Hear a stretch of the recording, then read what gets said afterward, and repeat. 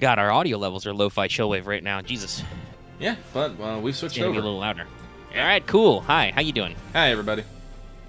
Before we go anywhere, because I constantly forget to do this in the live version, I would like to remind everybody that this episode is brought to you by our patrons like Adam Harbaugh, Comics, American Dan Bucks, G, Carlos Dragon First, Jerry Vasquez, Jonathan Sandoval, Legendary Boss, Liam Kessler, Region Rabbit, Rogue Robin, Trevor, trying to be some guy named Episode of the Crow. We thank you for your support. Thank and yes, you. I do go back and edit that into the audio version when I forget, but sometimes we shoot off on a tangent right away. And No, I must remember. Hello, Architect. Welcome, Yokas. Guess what, everyone? It's fucking Final Fantasy again this week. Guess what? Because, Endwalker comes out in less than a week, if you have early access, which I do. And so I'm trying to get as much shit done as possible before it hits. I am feeling the burn. The MMO burn. It's great. It's not great, actually, but what can you do? Yeah. Though, of course, that release has given us slight consternation, or given you slight consternation anyway, since you scheduled a video for this, in that, you know, you're not supposed to. You double-checked.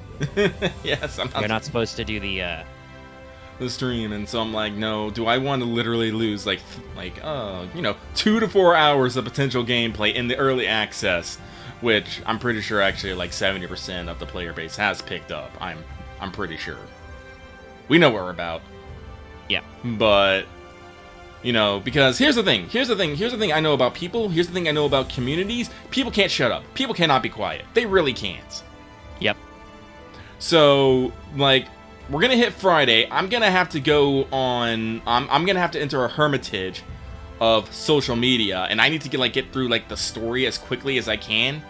Without being, without being an Because ass. you know that fucking Endwalker is going to be trending on Twitter, and people will be just like, oh my god! And they'll just have like 5 screenshots of spoilers. I know, I'm just like, no, I'm excited about this. I'm super excited about this. So I need to actually check when the actual maintenance will be, because I might just fucking like call out for more. Because like, no, I can't. There's a super important thing happening, and I can't miss it. And I just hope they don't look like, I hope my supervisor doesn't go into Google and be like, what video games are coming out today? I hope not. By the way, audience at home, because YouTube keeps being at me, let us know if indeed, for some reason, our audio bitrate is 0, because YouTube says it is, even though all our lights are green.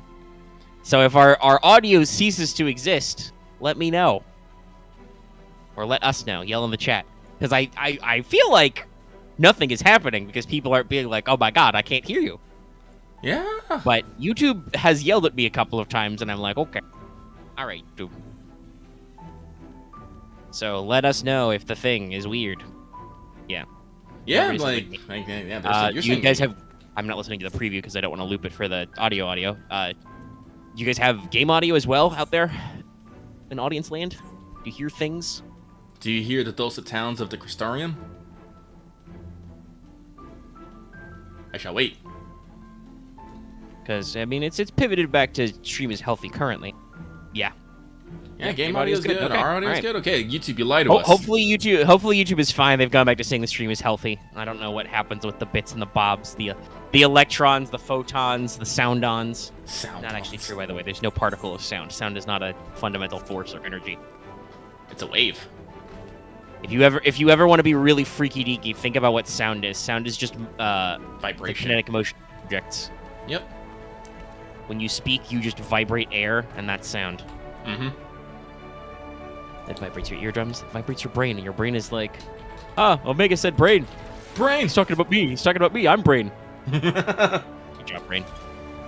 Pat your... Okay. Hello, welcome to What's Up.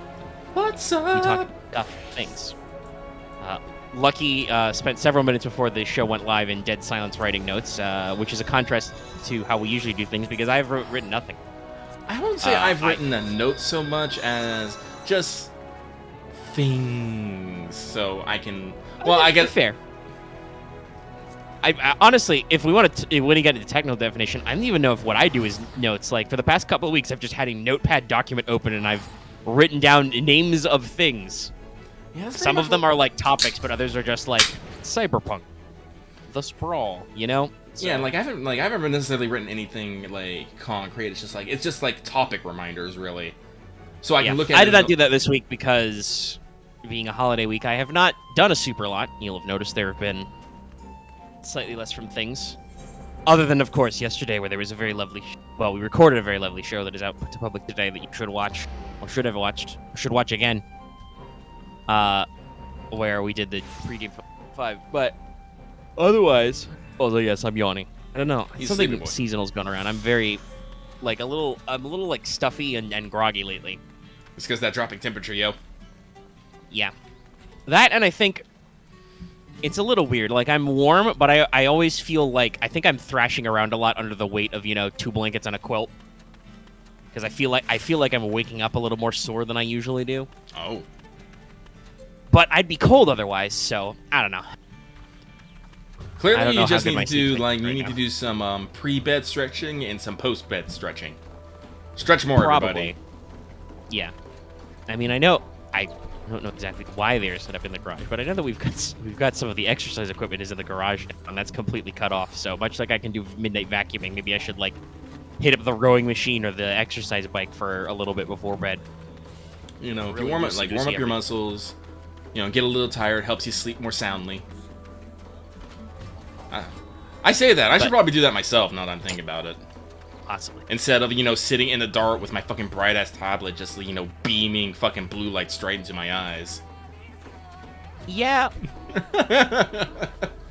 Though, that's always a thing I've wondered about. I should go see an optometrist sometime. So, I think I've mentioned this a few times, but not directly. But when I was a kid, I was told I was farsighted and needed glasses to read computer screens. Close, not far. Mm-hmm. And I may or may not still have my thing of glasses somewhere. But this does mean I can speak to people who have had to wear glasses about how fucking bullshit that is. They make you pick your glasses frames while you're fucking... Your eyes are out of your eyes on the crazy dilation drops they do when they do the eye test, right? So you can't see shit. And they want you to pick glasses you're going to be stuck with. It's fucking bullshit. But, yeah, I did not like wearing glasses, so I just stopped. And while I used to get headaches and stuff, I don't really get eye strain headaches. So either my eyes have adjusted or I've just fucking Charles Atlas placeboed myself you don't need glasses, you're fine. And I can perceive screens just fine. Though I do usually try and use night mode wherever possible, because day mode is for heathens. Seriously, who the computers didn't even start with white screens. Who the flip in the computer industry thought that, white screens on black text was a good idea? It was probably something to try and convince grab people's attention. I mean, yeah, I guess that is probably why startup screens are usually bright colors. Mm-hmm. But having played on some of them, classic DOS machines are white or green text on black. Yeah. I don't know. Who knows? Maybe some people saw those old CRT style monitors and were like, "Nah, this is too dim. This isn't enough. There needs to be more light jet." But now that we've got LCDs and LEDs and shit, it's all got too much light. Perfectly fine. Oh no, the blue light's bad for your eyes. Actually, I have some of those yellow tinted, supposedly blue light reducing glasses. Where are they? Lucky will kid on it up. I got a kid on. I have some, eye shooting protection glasses that are yellow. I don't know if that works. Okay, where the fuck is my glasses cleaning cloth? Yeah, that's very important. The microfiber. But yeah, so I've been a little low energy this week, and also with holiday stuff. So I haven't done a super lot, but I have knocked out a couple of things that we can, of course, speaketh about. Speak up. Sorry, I have some my of which glasses went in my into mouth. me. You can't speaketh right now. Okay, some of which went into the context of the thumbnail. Yeah. So I don't know where you want to begin, but there's a few things we can hit up. Oh no, start wherever, my dude. All right. Well, I'll start by explaining the thumbnail. It's always a good idea, doing our big headliners. So I talked a couple weeks ago about how Disney Plus Day threw Shang-Chi up there, which they did. And last week I was too busy to get to it, but this week I did actually watch the movie.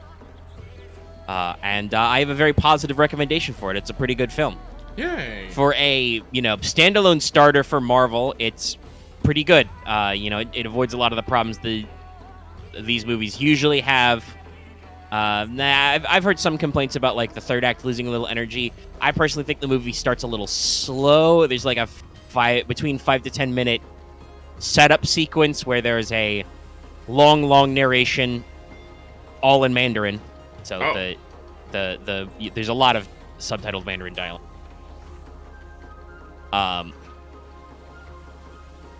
But there's a quite lengthy period because we have to explain the character of Shang-Chi's father, Ji Wenwu, because we kind of know he's existed, but he hasn't really existed, since the start. So we kind of have to explain how he's here and how he's different from the Mandarin, because Iron Man in general did some interesting things with the 10-ring Mandarin, blah, blah, blah. So I understand why they need all that setup and stuff, but I felt like it dragged a little. Mm-hmm. But for the general audience, it was probably okay. But after that, the movie is just a really good ride. It's, shot very well, excellent choreo, as you would expect from a basically martial arts themed movie. Excellent choreo. Great camera work. Very, very solid, composition, directing, use of VFX. And of course, they're Marvel, they can do crazy shit. Like for the bus fight sequence some of you have seen in trailers, that was mostly practical. They did that on a gimbal rig, and then they blue screened everything outside. So. Oh, really? Yeah, they had an actual like bus set that they had it up on gimbal so they could do it like a fucking amusement park ride for certain shots and things. So yeah, no, they really went out there. CG looked pretty good. A lot of their design was very solid. Sound design and music very good. Mm. It was funny because I usually, obviously, you watch stuff with subtitles anyway, but I watched it with the full subs anyway. Mm-hmm. So there were a lot of beats where the Disney Plus subtitles can only be like traditional music plays. There's a lot of classical Chinese inspired music, while also some more modern stuff. And then it was a good time. It flowed very well. It has all the cameos you'd expect from a Marvel film. And I'm interested to see where it goes. And it was a good thing, good show. Thumbs up. Thumbs up. But since I did that over the week, I also, by the way, unless you guys want me to do like a plot deep dive, which I don't think you do, go watch the. I don't have anything further to say other than that it was a good time. Good time, yay! I like what they did. I don't have a lot to say on the second thing either, but apparently, I did not know they were planning on doing this, but over this Thanksgiving week, Disney Plus dropped the first 2 episodes of the Hawkeye TV series. With the remainder of the episodes are going to premiere over a series of days in December leading up to Christmas. I think it was originally going to be slightly after Christmas, but they scooched it up because they're going to have the Book of Boba Fett thing drop on the 29th. It's, very fun for me. But yeah, so they had to do some scheduling rejiggering, but the first 2 episodes of Hawkeye are out, and I also watched those really quick. I also have a positive experience of a positive opinion of Hawkeye, the TV series. Mm-hmm. We all make a lot of jokes about the Hawkeye man in the Avengers film. He's just a bow guy. He's a man. But also, to be fair, Black Widow is just hot kick lady with electric darts, because at no point have I think the movies tried to reference the fact that in the original Marvel comics, Black Widow is supposed to have like a doped down version of the super soldier serum or anything. So she's just a lady. But we all make jokes about Hawkeye, but he's been a like decent supporting character throughout, and I like bows, I like archers, so he's fun to have around. And from the first couple of episodes, I think they've done an interesting thing with this. They're playing to some of his classical stuff in comics, where he's, in certain versions, he's lost his hearing. So, canonically, MCU Hawkeye in the start of the series is, he's partially or all the way deaf in one ear, and he's got a hearing aid in the other. Like, because they even do a montage in, like, the second episode about what happened with his hearing, and it's just a smash cut of all the explosions and crashes he's been near throughout the movie films, Yeah. So, kind of playing up that, like, hey, what did you expect when this perfectly normal dude with a bow has been around, so many fucking explosions, right? Yeah. Yeah, you'd get a little hearing damage. I'm sure super science could fix it, but, I'm afraid it's even because so, of the damage is done. science. Love that screen grab. I don't know where it's from, but I've used it a lot. So they're working on that. Obviously, the character of Kate Bishop is introduced. She's great because they do an interesting thing where they kind of do like a mini baby origin story in the front. They flash all the way back to 2012 when canonically the Avengers film, the original Avengers, happened, and that was the Battle of New York and all that stuff.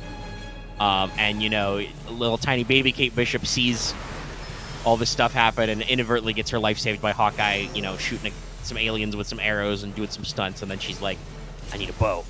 And then she, dedicates her entire life until now. I think post Endgame, the canonical date in the MCU is 2023. It's like a couple of years ahead of us in real life. Mm-hmm. She's like, I think in the first episode, her mother says she was like a black belt at 15. She's a championship archer, fencer, etc. So, obviously cooler than the average human, but not necessarily going there. Yeah, the LARP segment in the second episode was very funny. In general, I like what they're doing with the series. Hawkeye gets to play the, getting too old for this shit. I just want to spend time with my kids at Christmas. Mm-hmm. He's like... He is playing Bruce Willis, but even more Bruce Willisier because he doesn't have to impress his ex-wife or his kids or anything. Like, he has a perfectly functional, happy home life, and he wants to retire from superheroism. But shit just keeps happening.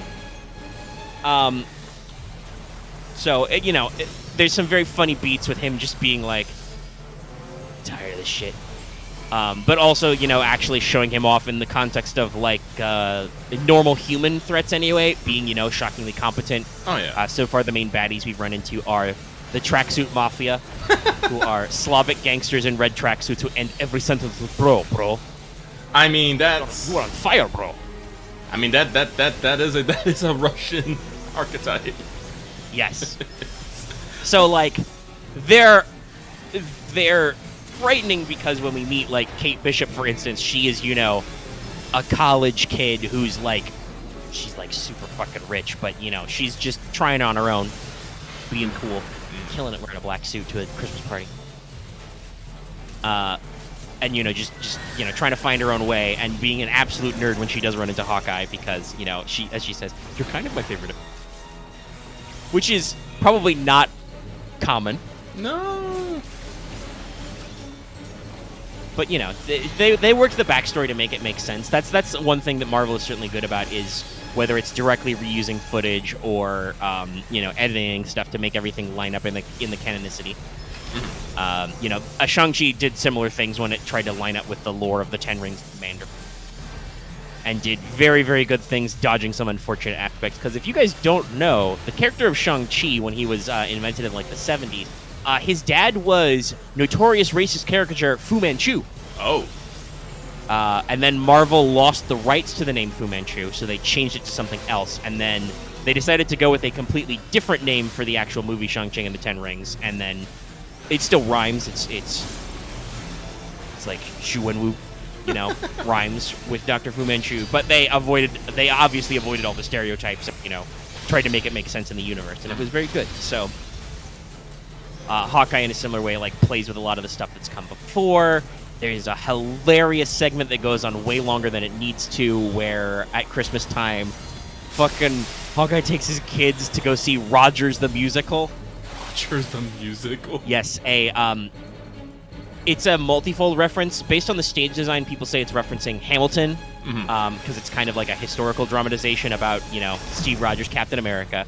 But also with the, incredibly deliberately designed to be shitty VFX and costuming and stuff. It's also meant to invoke that Spider-Man musical that almost killed some people with how hard it was to pull off the stunts. Yeah, it's a hilarious segment. They do the musical number about the Battle of New York, and Hawkeye turns off his hearing aid and just doesn't deal with it, and his daughter's like, "You okay, Dad?" And he's like, yeah, it's fine, I was there. That guy wasn't. And he points to the fucking actor playing Ant-Man in the Battle of New York. Which is a multifold reference because Ant-Man, the original Ant-Man, Hank Pym, was a founding Avenger, but not in MCU. So, there's a lot of these lovely moments of levity in this series, both with Hawkeye himself and his kids, and with Kate Bishop, and then when they're hanging out together. and kind of like growing a mentorship relationship, and then also like there's some actual intrigue. Everybody seems fairly interestingly characterized. I don't know much about her, but the second episode, the last episode they showed, ends with the introduction of Echo, who is traditionally a Daredevil villain because she is deaf. And I believe they actually got a deaf actress to play her, so we'll see how that works out. But we seem to actually be doing some interesting things, drawing on some stuff.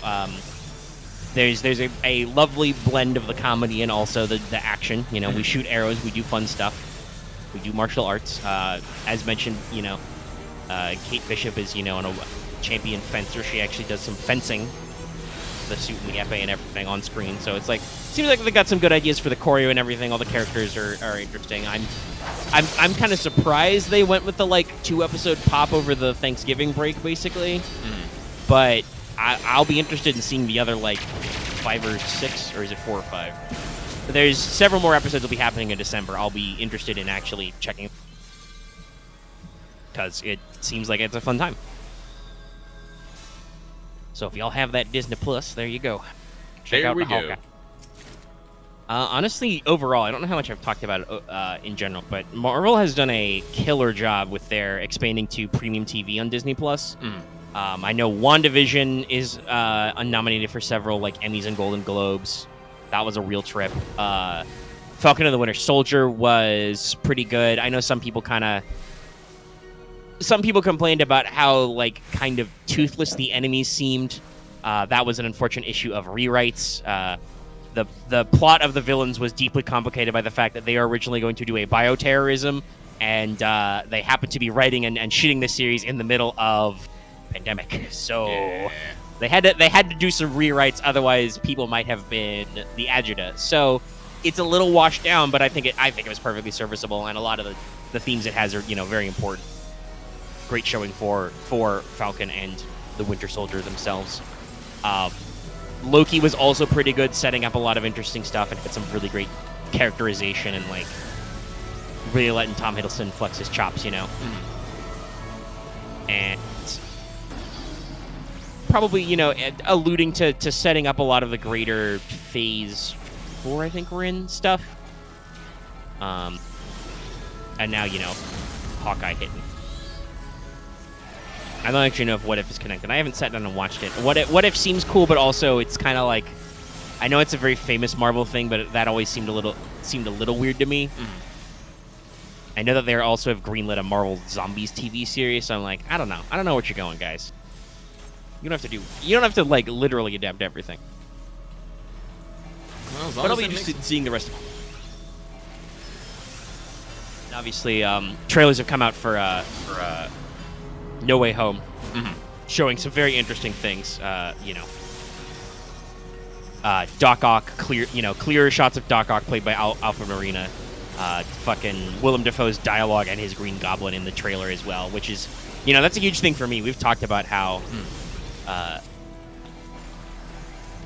I have a strong affinity for the Spiderman, the Peter Parkers, and those, the Raimi movies were they were the jam when I was a kid, right? That and X-Men was the first superhero movies I was exposed to that I was able to actually see with my eyes and understand. And they were all right for the time. I mean, we've talked about this. We've talked about this at the time, but the entire original Spider-Man trilogy was a box office success. Yeah. It was very successful. It only kind of downturned after the third one, which even that made its money back. It was the critical and audience reception after they'd gone to see it that was kind of okay, maybe we're over this. Yeah. And unfortunately, I think that's just the thing of just doing anything for too long. Yes, and also I think it was a byproduct of the production. Like I said, I heard recently in some people talking about these past movies and build up for No Way Home that the production behind Spider-Man 2 and 3 was a little troubled.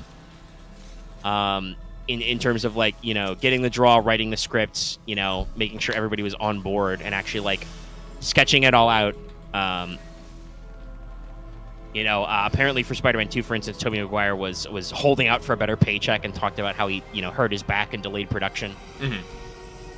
So, like, there were some behind-the-scenes problems in both 2 and 3, and I think 3 probably got the brunt of that because basically it sounds like the whole production crew knew that this might be their last hurrah just in terms of, like, keeping everybody on the project interested, right? And paying them enough money. So they were like, fuck it, throw everything in. And the result was Spider-Man 3, which is messy because there's too much shit in it. Because they figured the jig was up, so they kind of killed it with that assumption, but maybe it was dead anyway. You never know. You never know. X-Men was kind of the same way. I mean, that was, the first 2 movies were decent, and then the third one maybe went a little too far. They tried to jam in, Dark Phoenix. But I feel like they had to know they were coming to kind of a stop point because they did the comic book thing where they murdered a shitload of characters. Yep. Which happens in comics fairly regularly, but also usually they undo that somehow. Again, this is one thing I've never liked about it. Is like comic books, like especially like superhero stories, are way too willing to kill characters just for a cheap grab of heat, and then we'll just bring them back. It's like, okay, everything's fine. Yes, that is a comic book storytelling trope that I know not everybody likes, and it can certainly make it feel like death is cheap. It's like the Dragon Ball problem, right? Yeah. Where like, oh no, Krillin got exploded. Anyway, like, yeah, okay. When it happens that well, the first time in Z, it's obviously technically his second death. He got kicked to death by what's his face, Tambourine, or the Dragon Ball era. But like when Frieza blows up Krillin, and you're like, and after Frieza has like incapped Piccolo, you're like, well, we don't know if we have Dragon Balls right now because like everybody on Namek is fucking dead, and Piccolo's passed out, so we might be really dead. It's sufficient enough for, Goku to get pissed off and go Super Saiyan. But, like, later threats, it's like, meh. It keeps going and it kills a lot of the tension. Comic book can be like that. And if you apply that too hard to comic book movies, it can be like that. It's like, fucking Superman. I haven't seen Justice League, but I know that Superman is supposed to be dead, but he's clearly not dead because it's fucking... You're doing DC movies. You're not going to leave Superman dead. Your franchise is already in shambles. You can't make it better by killing off one of the 2 headline characters. Well, 3, I guess. Well, I don't know. It might be 2. I've heard people did not like the second Wonder Woman movie, but like, I would say under normal circumstances, Wonder Woman has usually as much draw as Batty and Soup. Yeah, I heard the first one was really good, and I really want to see it. Yeah, it's all right. For compared to like where DC was going for a while there, it was definitely better than some of the other stuff they'd done. It was perfectly serviceable. I liked it. Yeah, I thought it was interesting that it was like a lot of people compared it to the first Captain America because of historical, but it wasn't quite the same because it was World War I.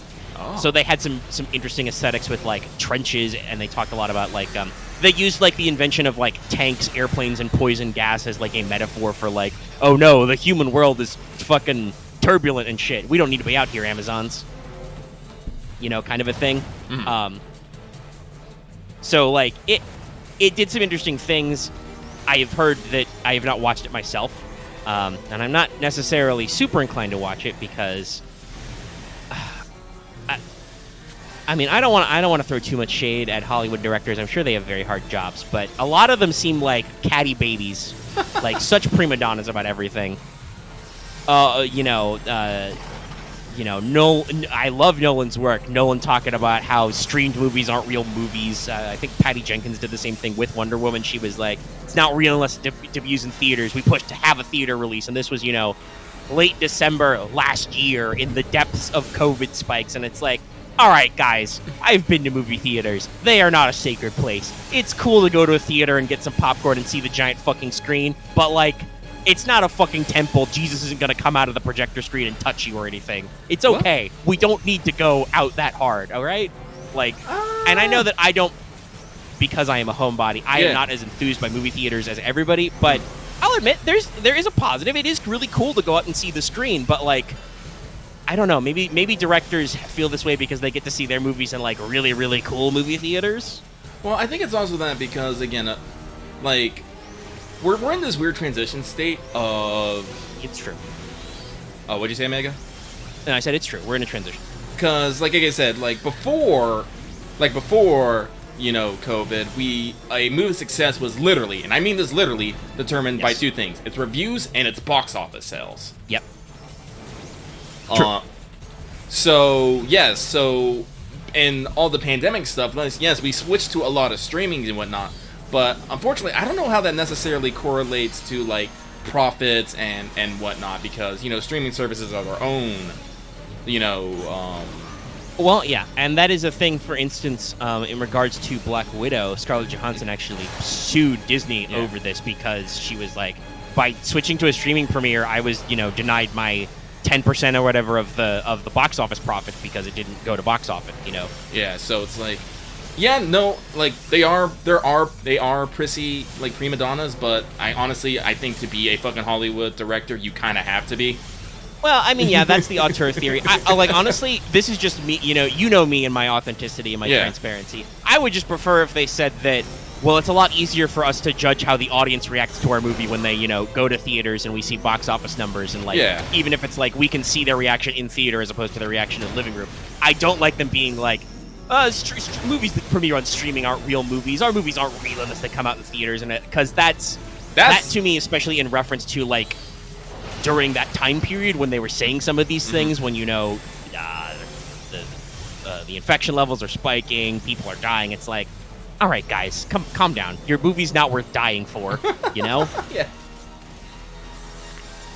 So, and like I said, I don't really want to like paint with too broad a brush. Some comments that are snipped out and put out and like go on the internet seem a little, you know, snootier than thou. But it in general, most of the people make, like, I'm not, like I said, Nolan said some stuff about streaming movies, and I'm like, Chris Nolan, I don't think that's a great look. But I mean, I still love his work. His movies are great. I watched Tenet. I watched it rented, streamed in my own home because that was my birthday movie last year, and we didn't want to go out. But you know, the films are still good. It's like you said, we live in an interesting transition because, as you say, it's a little harder to really conceptualize to the cast and crew like how much profit their movie generated on streaming in terms of like raw streaming numbers, right? Yeah, because like here's the thing about this: when you go to a movie theater, every sale is one person, literally. True. When you have a ticket system, yes, but when you go to streaming, that's just one screen. And it might not even be one screen. Like, I think in some streaming stations, you can watch it over and over and over again on a single, on a thing. Like some are like you have it for 24 hours, some you have it for other things. So, like don't quote me on this, but like that makes it very, very hard to actually judge anything because you don't actually know how many people have watched it and what they think about it. You just know how many times that stream has been released. Yes, you know how many times the stream has been played, and you know how many sales you tracking. And I believe this was what Disney's mentality was for their premium releases for stuff they streamed during the time period, like Black Widow, where, because it wasn't just you got it on Disney Plus for free, like how they, you know, throughout Shang-Chi all of a sudden is like, hey, we're celebrating Disney Plus. It was you had to like pay an extra like $20 fee to like rent the movie basically and stream it, while also having your Disney Plus subscription. But when, like, as you say, like that seems a little much, but you know, average it out. You know, more than one people can see it. You get a couple of people together, and you're basically paying for movie tickets. You know. Yeah. So again, like this is me kind of just playing devil's advocate, but at the same time, it's like no, they are a little prissy, but they do. I do think there are concerns. Yes, they definitely have business concerns, and I mean, you know, we do sometimes. We out there complain about how much, you know, pure Netflix handles some of these things. I've seen a lot of people when it came out talking about the VFX on the new Cowboy Bebop live action series.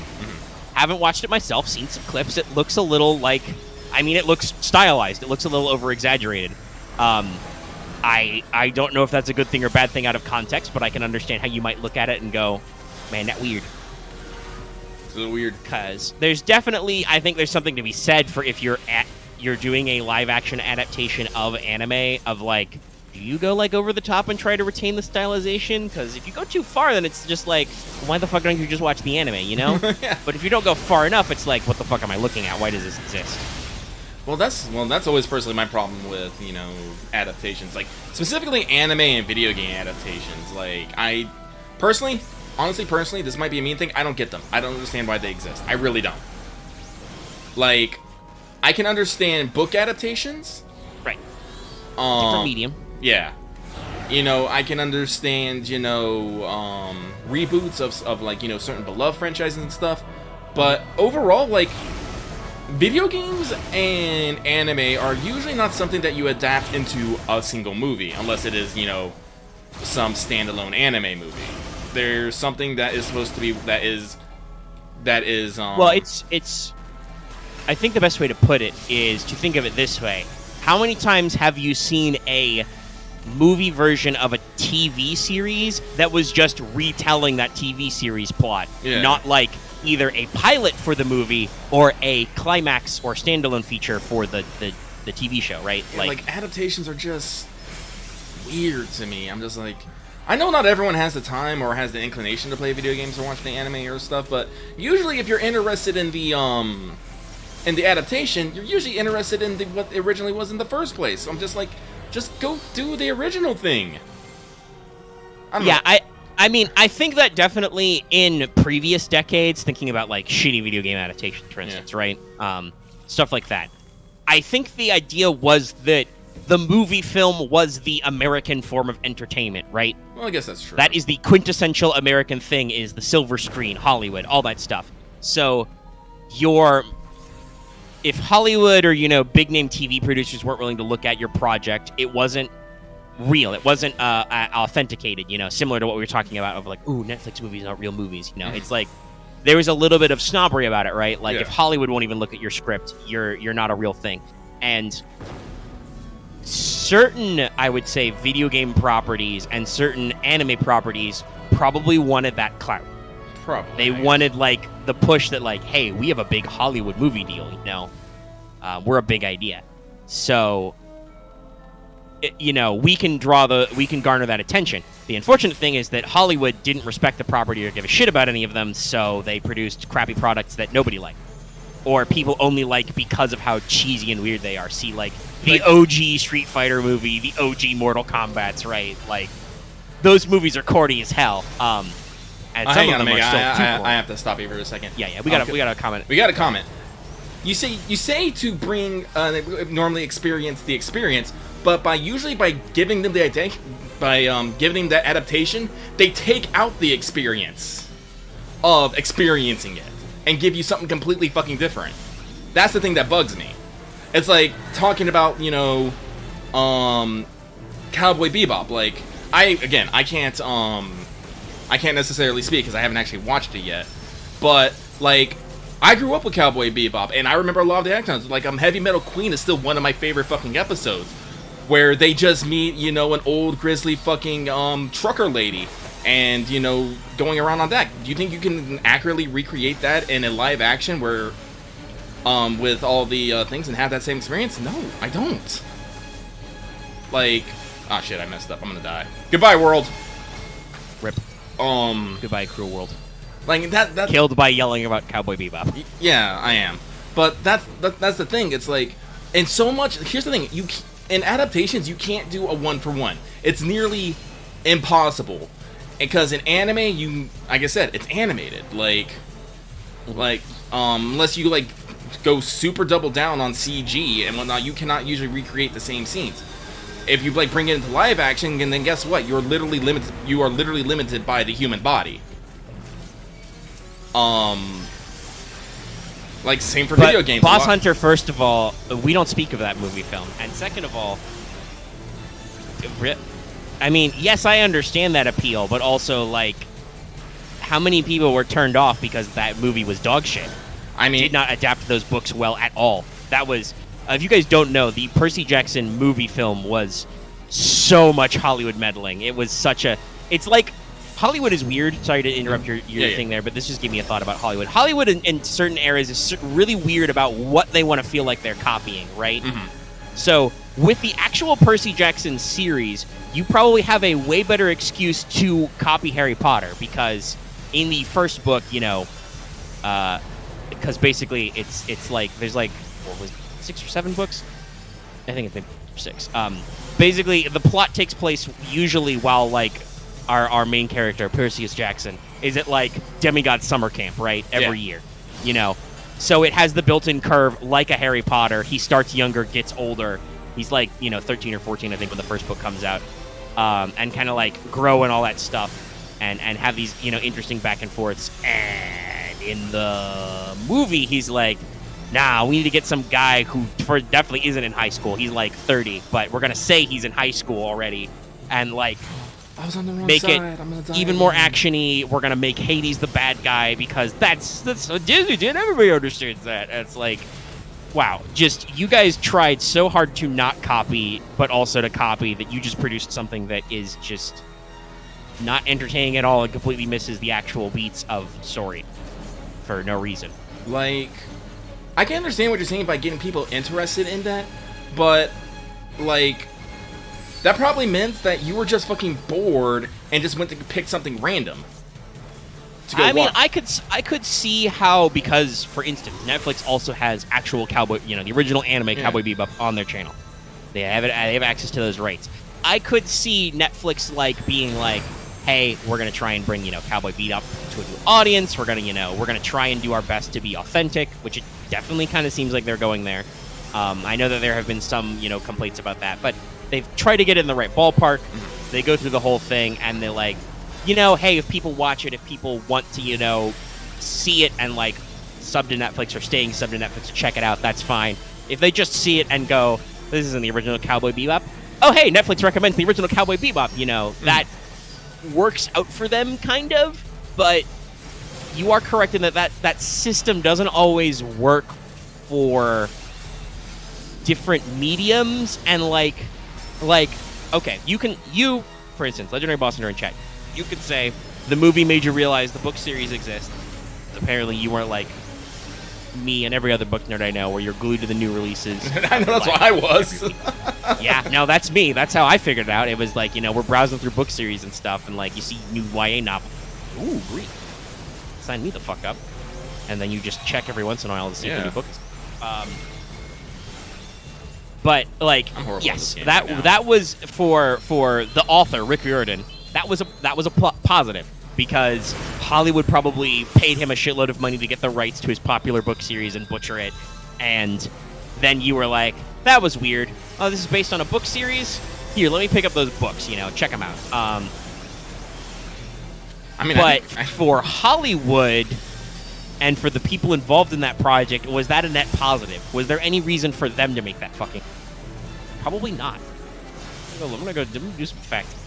Like, there's so many YA novels that I decided just not to read because I saw they had movie adaptations. Like, I'm already done. Like, fucking the Divergent series, the Maze Runner series. I'm just like, nope, I'm not dealing with it. Fuck it. Well, that's also I would say that our we got a little little over exaggerated, Well, yeah, ever since what was it? Oh, I mean, for modern YA, it was definitely Hunger Games. Yeah, that's why it was. It was Ever since Hunger Games came out, all of a sudden that was the time of, all right, it's time to put teenagers in a city situation and see what happens. Yeah, it was like dystopian YA is popular, and then also when they did the movie adaptations, it was either them or Twilight that did the thing that was very popular of. This is a thing which, by the way, has flowed backwards into the actual writing. You see this a lot with authors. I even talked about this with, it's not YA, but this happened with the Gideon the Ninth series by Tempest Weir. I talked about how apparently the author was like originally doing a trilogy and was like, nope, that's not gonna work. I'm gonna do 4 books. I'm gonna split that last one. This raid has instant death mechanics, and unfortunately, because I'm actually paying attention to the conversation, I keep missing it, so I keep dying. I'm sorry, Arej. I'm sorry, my wife. Ah! But so the impact here is like you do that whole split thing now, but like I think it was either Twilight or Hunger Games that popularized the well, shit, we need to put all the plot gets resolved in the third book. All of the stuff that we cut out, we need to split it into 2 parts. Spoilers. You've already wasted it. This is the problem that Harry Potter had as the movies went on. Like, the first 2 Harry Potter movie films, very spot-on adaptations of the books. Yeah. And I will say, you can have good adaptations. You can have very, very truthful. Hey, guys, spoilers. I actually never finished watching the Ender's Game movie because I know that book back to front. That was an amazing adaptation. Oh, yeah, no. I like it. So good that it bored me. I knew all the beats, and, like, the visual effects are really cool, but as we kept going, I was just like, yeah, this just doesn't, you're missing all the inner monologue and stuff, and it just doesn't grab me as much as it should. It was a really cool adaptation if you ever need to know the plot of Ender's Game and maybe don't want to give Orson Scott Card some money. I know some people are not about that, his opinions on things. But, you know, I would say maybe check out the movie. But also, you can probably just get the book at your local library, and you don't need to worry about where your money goes. But, you know, there are some others. I have some other examples of some good adaptation today, but I can talk about the Nero Wolf TV series they did early millennium, which are fairly faithful adaptations to Rex Stout's novels and short stories, but in enough of a way that, like, one, obviously, you don't get a perfect representation. You know, they compress facts down. They have to make everything work out, but also they do their due diligence for TV, and they usually they do, you know, episodes that are basically 2-parters that are like, you know, an hour and a half long. So it's a TV series that's really, it's 2 45-minute episodes, which are, you know, movie length. And the pulps are fairly short. You can get there. Oh man, it makes me think about guys, you might not know this. You know us. We love the Dresden Files. There's actually a Dresden Files TV show, and I'm not gonna touch it with a 10-foot pole, y'all. Oh, I can't. Yeah, I've always been curious, but also I've like, I know it's not accurate. Like, they did a lot. I mean, so I think we've talked about the concepts of the Dresden Files adaptation and talking about adaptation before. It's one of those things where, like, certain traits you can't do perfectly. Yeah. In like the books, Harry Dresden is fucking NBA tall. Well, guess what? I mean, now the books are probably popular enough, and Jim Butcher probably has enough swing that he could insist, like, no, you need to find me a tall motherfucker, right? Yeah. But like, that's still very specific casting. Like, a lot of, like, adaptations, like, honestly seem like, oh, this thing is popular, question mark. Let's do an adaptation to get a cat grip. Like, if they wanted to actually generate interest in the properties, they wouldn't do, like, full-on series or weird movies. They would just do a pilot of, like, the first arc or the first book of something. Which does sometimes happen. Yeah. The Dresden Files TV series, I believe, was weird in that they, as their finale for the one season they did an adaptation of Stormfront over several episodes. Yeah. But that feels a little too late, you know? Yeah. Also, they pulled in fucking characters from everywhere. Like, they had Ancient Mai, who doesn't show up until, like, book 4, but also she was secretly a dragon. I mean, not secretly, I don't know, I never saw it. They did stuff. Like, some things I think are practical, right? Okay, Harry Dresden can't be NBA tall. That would require us to be very narrow about our casting opportunities. We're a fucking sci-fi channel. If we did... Now, again, some of this is timeliness. The show was, like, also early 2000s. In today's numbers, making Bob an actual talking skull, no problem at all. I'm sure you can get the... First of all, you could probably find some nerd on the internet and not pay him, but you should pay him to do that animation anyway. But you could very easily make the clack-clack talkie skull bit. So in the TV show, Bob was like a ghost in the skull, and he would like project out to speak because VFX budget. I mean, I just would have VFX budget can be very constricting. I mean, I just would have fucking got a regular skull, put a fucking couple Christmas lights, and just toggle them on and off when he's talking. Yeah, I don't know. I feel like some people would... That's the weird thing, right, Lucky? About, like, people not living inside their means, I guess, as far as VFX go. Mm-hmm. Where, like, the studio will try. They'll be like, well, no, we gotta have a thing here. But they're like, but we can't do the real thing, so what do we do? Like, when you're constrained by your budget in a much more stricter sense, you know, if you and me were to, like, shoot a Dresden Files short, or probably the people who actually have shot Dresden Files shorts, because there have been some trailers and stuff for some of the last couple books, you know, that have been done by fans and things. Yeah. Part of Jim Butcher's PR team. Like, we would be like, no, fuck it, we're gonna get some Christmas lights, we're gonna fucking paint out the cords, you know, like you would with wire work, and we're just gonna toggle them off and on, you know? Mm-hmm. Give me some multicolored lights so I can do orange versus blue, which I think are the two primary colors we talk about with Bob, you know? Another thing, by the way, it's minor, but it's one of those things where, especially considering that you can wear wigs and dye your hair, in the books, Murph is specifically described as about 5 foot flat, 100 pounds soaking wet, and very blonde. Mm-hmm. They got a averagely tall brunette actress to play her in the TV series, and it's just like, okay, guys, come on. I know that physical appearance should not define the role, but you can make efforts to make people fit their designs. And again, I think it was a product of its time and a product of popularity. I think, though, that Jim Butcher had a bad experience with TV and will probably not go back there. I believe in several Reddit AMAs I've read, he's always said that if he was to adapt Dresden Files visually, he would get a Western animation studio or even a Western animation studio with animators in the East. Avatar specifically was what he called on. He would do an animated series. Oh man, which, no, I think would be sick. Please. No. He got to get the Castlevania guys. Yeah, no. I mean, especially after seeing Castlevania, those guys say fuck. I would love Jim Butcher if you're listening. I know you're busy in whatever writing hole you're in because you've got like 3 sequels to write. Give me Olympian and dealing with all this business, but please call the Castlevania guys. Call the studio Netflix dug up for Castlevania. Talk to them about like, you know, maybe a couple of pilot seasons. You know, do. Oh shoot! Will we even start at Stormfront these days? Oh, I was about thinking. I haven't saved. I don't even know. Your jumping on points for the Dresden Files series are all over the place. Honestly, do you know what I would have done? You know what I would do? I would just do a mini series with some of his short story collections. Oh yeah, the short stories. Or another thing you could do, because he's done some short stories, some standalone short stories as comics. Yeah. Because Jim Butcher is a big comics fan. Do animate the comics first.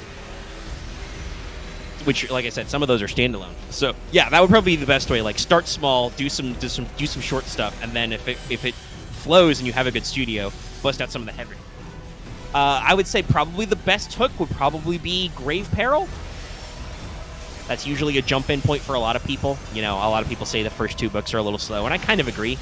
Well, like I said, he was really getting his groove on with Stormfront and Full Moon. Yes.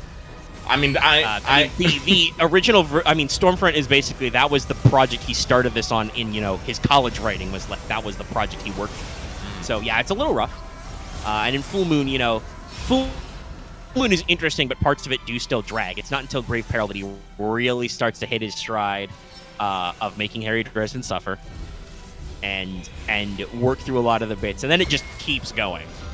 Like, you could fucking start with Deadbeat, but the fucking T-Rex thing would be a great seller. But that, I feel like, talking about adaptation, right? Mm-hmm. I feel like some of the subplots in Deadbeat, if you were going to actually do a very faithful adaptation and visualize a medium that is not visual, would require explanation. Because there's a lot of interesting baggage when you know the wardens show up to Harry Dresden, Necromancer Puncher, and hand him a gray cloak and they're like, "Sup, you're in," and he's like, "What?"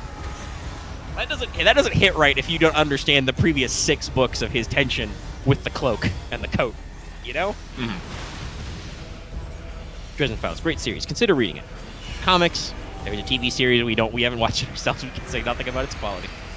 Honestly, check out a lot of Jim earlier Butcher stuff. I pulled up the actual box office performance of Percy Jackson. Oh, really?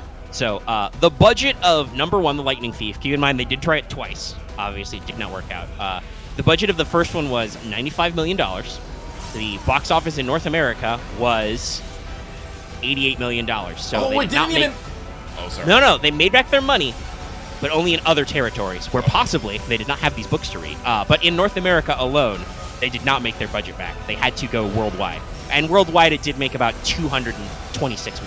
So they made their budget back decently, but in that worldwide market. And then the second one it had $5 million less dollars in budget, and in America, it made only $68 million. Though, of course, they were still bailed out by roughly the same amount of money, non-U.S. territory. It has both movies have god-awful scores. The Lightning Thief is 49% on Rotten Tomatoes, and The Sea of Monsters is 42. Their Metacritic is 47 and 39, respectively. I don't know what the fuck Cinema Score is, but they gave it a B+. I will never trust them again. Those people clearly don't know what the fuck they're talking about. But yeah, no. So if you were curious, they were definitely fuck it, I'm firing this. But definitely like underperformed a little, which is why they didn't go the full length. And sometimes the cost benefit analysis can just be to your favor. I know that, for instance, Disney stopped making adaptations of the Chronicles of Narnia because even though those were pretty good adaptations that were fairly on the spot, they were kind of expensive, and I believe at the time people thought fantasy was going to be big because the Lord of the Rings had just wrapped up, but it wasn't really that after Lord of the Rings, at least in movies. Part of that was probably because people weren't willing to put the dedication and effort that they did when making the Lord of the Rings movies. Another, by the way, exemplary adaptation of book to screen, which I'm sure did sell lots of books. But that's because those movies were really good, and they were really good adaptations, and they had a lot of heart and soul in them. And they're when fucking huge! When they applied editing, when they cut stuff out of Lord of the Rings to do the movies, they did so sensibly. They excised parts that only served to slow down or extend the plot and tried to make it make more sense. As opposed to just ignoring things because they would be hard or because the Hollywood producers don't know what they mean, which is a problem that I understand. A lot of things, like a lot of classic video game adaptations and scripts apparently had that problem where you would try to explain to Hollywood producers what the fuck your thing is about, and they don't know. That reminds me, we need to check on that. Like, honestly, this is why I'm a little excited about the Uncharted movie. Like, because I do think this will be a good adaptation, because it looks like they're paying homage to all the games, but still trying to do their own thing. Which, yes, they are trying to build an original script using beats and set pieces from all the games. Yeah, which honestly has the potential to go, completely horrible, but also has potential to actually kind of maybe be more than the sum of its parts, almost literally. Yeah, it has the possibility to stand alone, I would say, which is, I think, to go back to your earliest point, is what, and I agree with you, what you should be looking for in adaptation. You should look for something that can stand on its own. Is this thing worth making in its own right, and then does it connect back to the thing in a meaningful way? Talking about actually, go ahead. I think too many, like now that we've talked about this, I think too many adaptations try too hard to be the original thing, but can't be the original thing, therefore it falls flat, instead of trying to do its own thing within the same franchise. Like, and I think the other most common curse is not necessarily the wildly changing. That doesn't happen so much anymore, but it's the cutting without thinking about what we're cutting problem. Yeah. We're gonna concise this down. Like, this is a thing that, like I said earlier, the later Harry Potter movies ran into. It was their fucking fault for not doing those adaptations after Rowling had written all the books. So, to be fair, they were compressing books that were quite meaty without understanding what was relevant, right? Right. But then you get to those last couple movies where you're trying to concisify the plot and cut down on stuff, and you're just... for instance, I believe I've talked about this. I decided to stop watching Harry Potter movies at 6 because I walked out of Half-Blood Prince, and I was like, that movie was bullshit. They cut out all the cool, detective problem-solving parts, and they only focused on the crappy teen drama that people don't like. I'm sure the movie producers thought people would like that, but at least when I read the books and when I spoke to other people who read the books, the parts we always hated was the bits where, Harry was constantly kvetching about, like, girls and his persecution complex and all that other problems he had. Like, that's why some people don't like book 5, was because we have very, very emo Harry through a lot of it. And I'm like, why did you focus so much on that dumb shit? What about Voldemort? What about Voldy and his backstory? Also, yes, period flashbacks are no. Yeah, Sonic the Hedgehog and Detective Pikachu both were actually very highly rated. I don't think they broke any records or anything, but for everyone says, it's like, no, they're good. And Sonic the Hedgehog 2 has been greenlit. Things are going okay with that. Oh, sorry. I mean, I think with Sonic we can say that was definitely a case of that could have been bad. They almost, I think, punted it at the end because, well, I'm sure the movie construction will be the same no matter what. It was a lot of the design choices they had. Honestly. Yes, they had weird design choices that they did, and I'm sure that they like focus grouped or whatever. But when they showed it to the public, people were like, "Man, Sonic has teeth. What the fuck? Why are his eyes so tiny?" You know, and that's because probably somebody in Hollywood was like, "Hey, yo, he's like a hedgehog, right? Look, make him look more hedgehoggy." And the CGI artist is like literally looking at a picture of Sonic's model they're using as a reference, and is like, "I mean, sir, his eyes are pretty huge. He doesn't even technically have two eyeballs. They're all stuck together." And the Hollywood producer chomps on his cigar and is like, "Man, he only has one eyeball? That's freaky. Children are gonna run screaming from the theater. You can't do that. Make his eyes tiny. Man, I'm gonna go smoke some money." And then walked off. And then they showed the trailer to the public, and the CGI artist, knowing that they're gonna have to work overtime, is like, "See, I told you, if you just let me fucking, all right, we'll make his eyes big. We'll make him softer. We'll take I away heard the a teeth." theory that they always had their original model, and they kept like they had an original model, and then the modified model is the one that they showed off because they knew that the fucking new model wouldn't do well, so they kept the old one. Be like, "This is what we actually need." So I'm like, no, that makes sense because that makes sense if you're the artist studio, like I said, because if you're. That's the thing, at least we can say about modern times, is with the advent of like Google and shit, you never have to worry about the guys who are producing the movie not being capable of figuring out what the fuck the thing they're adapting, right? Like when they made that Mario Brothers movie, Mario was just weird little pixels on a screen, and you know the company was Japanese, and it's not like you could go on Google and be like, "Hey Google, show me some Mario art," you know? Mm-hmm.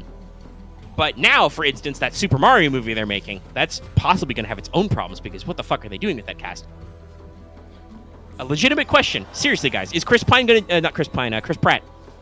Goddamn, Chris. There's too many of them. Is Chris Pratt going to do an Italian accent? I mean, I'm still dreading when the Borderland movie comes out. I'm just like, no, Yeah, no, I don't think I can. I think I'm going to be able to stomach. I don't. Listen, Kevin Hart's perfectly fine. He's funny. He's not Roland. It's too weird. Like, I think I could get over Cate Blanchett as Lilith, but like, I'm not gonna get over Kevin Hart as Roland, because Roland is a big, stern motherfucker, and that's not what Kevin Hart does. He is a small, funny man. So like, I'm just like, I do not know how this is gonna work out. I guess you guys thought it would be interesting, but whatever. No, this is I think almost like, I would say this, I feel like video game adaptations, video games specifically, are going almost too far the other way, where Hollywood assumes video games have too much clout, and they just give them unlimited money to work with, and like insist on hiring all these big budget actors for like screen cred or whatever, and I wonder, that's gonna, I don't know if I can watch that movie then if Chris Pratt's not gonna do an accent. That's gonna be weird. It's a me, Mario says, "It's a me, Mario." Waha!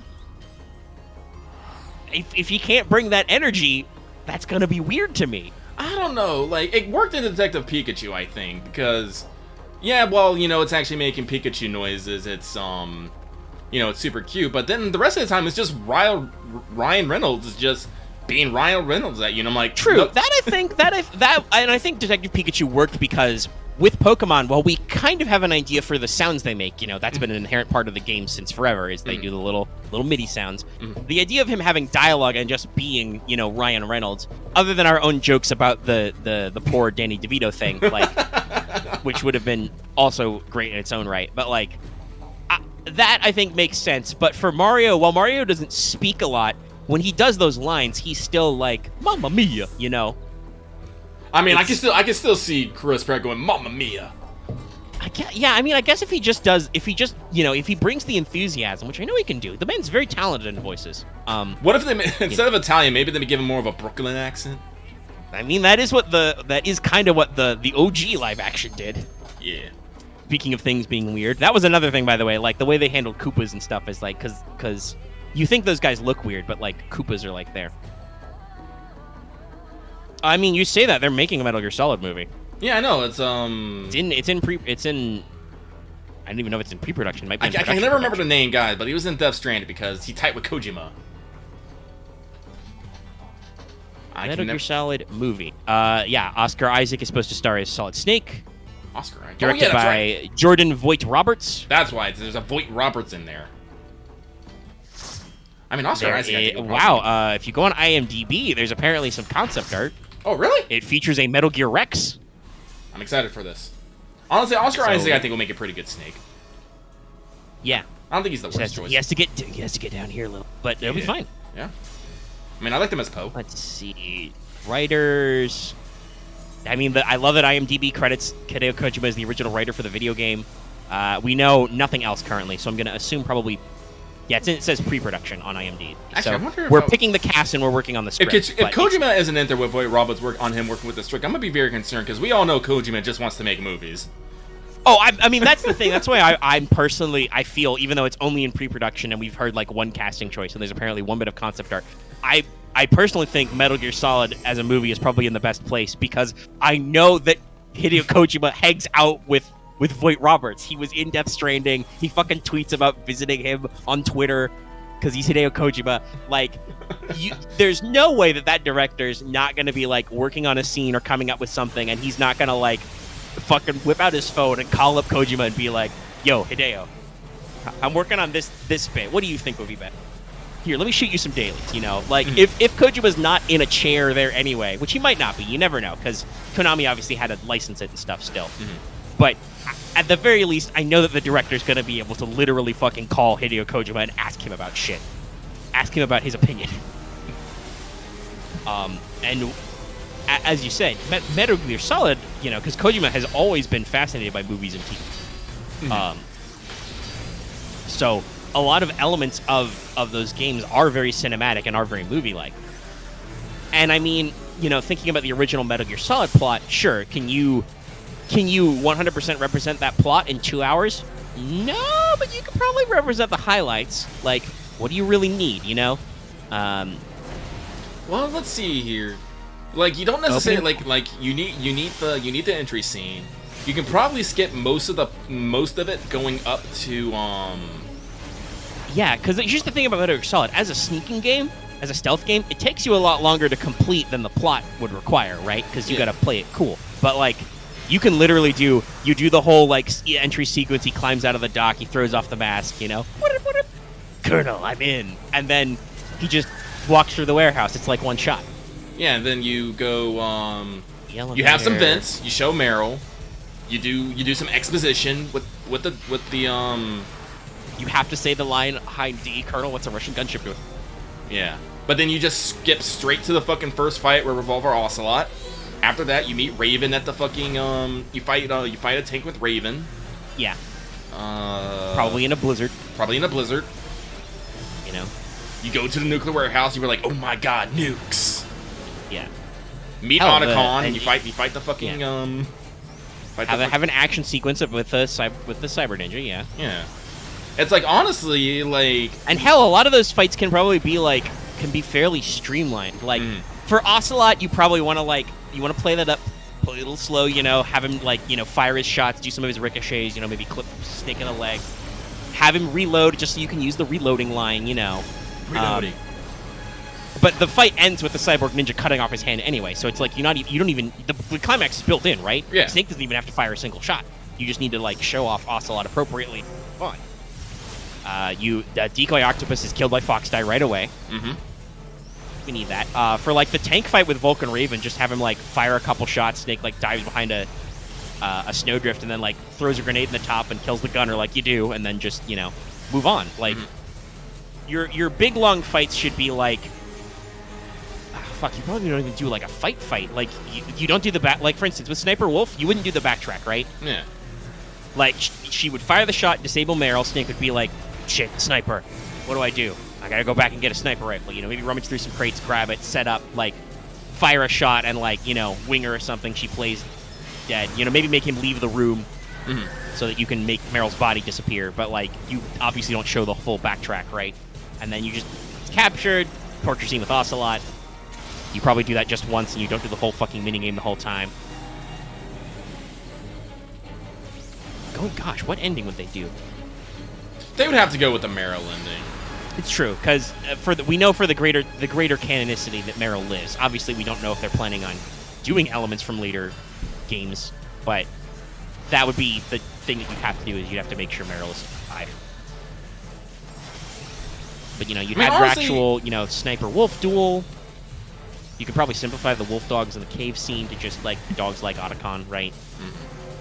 Or that's just be something that could be referenced when Otacon's expositioning about how he's fallen for, you know, the Femme Fatale. Yeah. Because obviously you don't... Listen, we it's a different time. You can't have... Snake can't punch dogs in. That's not okay. No. Let's see. But no, it's You like... have a big fight in, like, Vulcan Raven and the honestly, Freezer. They might skip that, actually. They could probably... Honestly, I would prefer they skip the tank thing rather than skip the, like, the fucking Raven run around with his minigun. That's true. That one, though, again, actually, you could probably make that more concise. Like, just Snake, like, runs around from the minigun and, like, dumps a shipping container on him, you know?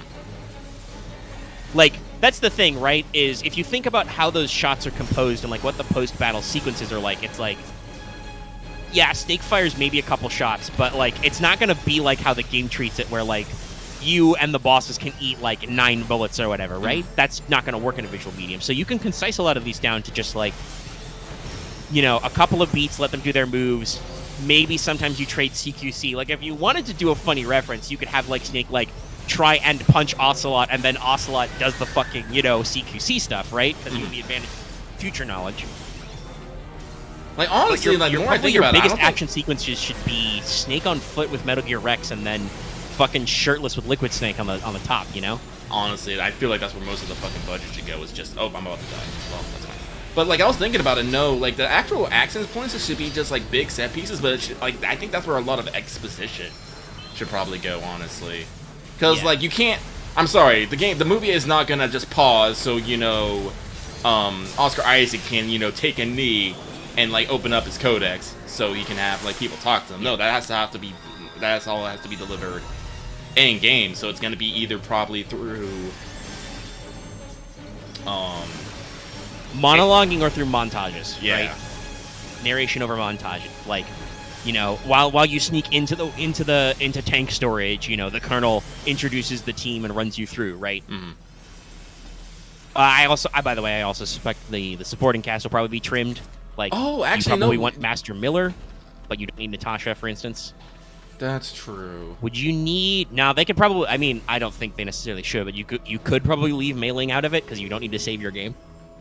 You would just mention that, you know, she might appear as like a cameo character if we talk about back on the sub and talk about her as the inventor of like the Soliton radar. Mm-hmm. But you don't need to like fully introduce her and have her do a lot of dialogue. You know what they could do? Like, they could, like, I would like take some cues from John. Well, not necessarily John Wick, but John Wick got a little interesting with their cinematography, with like special cut-ins and whatnot, sound effects and whatnot. Like, if they would just do like random, like, if Snake's got a call, they could just like do a fucking pit window of the actor just talking to Snake and like not a front-facing sprite, that'd be dumb, but like, you know, looking at documents and stuff, like doing things on their end, while Snake is still doing things in. And this is the beauty of waiting until the content is out before you do the adaptation. They could borrow themes from later stuff. Like, for instance, in the codec calls in Metal Gear Solid 4, those are full upper body shots. Like, yeah, they're sitting down and front facing you, but like when Otacon tells you, Snake, you're the shit, he's like gesturing with his hand, right? You know. So do there's something that like famous Easter egg where you can use the 6-axis controller to make Rosemary's boobs bounce. yeah. Like, He's horny on main. You can take cues from later games that the people in your audience who know will recognize you're taking those cues, but your audience who doesn't know anything about Metal Gear Solid won't realize or care about because they don't care about authenticity. And some people might be hardcore enough to be like, that's not how the codec worked in Metal Gear Solid 1, but those people are assholes. Yeah, but like I think like doing it that way will let other people like communicate with Snake, but not necessarily just make him voice only. It gives them that visual component too, which is, you know. Yeah, and that is canonically what happened was that, with the exception of, I think, Master Miller, who's dead anyway. What Master Miller is actually like, that's actually Liquid Snake. That also would work, by the way, because that would make that gag work where he takes off his fucking sunglasses and whips his hair back. You got to have a little bit of visual component to make that gag work. But I'm pretty sure most of the like at least half the cast, if not the whole of the cast, you get on your OG like story support, like you know, Natasha, Mei Ling, and the Colonel. Those guys are all supposed to be sitting like back on the sub, right? Right. They're feeding you your intel. Yeah. So it would also make more sense for like, because you could do a lot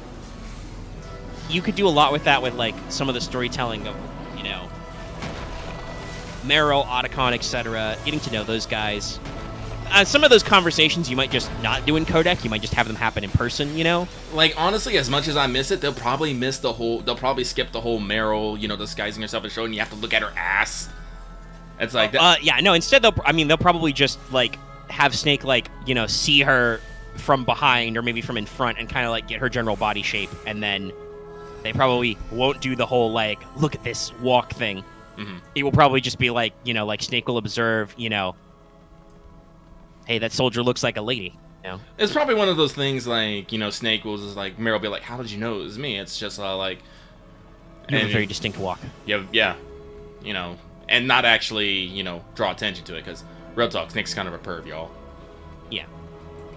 Well, and the thing, if you think about right, like what that is in the game, that cue of like the slow zoom on Meryl's distinctive hip swaying walk is so that later, when you go to the section where Meryl is disguised as one of the troopers, you can figure out which one she is because she has a uniquely animated walk cycle and follow her into the women's room, and then the whole dialogue happens. That could all just be like a shot of just like, you could even do something funny like, like hang a little like belt, like key ring or something from her belt that, Snake sees from behind. He's like, the camera, and he's, No, there's a lot of potential. Like, oh god, sometimes I wish I could just call these directors, be like, hey, tell me what you're doing, because I want to know. I'm curious.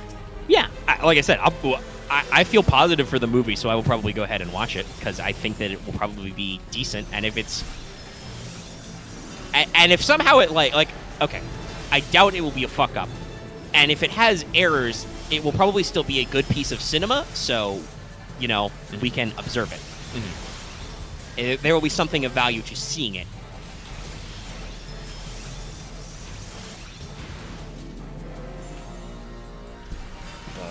That is another interesting thing since you brought up John. Right, that is definitely has a very particular style, right? Yeah, and I've always loved, like, I've only seen the first 2 John Wick movies. I haven't seen the third one yet, but I've always loved the stylization that they've had in it. I personally I need to actually check out number.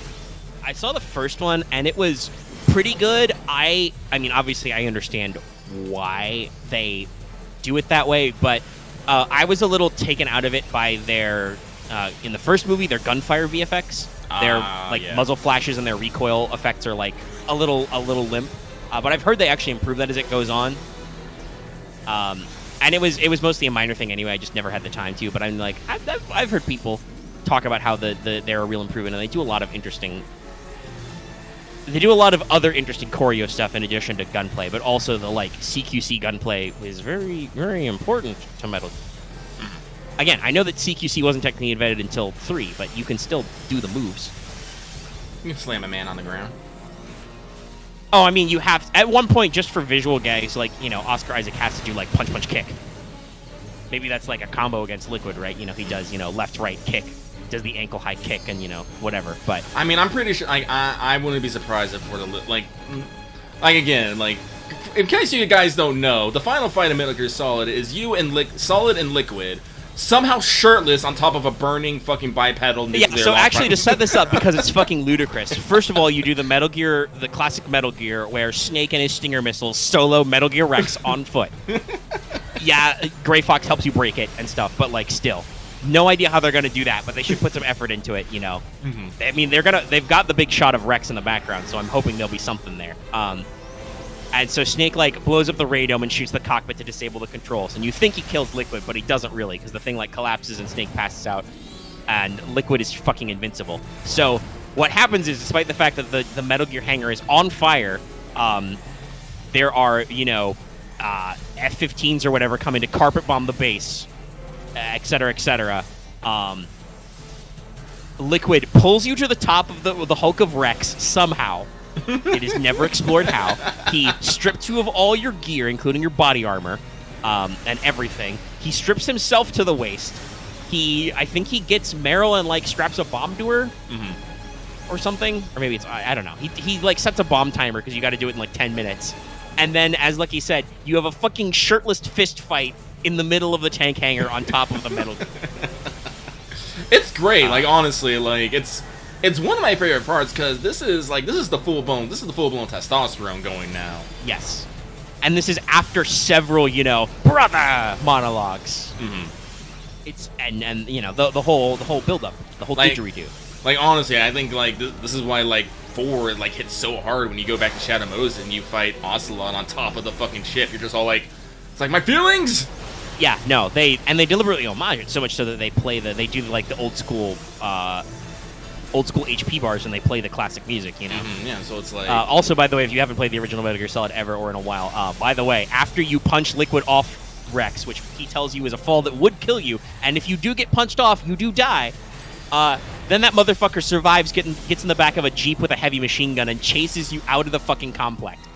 Survives a car wreck and is still crawling towards murdering you. It's only the Fox die that gets him in the end.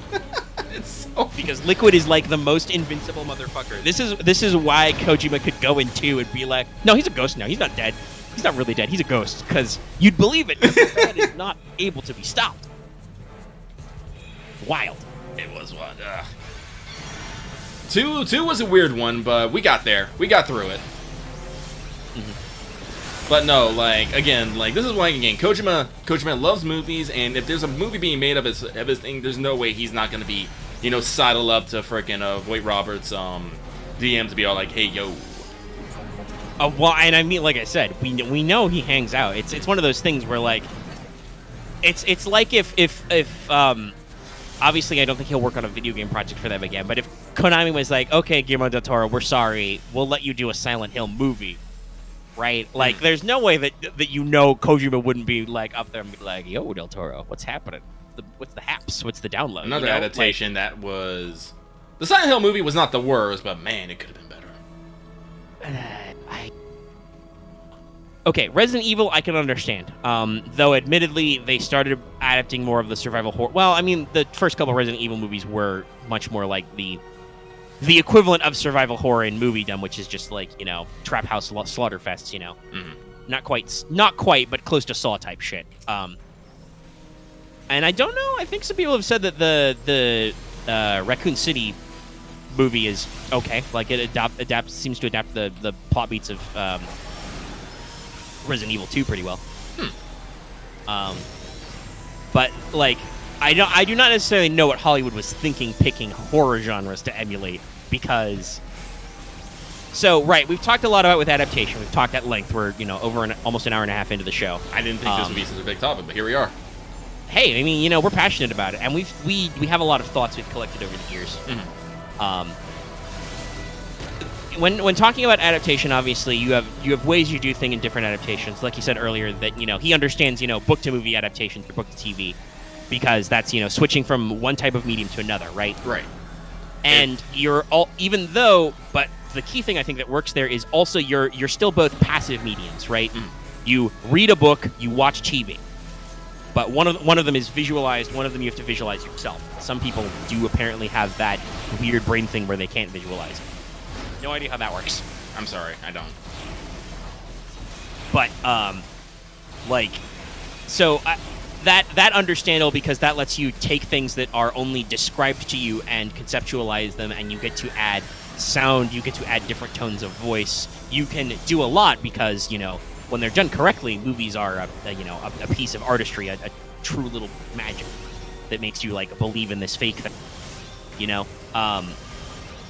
And obviously books can like really engross you too, because there's something about the way prose is written, but it's not quite the same. With video games though, those are an active medium. It's like, I would say it's almost like when you make a...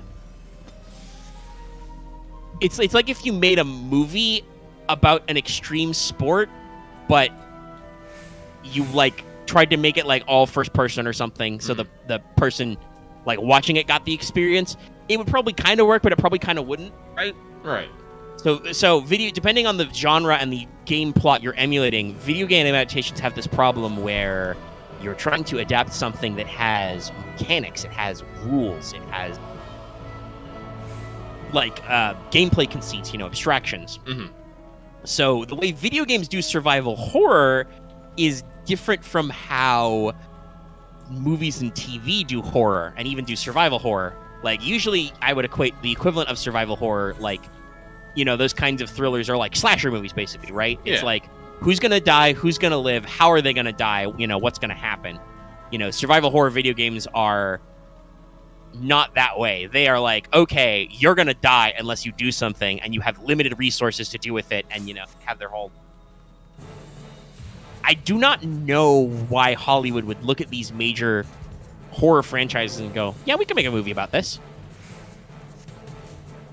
Like... Certainly, obviously, there are very story-focused games, adapting visual novels, for instance, very easy.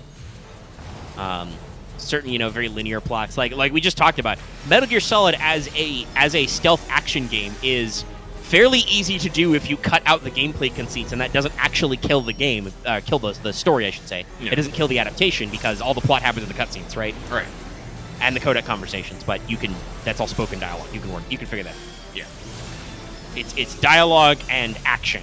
The gameplay bits are cool, but you can easily simplify those for the silver screen. Yes.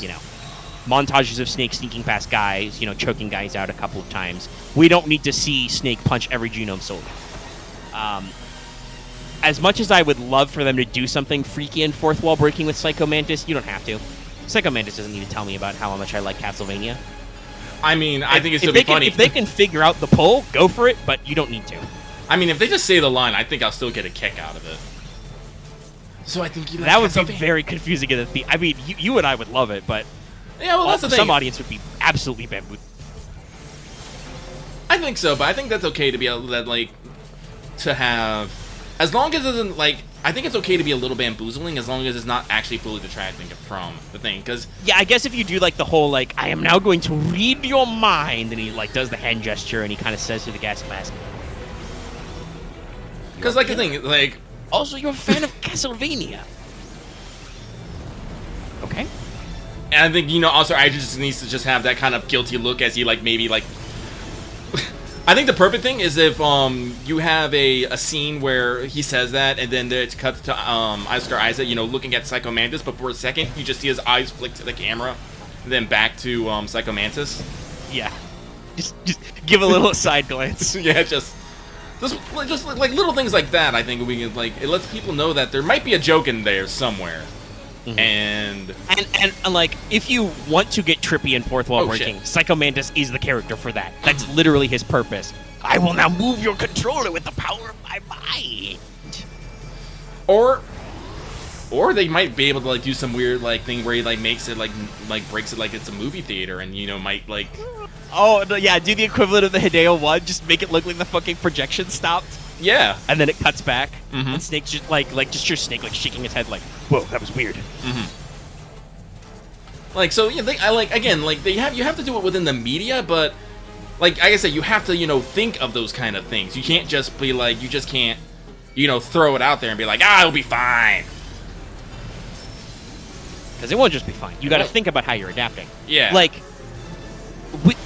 Take this for instance. There's a very good reason why Hollywood has never bitten, I think, on a full-blown JRPG movie adaptation, right? No. Because that would not work, because not only are those games mechanics really hard to conflate on the silver screen, but those games are usually designed to be huge time sinks. We're going to talk about Astray Ascending, I think, later. I'm about 12 hours in, and I'm still not...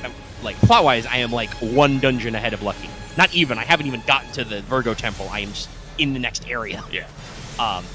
And like I said, 12 hours in. I haven't even gotten enough job crests to promote all my characters to their full job yet.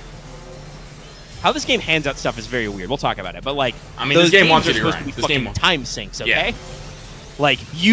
You cannot do that in a 2 to 3 hour movie format. It will be weird. But see, this is one of the reasons why I like about like Japanese movies and whatnot is they're willing to be like, no, we're doing this in like 3 movies for one story. We don't do that over here. We don't.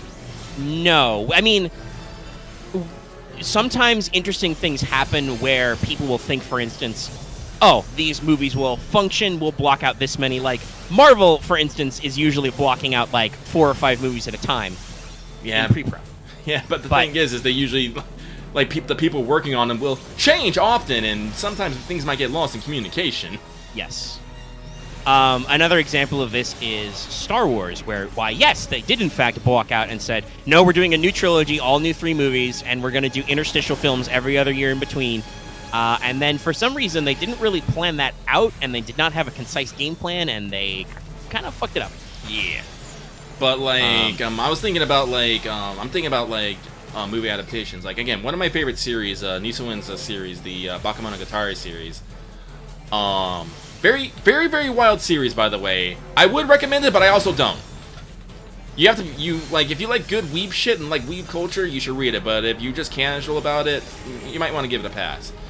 But, the first book of the light novel, well, technically it's like the second book, because Nisuin's a fucking wild man and wrote it out of order. Kizumonogatari, it's 3 movies. It's 3 movies. It's 3 beautiful movies, by the way, but it's only 1 book. But they're like, no, we're gonna double down on this adaptation, and it's fucking amazing. I still need to buy them on Blu-ray. And I believe that usually when, and this, Japan obviously being plugged in, and the anime and manga industry has a lot more pull with the Japanese film industry, I'm sure. But when they do these things, they know what they're doing. Like, there have been, JoJo movie adaptations for it. I've never seen them. I've seen some of the shots of like the stands and stuff. God. Personally, I cannot possibly imagine how you can make JoJo's Bizarre Adventure work in any format in live action because it is so fucking weird. But I thought haven't they done live action adaptations? Yeah, that's what I'm saying. They have done. I don't know how it works. I haven't seen them, but they have done them.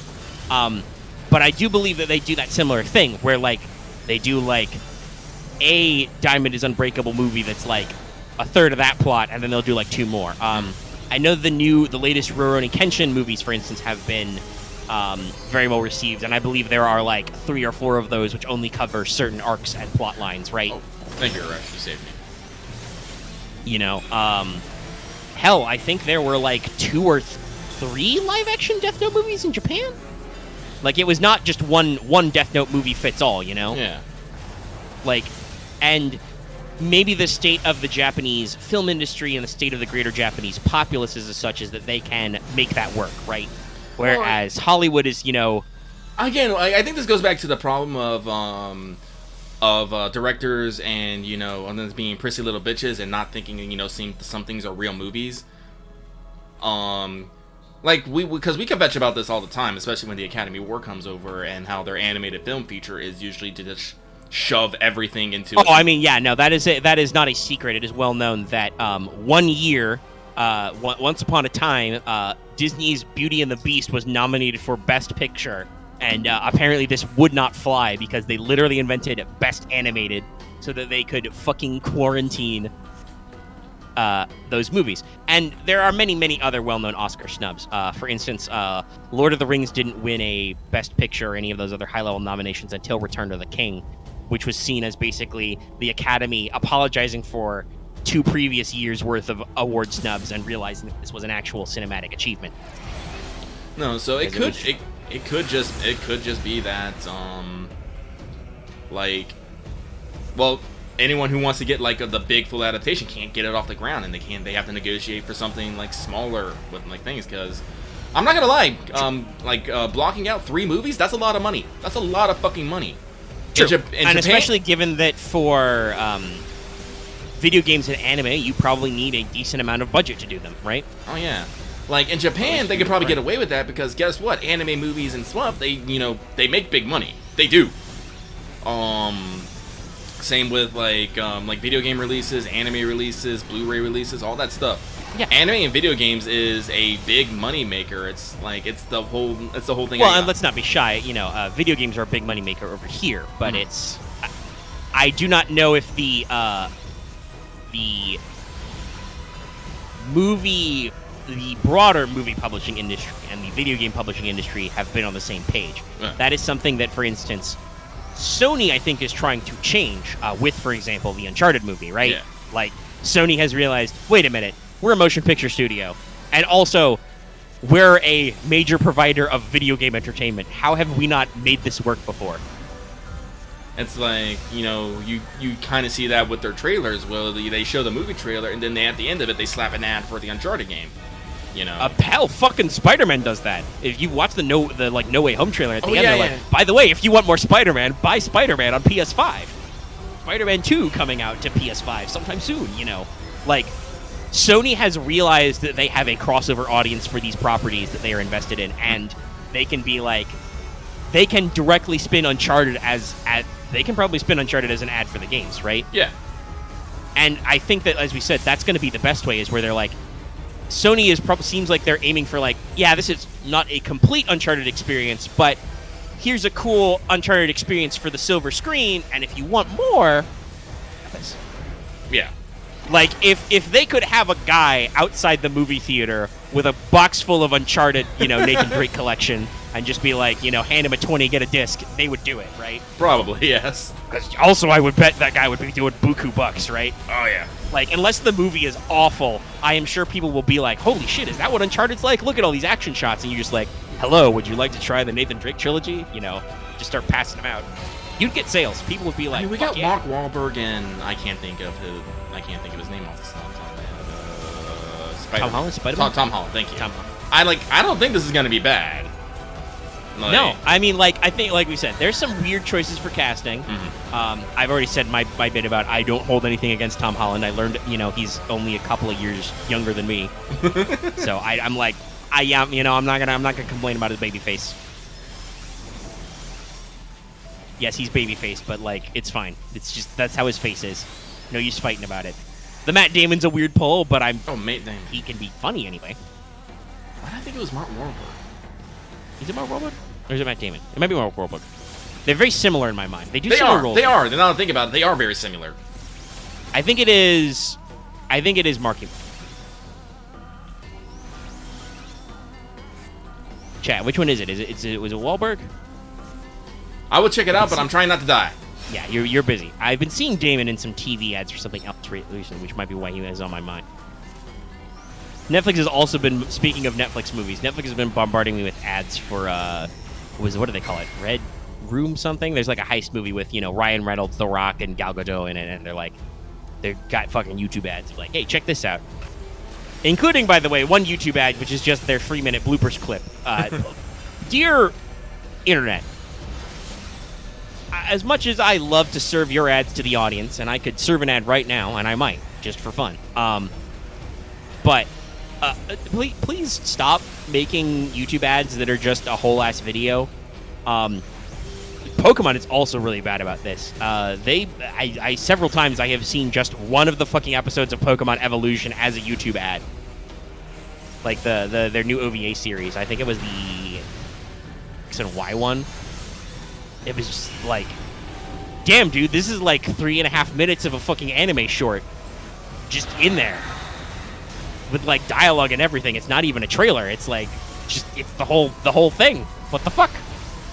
Listen, your ads should be, if they're more than 15 seconds, they should be skippable. If they're not skippable, they should be less than 15 seconds, y'all. Yeah. That's my golden rule. And ideally, as much as I will occasionally, because the ads can be very annoying, sometimes I will like, for instance, on my PS5, I will X circle like 5 times until YouTube doesn't serve me an ad at all, and that's about 5 seconds anyway.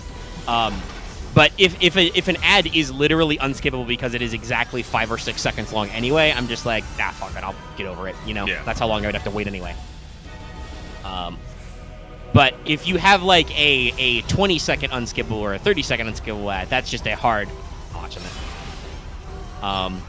And usually, if you've got like a full 30 to 60 second or even like maybe a couple minutes long trailer type ad that's skippable, I usually won't watch that. But occasionally, like video game or TV trailers, I will be like, oh, what's this trailer for? I will wait long enough to see what this is about and then skip it.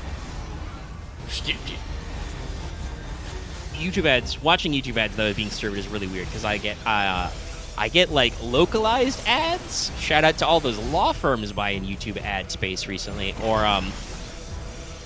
another one I get a lot is it's absolutely one of those like home shot ads, the kind of shit you'd see on like cable in the middle of the night, back in the day, public access, right? For Crystal River Water Sports, which is not necessarily super near where I live. I do believe we drove by it when we drove up here, but I think it's like an hour or two away. But like, I see the ads, they show the storefront, I'm like, I'm pretty sure we drove by that. And it's just like, it is absolutely just the actual guy who does this, who's like, hello, I'm Mike Ingalls from Crystal River Water Sports, blah, blah, blah, water sports. Located right here in Crystal River, Florida. We donate to save the manatees. Okay, cool, I'm going to skip you now, buddy. Good job for you for buying YouTube ads, though. I'm sure you'll reach somebody locally.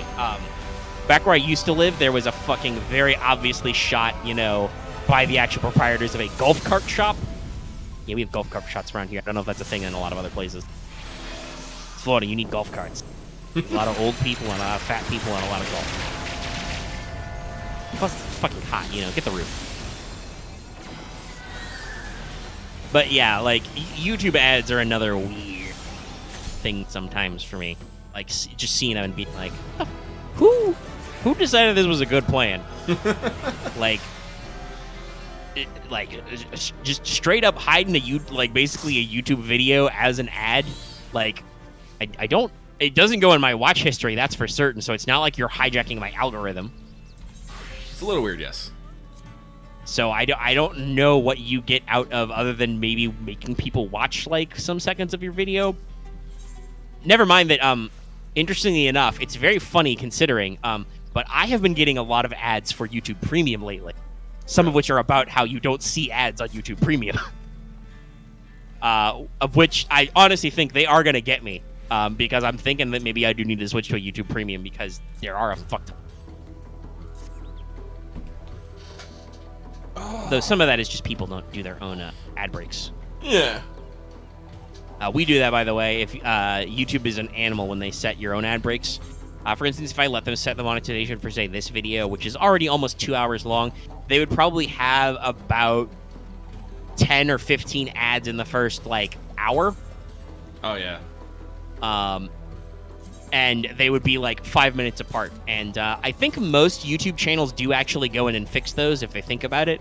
I can tell because sometimes I will watch a brand new video and the ads are, impossible, and then you go back and watch it later and they're much better.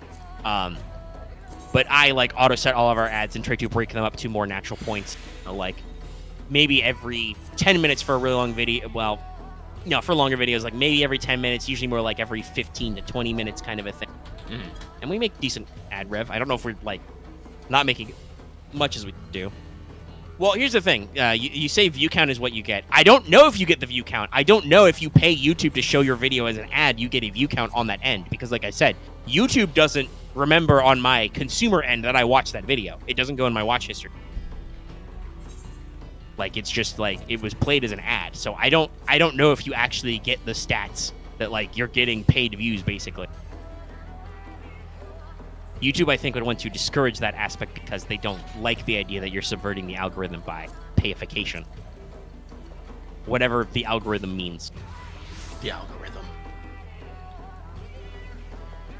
I know YouTube tries to make it seem like the algorithm's not this mystic arcane thing, but it kind of is because you won't. I was about to say, the more I think about it, I can totally use something called the algorithm as some sort of meta-contextual fucking Deus Ex plot. Everything according to the algorithm. That's awesome. I'm gonna write that down.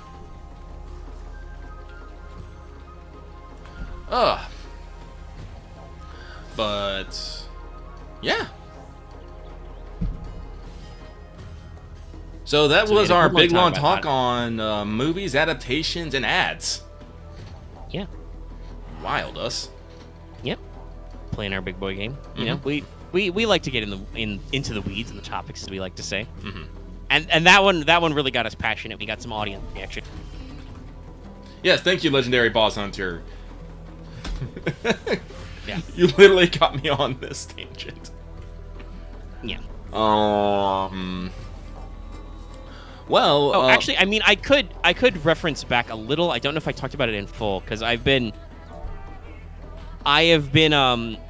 like I said, I've been more relaxed and sleepy, so I've been watching my complete collection of the Nero Wolf TV series, adaptations of those, and like I said, those are very well written adaptations because they keep the spirit and the effect without going overboard. And they do this in part because I think they do the thing that you want to do to commit to the genre, which is they, not all of it, because remember, these are literally first-person stories, but they keep a lot of the narration, right? Mm-hmm. Like, they have the actor playing Archie Goodwin actually do the, like, he, like, when the episode starts and the credits have rolled and it goes in, it usually starts a little montage of him, like, going about town and being like, it was on such and such a date that Nero Wolf was buggered out of his office by, FBI agents scaring him out.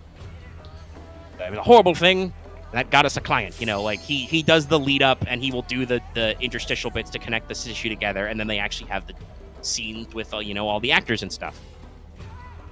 I admit I think some of them they it's interesting because they sometimes do very slow sequences with absolutely no dialogue and heavy emphasis on the music interstitials, which I think is a little bit of a weird choice, but most of it works. So like that I think keys into how you can make a good adaptation that is faithful but is also interesting. They do the bits that make sense and keep you going, but also like they still do their own thing. They do their own uniques.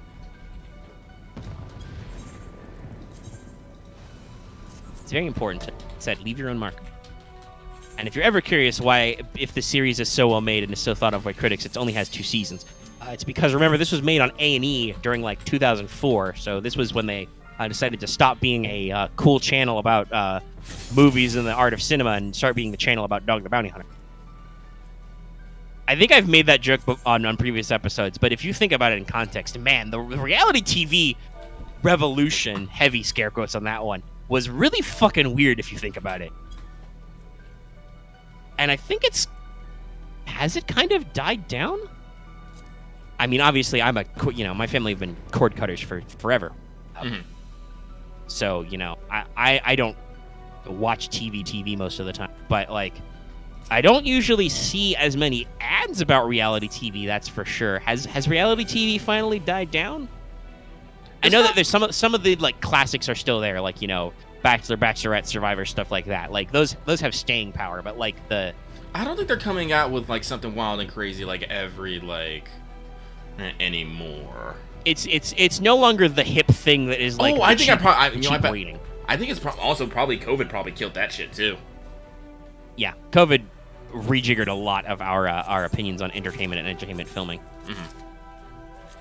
But yeah, it's an interesting thing because yes, there was a time period in the early 2000s coming out of the 90s where reality TV kind of took off and like it became everything tried to be reality TV or jokes about reality TV and mockumentaries and shit, right? Mm-hmm. And it kind of sort of fucked up TV a lot. It certainly fucked up certain TV channels. Guys, do you remember what TLC stands for? The Learning Channel. It was the Learning Channel, yes. I wonder what goes on TLC's shows right now. Well, let me see. Let me see what they've got going on their website. You've got My 600-Pound Life, Too Large, 90 Day Fiancé, Samuel Johnson's Addicted to Marriage, I Am Jazz, Con Sisters, Spirit, Sister Wife. God, yeah. So TLC's not about learning it. I mean, my forever remembrance will be MTV. Music television. Like, cause like I said, like I was cognizant in the 90s. That was my time. So I grew up. Yes, my recollection of the 90s is very. Yeah, no. So I remember MTV watching up stuff, and MTV wasn't all music channels. That's where they had a lot of weird shows on it, but they were weird. Mm-hmm. Like that's where I watched. And they were still trying to appeal to the audience who watched music videos, right? Yeah. Like, so they had the weird shit. This is where you watch, like, Beavis and Butthead. This is where you watch Dara. This is where you watched Aeon Flux. It's where I watched, like, things like heavy metal. But, it was still a fuck ton of music videos. Just smashing, just hours upon hours of videos. And then, slowly, over the next 20 years, it just got slowly replaced by fucking gimmick shows and reality TV. And I'm just all like, man, they literally needed multiple channels for this. Literally. And I'm just like, God damn, man. Like, Yeah, VH1 video killed the radio star, and then reality TV killed the video star. Yeah, no. I will still forever love VH1 for doing the We Love series, though. That was always great. That was always such a great thing, but that was about it. Like, we love the 70s, we love the 80s, we love the 90s. I love that shit. Yeah, wow. TLC is in a... History Channel got weird. I remember, like, on the History Channel, like, they still technically do histories, but there's a lot of, like, murder mystery kind of things and, like, what happened to these killers and stuff, and, like... Yeah, true crime, but true crime also got really popular in general, and it was... I think it made some sense. I know that they started to pivot to more sensationalized stuff to, yeah, that's what it was, sensationalized. Just suck up more of the stuff, like, during the late 2000s, like everybody, they drifted into reality television, stuff like Ice Trucker, whatever. But they also started going into more like pseudoscience documentaries and everything. But basically, what they were doing was they were pre-pioneering true crime podcasts, right? Like that's exactly the kind of content that History Channel was doing. Fuck, I know they do a lot of the UFO stuff, ancient aliens. What was it about TMZ? No. Legendary Boss Hunter is talking about Spike. Oh yeah, Spike TV, TV for men. Yeah, but I was trying to remember fucking what it was before Spike.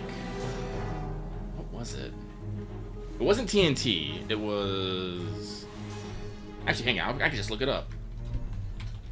So, it was originally the National Network, TNN. TNN, that's what it was. Oh, okay. So it started as the Nashville Network, and then it became the National Network, and then it became Spike TV for, like, several years, and now it's the Paramount Network channel because they have changed it. Interesting, because that's Paramount. Yeah, no, like... Paramount's in an interesting place right now. I know they have their own Plus streaming thing, and they're trying to milk Star Trek for all it's worth. Speaking of shows, by the way, that you would think should be better about their VFX budget, but have been historically constrained, Star Trek is interesting.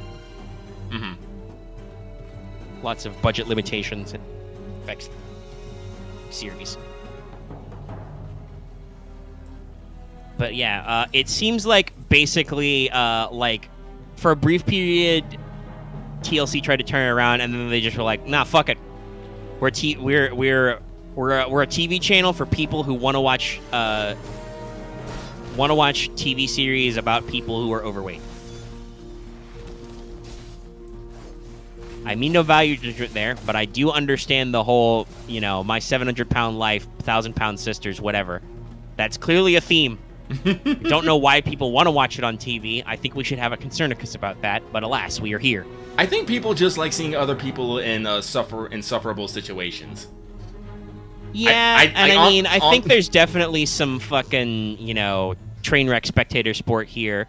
There's the show about the people with dwarfism, right, and some other stuff. It's like, okay, all right. I honestly, like, I don't have a high opinion of people in general, so I think people usually just watch those kind of things because they want to see people in some sort of suffering or doing something stupid so they can laugh at them.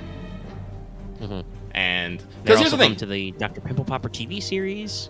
Oh god, I've seen that because my roommate's mom loved that series and would always have it on while we're eating. I'm just like, why? I could not do it on eating, no. But it's just people in all these horrible situations, and usually it gets resolved all nice when they get the surgery, but it's just all... Yeah, I'm looking at the list, and I'm just like, yeah, it's all, like, people who are... They seem to be, well, actually, I mean, even it says in the summary on Wikipedia, My 600-Pound Life, it says that they are classified medically as morbidly obese, people with conditions like dwarfism. During the 2015, they brought out a reality TV series about, transgender girl, which listen, I can't think is a very necessarily the most positive thing in the world if it's on TLC as a reality program. I'm sorry. This is a TV channel that has shit like Return to Amish and Sister Wives. documentaries about polygamist families, the Amish. It's just like, it feels like it's trying to find people who are in slightly interesting or slightly non-standard conditions and then like sensationalize them. And sometimes, like, a little bit of that is okay for like representation, showing us different viewpoints, but like, I've seen reality TV. That shit's fake. That's like fucking, you know, it's like the fucking carnival, right? Freak show. Like, they're trying to like, ooh, look at these people. Aren't they weird? Look at their weird struggles. Keep watching. See these ads. See these ads. Not that I think everything about quote-unquote reality TV is bad, but like, there are definitely some elements that are interesting than others. Like, people, I think it works better for contests like Survivor. I've never been a big Survivor guy, but I know some people really, really like Survivor, and I think that built-in drama of like being out there. Girlfriend? Okay. You know what I mean? I'll just be doing weird shit. It's chilling. Oh, sorry, my roommate popped in real quick. But yeah, again, like, I think it's kind of like that thing of bystander syndrome. Not exactly. When something happens, like, people just want to watch it. It's like imagine this, people. Imagine this, people. Do you know why there's constant traffic slowdowns? It's not usually because you know, people driving. No, it's because something has happened on the side of the road, like someone's got pulled over, and everyone slowed the fuck down so they can look at it, even though absolutely nothing is fucking going on. Oh yeah, God, there's a name for that I don't remember. But it's yeah, so no, I can't think of it. If there is a car accident and like there's two cars pulled over to the road, or somebody got stopped by the cops, everybody slows down. I mean, in some cases, some of that is a little due to traffic constraints. I know in Florida, for instance, there is a law that you, if there's an ambulance going by or a cop car in pursuit, or there is a pulled over cop car, you have to go a lane over. Oh yeah, no, that's in most states. But yeah, no, like, because you know, I have seen some of those shocking dash cam footage of poor guys getting blasted in the middle of the night through their dash cam. Is it called rubbernecking? Yeah, the phrase is rubbernecking, but there's like, that's the actual action of like necking turning your neck around like a rubber chicken. But there is, I believe, a name for like that psychological process of why people do that. I don't remember it off the top of my head. Like, but there's a reason why people, like, if you see a car stopped on the side of the road, you will rubberneck. But rubbernecking is the verb.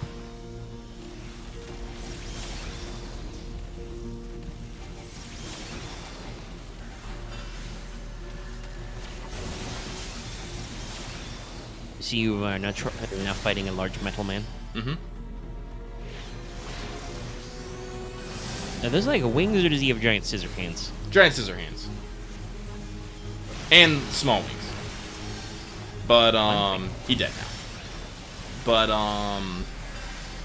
yeah, no, it's like, I don't like, well, how do I want to say this? Like, there's just something about seeing other people in bad situations or interesting situations that we're just like, we have to look at this. Yeah, sometimes that's what psychologists call Schadenfreude. The like seeing people in suffering, or seeing people have bad situations happen to them, gives some people a form of catharsis, because they're like, well, at least I don't have that problem. But I genuinely think that, especially in the greater context of like some of this stuff, like, you wouldn't want to it may or may not be exploitative. I'm not going to, even though I have very low opinions of TLC as a network currently, I'm not going to paint them with too broad a brush. I don't know their life, you know. Even though it may or may not be exploitative, I am sure that in our day and age, you probably don't want to frame it as straight up exploitative. Like, take, for instance, comparing, like, say, that kind of television lineup with, like, how classic blaxploitation films were shot and made and what was going on with them. You know? Like, it's a different thing, exploitation, as a genre. But I don't think you could have quite the same ethos and get away with it in the year 2021. No. People would be upset. Well, and I think that's probably why reality TV has maybe trickled off, because the thing about reality TV, people never really cared about who or what was going on. People just wanted to see some fucking nassed out, dragged out, dramatic fights between people. Yes, they want the drama. They want the drama. I remember I watched a true crime documentary called Tried in the Media. It was about how media coverage affected certain trials. One of them was about, because previous to proper reality TV, there was another reality TV-esque drama, like fad, that I mean, some of the classics still exist, but definitely died down also. That's the classic of the talk show host drama. Yeah. Jerry, Maury. Yeah, you know Springer, Maury, Ricky Lake, all that stuff. Like, people with huge audiences. I mean, I don't think she was exploitative about it, but Oprah had the same format herself, too. Well, Oprah was just so popular. That was the thing. Yes. But she was very positive about it, usually. Like, and she was a positive but, woman. She very rarely brought negativity on her show. It was all about good things in life. Yes. And, that kind of spun off into Dr. Phil. Yep. But Dr. Phil, I think, has its own problems, so... Yes, Dr. Phil's got his own thing going on. But if you guys don't remember that format, or might be so young you never saw it, the idea of these shows is you have the host on stage, you have waves of people in auditorium seating who you can all see, the audience is visible, and reacting to it. And for, like, Springer, this was all about the drama, like, you are not the father kind of shit, or talking about, like, medical, sexual, like, whatever worked for, like, gas factor. If you can make all the wine moms in the literal physical audience go, then you've got, your real life, your audience on the airwaves will do that too. But hey, so there was a show. I don't remember which talk show it was, but they had a bit called Secret Crush, where you could phone into the show and say you had a secret crush on someone and get them on as a guest to tell them. That sounds like it went horrible constantly. Oh, I'm sure it did, but one time it may or may not have been connected to a murder, and I do believe that the studio may have actually been held responsible. So let me tell you why. I believe this is like late 80s or I think it was early to mid 90s. So the crush in question, it was a homosexual crush. Oh no. Which was not talked about on television at those times. Like, or if it was a little sketchier. It was like, ooh, risque. So a guy gets pulled in by a couple of like coworkers or people he's like in an apartment complex with. One is a woman and one is a man. And the guy lets it out that he's got the secret crush, and maybe there's some teasing, some imploring or whatever from the host and the audience and whatever. And the guy is visibly upset that he has been bamboozled and, in his opinion, made a fool of on national TV. And they go back home, they break, and then he gets a gun and he goes over to the like male coworker's house and does a couple of shootings. Oh no. And it was a big deal in the media, and people wanted to hold the show responsible. And the show was like, "Hey, we didn't do nothing." And I'm like, "Motherfucker, I am a criminal justice major. You guys did something." Oh no, you created this situation where a thing happens. Sure, that guy did wrong, but like, no, you guys fucking caused this for cheap drama. This reminds me of a sports documentary about the Olympics, about how a man found there was an attempted bombing at the Olympics, and a humble security guard found the package and warned everyone. But because of the media portrayal, he became under suspicion that he was the actual barman. He was just doing this for fame, and it almost ruined his entire life. And the media and investigators were like, no, we're just giving out a story. We're just doing our jobs. And you're like, no, you're sensationalizing everything so you can get fucking views. And this is why certain for instance, this is why, especially in America where we have freedom of press, right? This is why police and stuff don't give certain details, because they're like, listen, we're not going to tell you nothing because you're going to plaster it all over the airwaves and we don't fucking know. Yeah. In general, law enforcement are actually usually fairly direct about what they know and what they're doing in an official capacity. This is where you could talk about like the district attorney and charging, right? Like, a DA doesn't file charges unless he thinks they've got a case that's got merit to win. Mm-hmm. So usually the police and the DA and all that like to play things a little cool, a little to the vest. But that doesn't sell the 11 o'clock news. And this is a thing that I know some news outlets have done and some that I respect do. And the thing that I think is actually we should do more is I first heard this mentality. Oh, that's what it from, was. Richard Jewell. He foiled the 1996 Atlanta Olympics, but his life got fucked up when the FBI leaked to the media that he was made a suspect. That's what it was. I actually had to look it up because I'm like, I can't remember his name. That's why you don't leak. You don't tell people nothing. Mm-hmm. But it was made a movie. And Clint Eastwood directed it. Holy shit. Interesting. Yeah. But like the thing of like all that business is kind of interesting. But what I was gonna say was that this is a technique I have seen. I saw it first with Philip DeFranco, who does weekly daily news shows for most of the week and stuff. But he's seen some other outlets talk about and praise them. Where like when a guy goes on like a spree killing, like what about we don't show that guy's face and name in the media, and we don't like pick apart his entire life or anything, because a lot of times people do these big flashy things because they want all the attention. Mm-hmm. And even if that guy doesn't do it, other people who have problems will be like, I can get the recognition of my life if I do something crazy and get on TV, you know? Mm-hmm. And it's you got to be careful about what you're thinking of rewarding certain behaviors. That applies to like, you know, what you broadcast and what you leak. We've talked a lot about, you know, corporates and like media culture and stuff, where like a lot of times they don't really like we said, talking about like, oh, we're just doing a humble story. No, you're farming for views, and you don't care about anything other than getting eyeballs on your product because you're selling ad dollars or, you know, mind share space or whatever.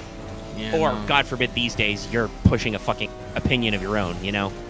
I think it's good to be able to express yourself, but it does not give you carte blanche just to say or do whatever. And it's your actions have consequences. Again, I have thoughts and opinions on this. And you know, some people go like, oh, it's a free country. Hey, did you know you can't yell fire in a crowded theater? Mm-hmm. You have protected speech, but this has been a literal argument before the Supreme Court about reasonable exceptions to rules. And there are things you're not supposed to be like. There are things where you cannot exercise. You cannot extend your constitutionally guaranteed rights to protect all forms of speech or activity.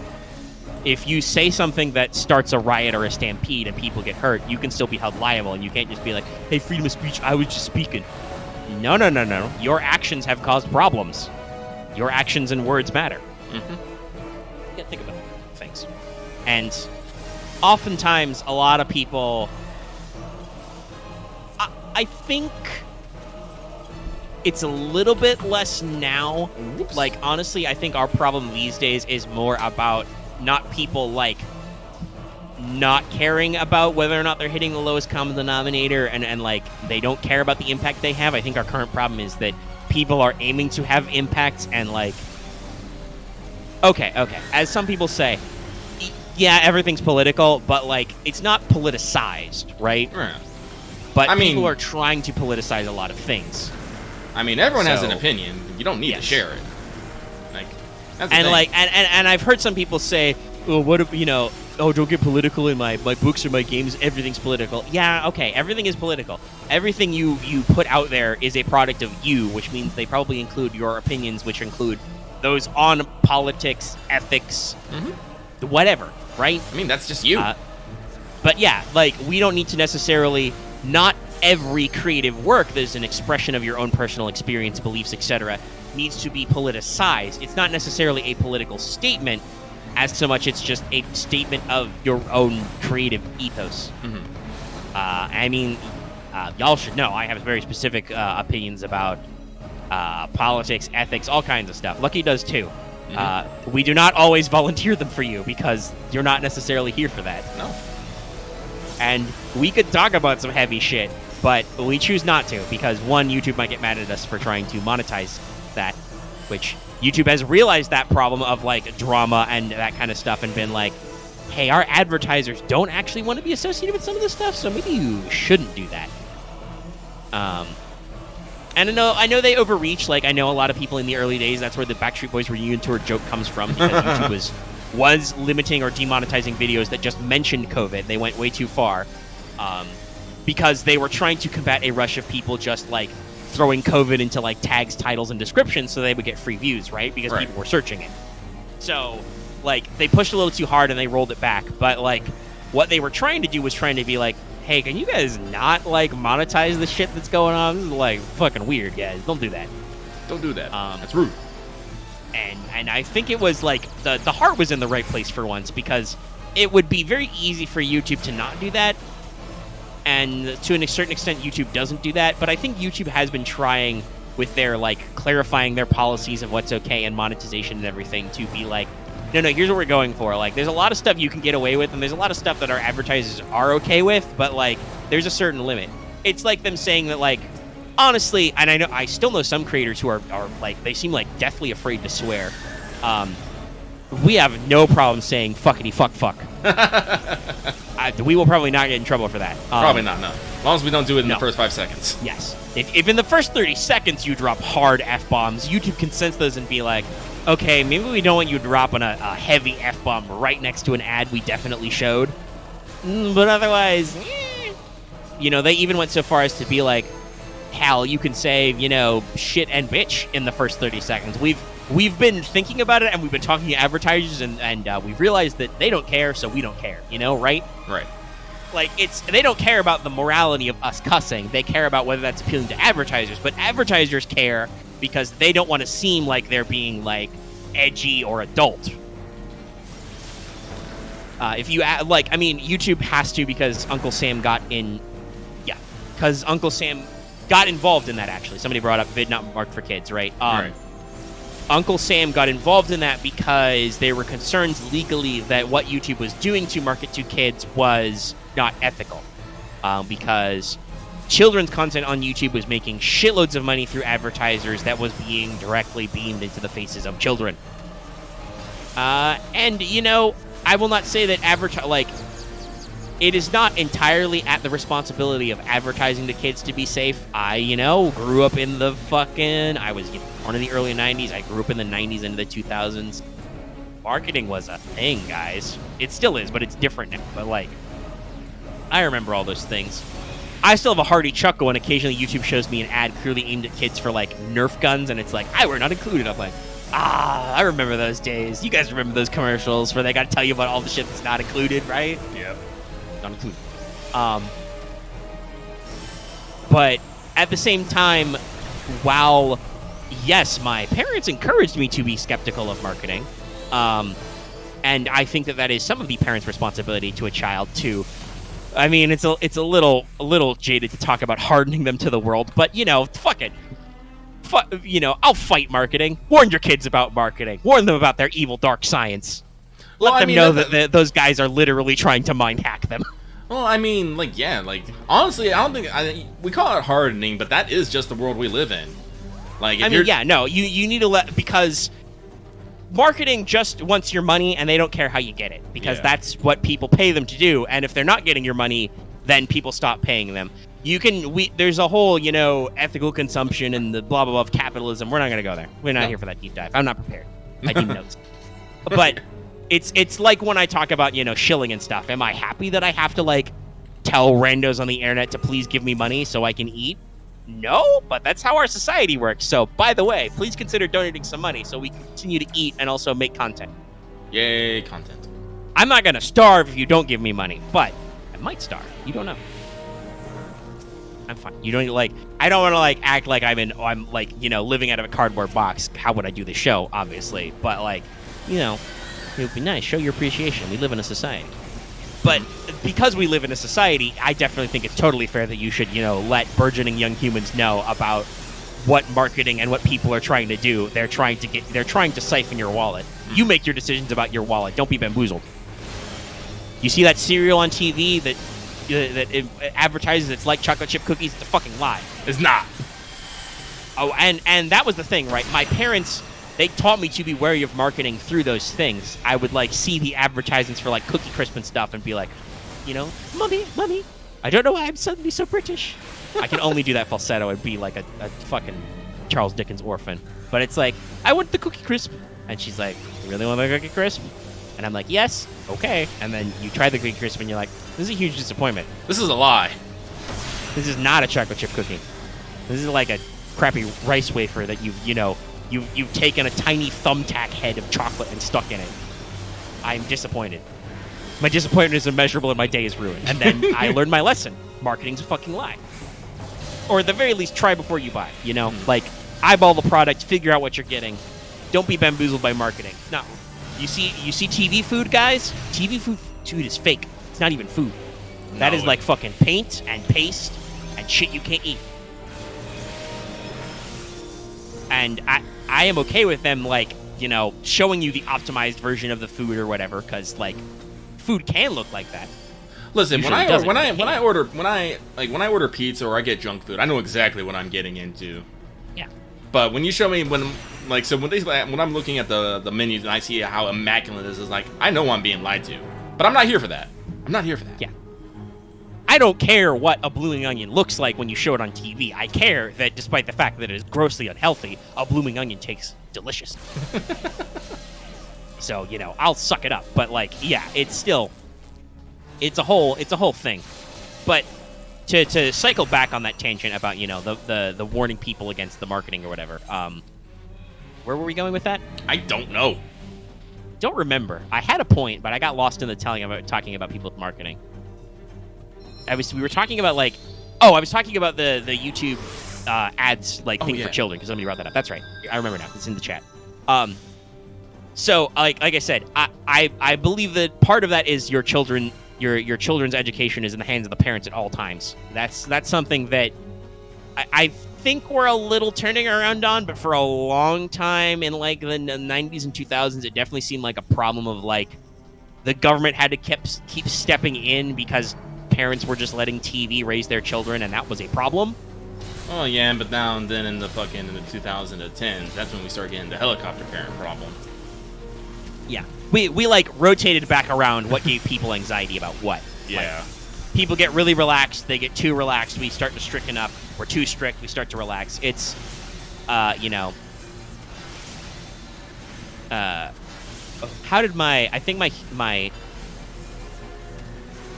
humanities professor put it best. A person can change, people don't change. Oh, that's very good. Yes. History is like history's constantly on a swing back and forth, and you got to remember that people don't change. An individual person can change their ways, but people as a whole don't change. So we're constantly in this elastic band culture of, like, and I mean you see it all the time.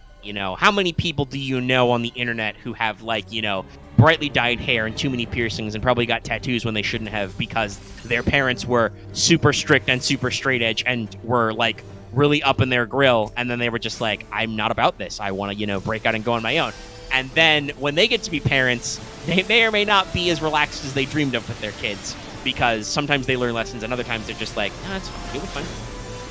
And often, I know that, I understand psychologically, like, if your parents are too relaxed, that can kind of make you as a kid, like, kind of anal retentive. Like, you get focused on the details because nobody's out there focused on the details for you. The psychology of developing humans is very interesting. It's very withering and very weird. Jesus. Yeah. Humans are weird. Brains are strange, and we do not understand. But, so, I understand, obviously, there is some concernicus about, like, and I think that parents should take more responsibility. Like, if your kid's watching shit on YouTube, you should, like, ask them, like, hey, what kind of content do you watch? On a basic level, because interpersonally, you should be interested in your child's life, okay? Like, not so interested that you crowd them. Yeah. Like, trust me, I know. I get those awkward conversations from relatives every time I'm anywhere. What the fuck is my business model? What do I do? How do I do it? How am I making money?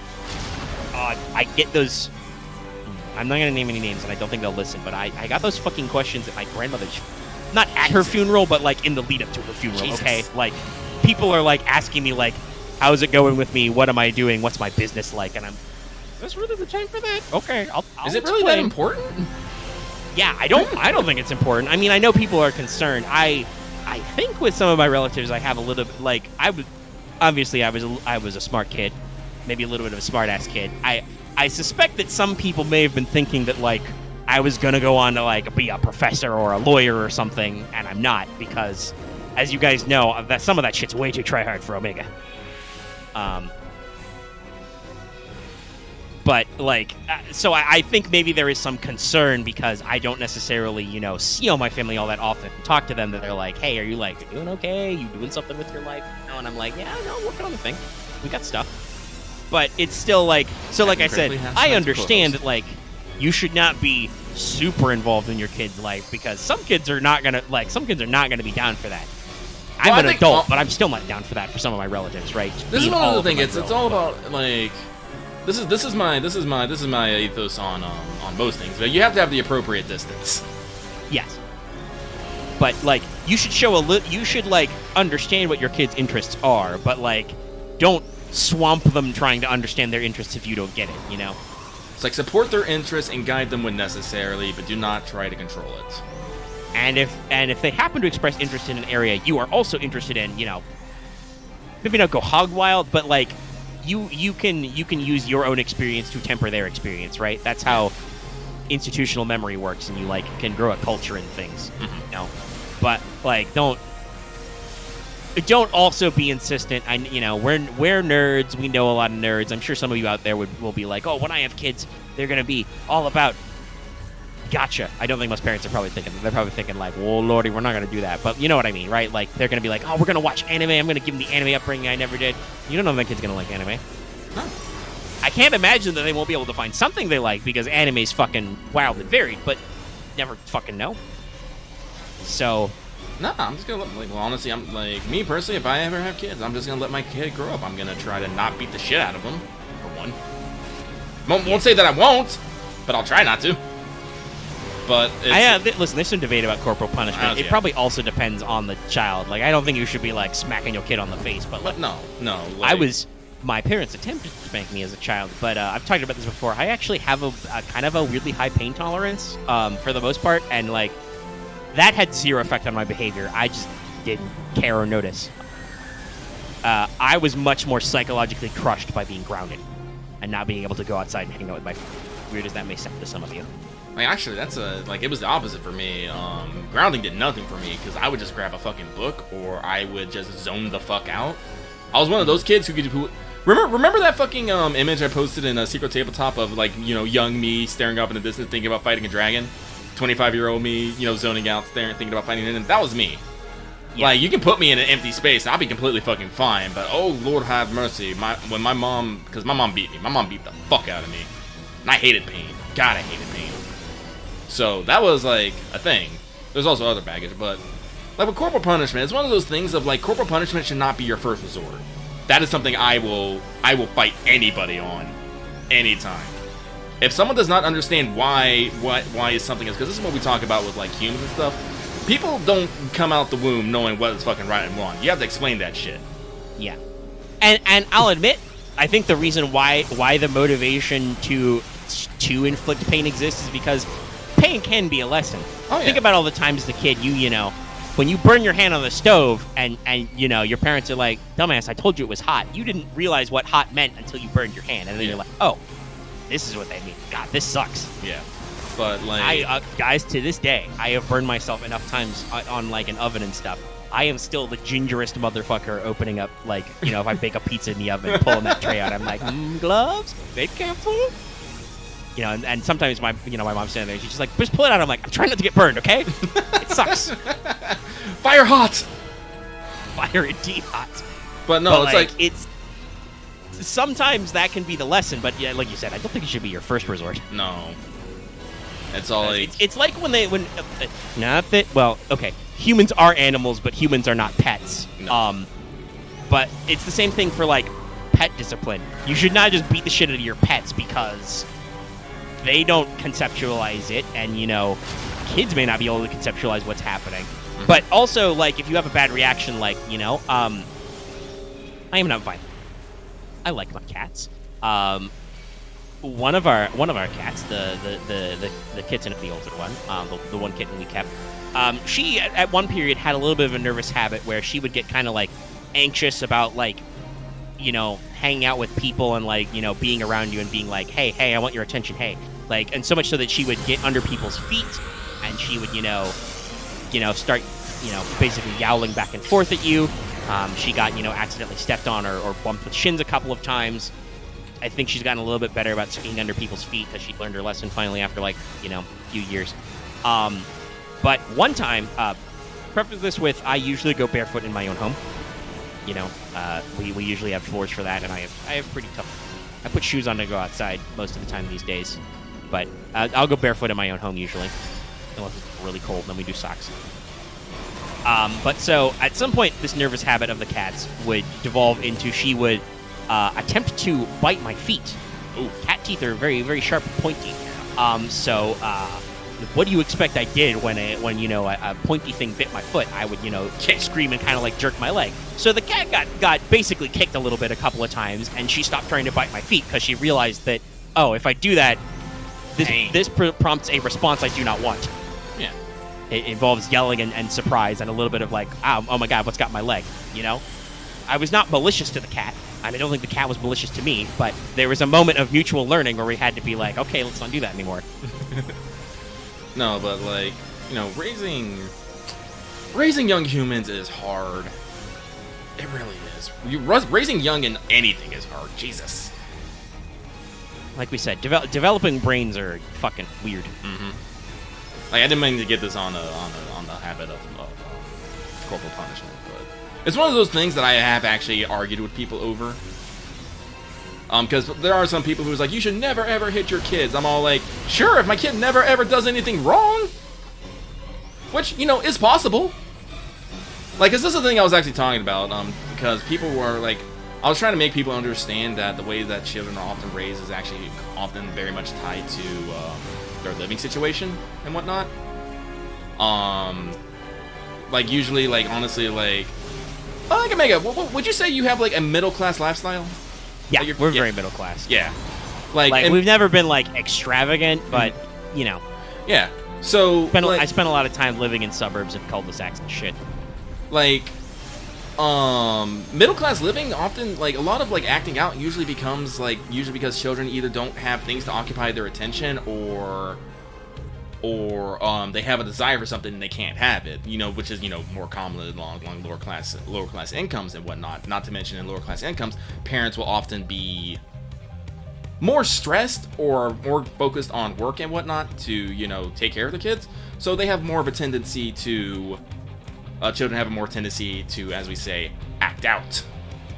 And so in such instances, it's more likely for the parents to rely on corporal punishment to get their point across quickly and effectively, rather than taking the time often to explain to kids. And even then, it is shown that kids don't necessarily take to it as well, because guess what? Now they're being beat for something they didn't think was a problem, and now they're like, what the fuck? And they want to rebel. It's one of those things of environment and so many things like play into this fucking into this, that, like I said, there is no single solid solution to everything that people seem to express. So this is the thing that always bugs me when people always make their arguments, is they always seem to tout like their one solution is the perfect solution to every problem, and I'm just like, no, it's not. Nope, no silver bullet. There's no silver bullet, and there's no free lunch. No, and I'm just like, people like need to like this is why I actually got like a little excited about talking about corporal punishment, because I was about to say, like, yes, if you're like a middle class family and you have reasonable parents who work reasonable jobs and you have reasonable access to luxuries, there's a very good chance that you did not grow up feeling the particular need to act out. You might be adventurous and curious, but you don't do anything necessarily stupid, so parents wouldn't have a need to beat you. They just need to usually explain what's going on or find some other sort of punishment. And it's like, I'm just like, ah! But no, people... And also, to put this in context, you talk about like acting out as a product of being bored. That is absolutely why I was awful at public school, because I was fucking bored. I was if I think about it now, I was at best a class clown, and at worst just a gremlin. Like, was where I developed some of my nervous habits of like chewing. I would like chew pencils. I was so bored. That would often require me to like spit out the pencil wood, which got me in trouble for spitting as like, oh, it's hostile. I'm like, well, it's because there's fucking wood chips in my mouth because I'm so bored. I'm eating pencils. and just like having way too much time on my hands because public school was just like, all right, repeat this. You've done it. Well, I'm like, guess what? You taught me this yesterday. I remember it still. Yeah, I wasn't fooling you when I cleared this assignment. This is all, like kindergarten, first grade, second grade level shit. That's as far as I got. Yeah, no, but it was enough that like it changed the course of my life because when I moved and the options for schooling were limited to current districts and stuff, and this was right about the time we decided on this No Child Left Behind.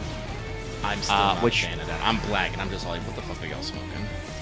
I don't know how it worked for kids who were being left behind, but for kids like me who were rushing ahead, it was a big kneecap because it meant that's where the government funding was. It was somewhere else, so that's why my parents switched to homeschooling. Which, I mean, it worked out for me. I've got a fucking college degree. I can touch it right now, sitting on top of my dresser right next to my desk. I've got my fucking medal, my medallion from when for my associate's degree. I graduated from the honors program. They gave me a little medal for it. So like. Obviously, I did okay education-wise, right? But you're absolutely right that in school I had problems with authority and with acting out my delinquent behaviors, as we call it, because my galaxy brain was too bored and school was not equipped to handle that because that's not how school work. No. Architect, my family was the same way. My mom beat me for basically everything, and I grew up resenting her. Like, I literally can't. This is what I tell my mom. It's like, Mom, it's like, I forgive you for what you've done, but I will never forget it. And that's kind of the life that we live. So that's why I don't speak to her. I try to visit on holidays and stuff, but we really don't interact because that really completely fucked up my life. But at the same time, this is Lucky's patented punishment system for kids. It's a 3-step process. Because Morana says I'm gonna get this. One, you have to if your child does something wrong the first time, you have to explain that it is wrong and why it is wrong. You can't explain why it's wrong. Maybe you should re-examine your own value system. But that's just a thing in general. That's just a thing in general. The second time they do it, you must again reiterate that it is wrong, and that if it happens a third time, they will be punished. And then if they do it a third time, then you inflict a punishment. And depending on what it is, the punishment may vary. Like, it could be anything from degradable to corporal punishment. But too many times I found that parents will often skip the process of actually explaining something is wrong, and go straight to anger and whatever punishment. I'm like, no. And I think that ties back to our point that we started this, where it's like the fact that you have to be responsible for the moral and ethical guidance of your child. Because you understand that stealing is wrong doesn't mean that the kid understands that stealing is wrong. If a kid takes a candy bar from a convenience store, it's just they just want the candy bar. Yeah, and you have to explain to them the process that hey, yo, you don't own that candy bar. And like I said, and if you can't explain how stealing is ethically incorrect very well, then you should consider some things about yourself. And obviously, kids are not going to take the complex arguments about the capitalist system, but usually you can do things pretty simply. Just be like, take that candy bar, can't pay for it. That the convenience store people paid somebody money to get those candy bars so they could sell them. So you are taking something that doesn't belong to you, that they have done their own hard work to obtain and sell. You gotta just basically tell them they gotta put a little back into the system. Or you could be like, you must seize the means of production, revolution, comrade, tuck a little tiny, you shake a hat on that kid, but whatever works for you, okay? But no, it's like, this is one of the reasons why I actually like, I think I'll use this to actually pivot. This is why I like God of War, because while Kratos is not the best dad, he is far from the worst dad. I've actually realized in watching it. Yeah. We talked about this a lot on the stream. Kratos, he tries to explain what he means to boy. He's not the most emotionally connected, but he at least tries to apply his logic, right? If he does not know something, he will say he does not know. If he knows something, he will say so. He tries to talk through his process with Atreus, and he tries not to yell. He tries, but Kratos is literally angry. He's a very angry man.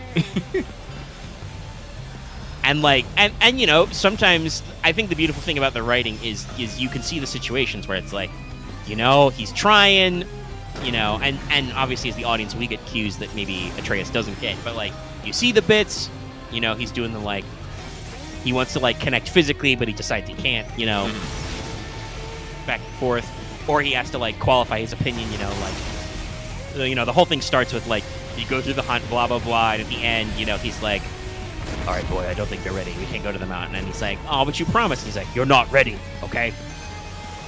Cold hard Kratos facts, TM. And then a weird glowy blue tattoo man shows up and beats you up for 30 minutes straight. That sequence is very fun, but thinking about it, it's also quite long. Okay, it was cool.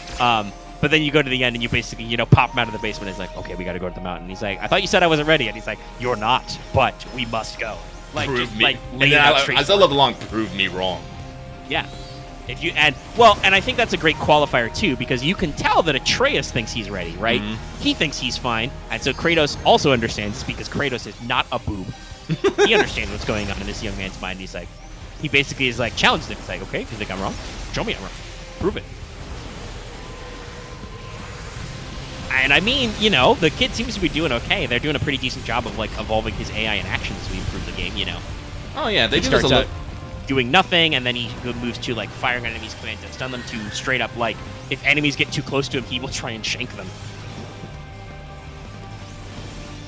It's a whole thing. It's a whole thing. No, God of War is great. I've actually started playing it again myself. I reinstalled it because watching Omega play is oh man, I remember this game was actually really fun. So yeah, it is. I talk about it a lot in the process of playing it on stream. Mm-hmm. On our channel right now, Dad of Boy. I think it's the channel highlight. If you're subbed, yeah, it is. Because there wasn't a new progression, so I decided to shield the new stream. Stream shield. So yeah, it's called Dad of Boy. I'm making God of War. He designed a brand new asset for the thumbnail, which I've been calling Bearded Meat. It makes Lucky giggle every time. But I talk about this a lot in the process. But yeah, compared to some other games we have played on stream or played off stream, God of War is just a really tight experience. I think the way I phrase it best is, you can tell that I am having a good experience and the game is well made, because usually when something bad happens, I don't yell at the game for cock blocking me or getting in my own way or whatever. I'm oh, I forgot I need to do this or do that, right? I'm oh yeah, I can quick turn, that guy got me from behind, I should have quick turned as opposed to slow rolling, or oh yeah, I need to lock on or whatever. I feel like the game has given me all the tools to beat it. I've only been playing the game for 3 hours, at best by the time we get to the end, so I'm still learning everything. I feel like I am armed with all the tools. The game flows very well, so that when I have my muscle memory and my experience, I can properly do all the things. And, the game has variability. As usual, it gives me a range attack, so I throw a lot of axes at people. And, I mix it up. I'm just fuck it, I don't need the axe. I'm going to punch this guy, Mm-hmm. So, but the game gives you all those options. It gives you a lot of variability, and that, I think, is very good. And is definitely my preferred style of gameplay than the game being you must do this one move until you perfect it, or you will die. Or die. That's speaking of to cycle that a little bit back to growing psychology and stuff, that is definitely a me thing that I picked up in my life developing, is I can tell, I'm smart enough to tell when people want something specific from me, and much like Lucky has his own thoughts about false politeness and just saying what you mean to people, I often get the same way with task assumptions and value judgments and stuff. It's just just tell me what the fuck you want, okay? Don't sugarcoat it and be oh yes, I would like something blue. I'd be okay, do you want something blue, or do you want specifically a blueberry? Tell me what you want. There's room for ambiguity and puzzle solving, but that should be logical then, and not just well, clearly I want you to do this one video game move when you've got 50 moves, but I'm not necessarily going to telegraph to you, we're not going to do the Kingdom Hearts 2 thing where we yell, get up on the Hydra's back! Where the game clearly illustrates what you should be doing. And so I have a lot of experience, a lot of positive experience with God of War at only like 3 hours, where it's just like, oh yeah, this all flows really well. This is really well put together. You have a lot of options, and the game doesn't really seem too fussed about what options you take most of the time, just so long as you do something, you know? Very well made game. No, I'm excited. Like, actually, funnily enough, one of the chests that that you found on stream was one that I didn't have in game, and I was actually able to get an achievement for it. Remember? Yeah, no, like I was actually like, oh my god, because like I said, what I did. Oh, I died again. Aresh is probably slowly having a vein pop in their head. Because I'll let you guys know, God of War does have a new game plus. It lets you start over with everything, except for like key story items, you know, that lets you like open doors and stuff.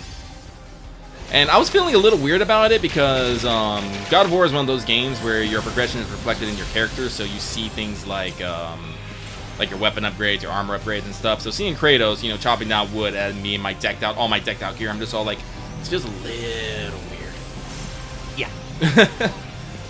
But I started playing through it, and I'm getting the hang of it because God of War does something interesting in his new game. Plus, it actually unlocks new items that lets you like get new gear, and I'm just like, ooh, like new things, what you say. I mean, that's a good way to handle that, right? Because they give you all the stuff, letting you advance that way. So there's new things there and stuff, and so yeah. But unfortunately, like we talked about this on the stream. I just realized that, you know, playing the game, and since I wasn't bound by, you know, the stream, I did a lot more exploring around. I forgot there's a lot to explore on the side. Jesus. Yeah. Like Omega, I'm not gonna say you have to do this, but you might want to take some time on like off camera to like go back in previous areas and maybe gather some chests and stuff, because there's just a lot of side chests and with like items and runes and stuff. And okay. I was wondering if we need, like, we hadn't at a point where we felt like we needed to do that, but I was definitely thinking off camera, like for instance around the lake where a lot of that shit's optional and side questy. I would like go back. I could do that off sometime. I'm not gonna commit to the camera before much. You have a lot of things to do. There's a lot of things. Like, God of War is fun. I'm enjoying playing it, but I'm actually having this problem now where I'm juggling a lot of games. One of which is definitely a bigger time sink than the other one. Let's pivot to Astray Ascending a little bit here. Well, let's take a second because it's 48 degrees outside, and I opened my window a crack earlier to vent out my room because, like I said, the stuffy thing, and I am now starting to freeze. So give me a second to hop up and close my window really quick. Yeah, actually, give me a second too. I will be right back. All right, let's take an intermission. We'll be going for almost 3 hours. Let's take a break. Let's get up and walk around. Yeah. We'll be right back. We'll be right back, guys.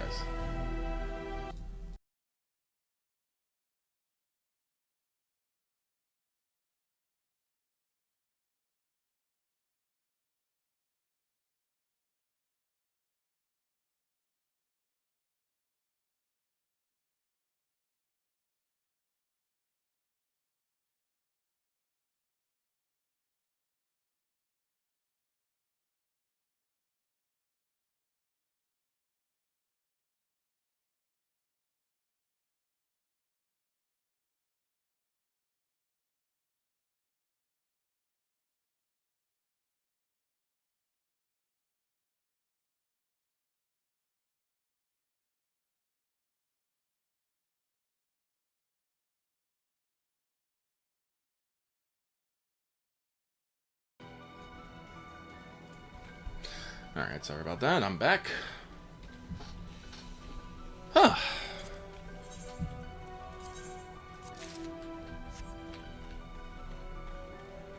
Aresh be killing rats.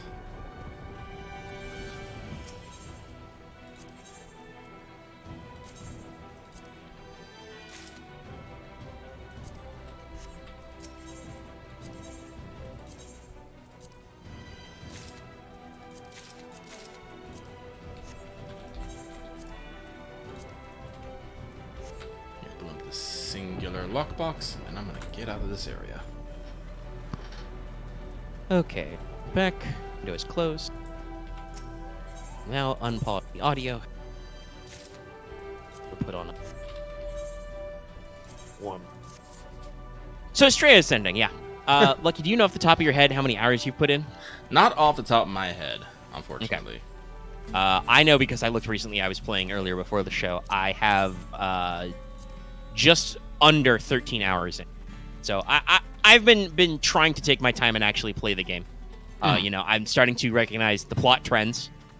They're very easy. If you haven't noticed, Lucky, I will tell you. Get used to finishing a dungeon and going back home, and then talk about it for 5 seconds, and another attack. Migmies are just like they have to say their lines one word at a time and then repeat them. I will say that is the thing that I don't want to like rush the game. I am slightly bothered that there's no way to like speed up dialogue and cutscenes. Yeah. Because sometimes people are slow talkers. Or just do the thing of, I push X, they show all the words, and I can push an X again to go... Yeah.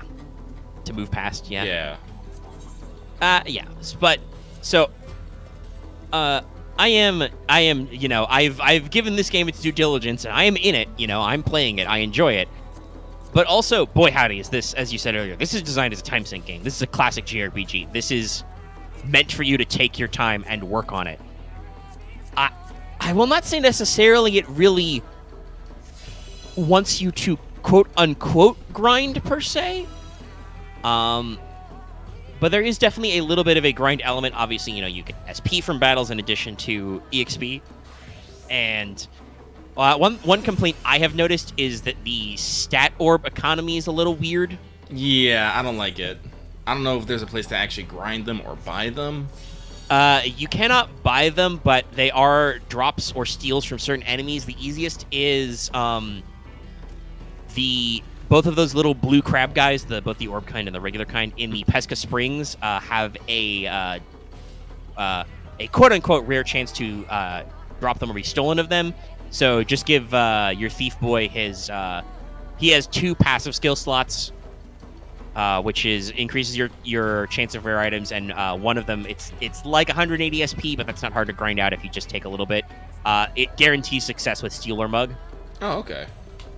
And it's in his starting class spread, so it's nearby abilities you want to get. Like, you have to actually go some distance to find Mug. It's a little weird where they place some of these. Hold on. Sorry, I had to... But yeah, so you can basically fucking speed run that. You get like 4 of those guys, you just have him go first and be like, steal from you, you start to gather them up. You do get them from bosses and certain new dungeon chests, but that's very slow. Like, there is a time period when I first did a hardcore grind for stat orbs where I was like, I had like 5 or 6 and I'd run out of orbs and I was not getting enough of them from dungeons. So I had to actually sit down and kind of grind.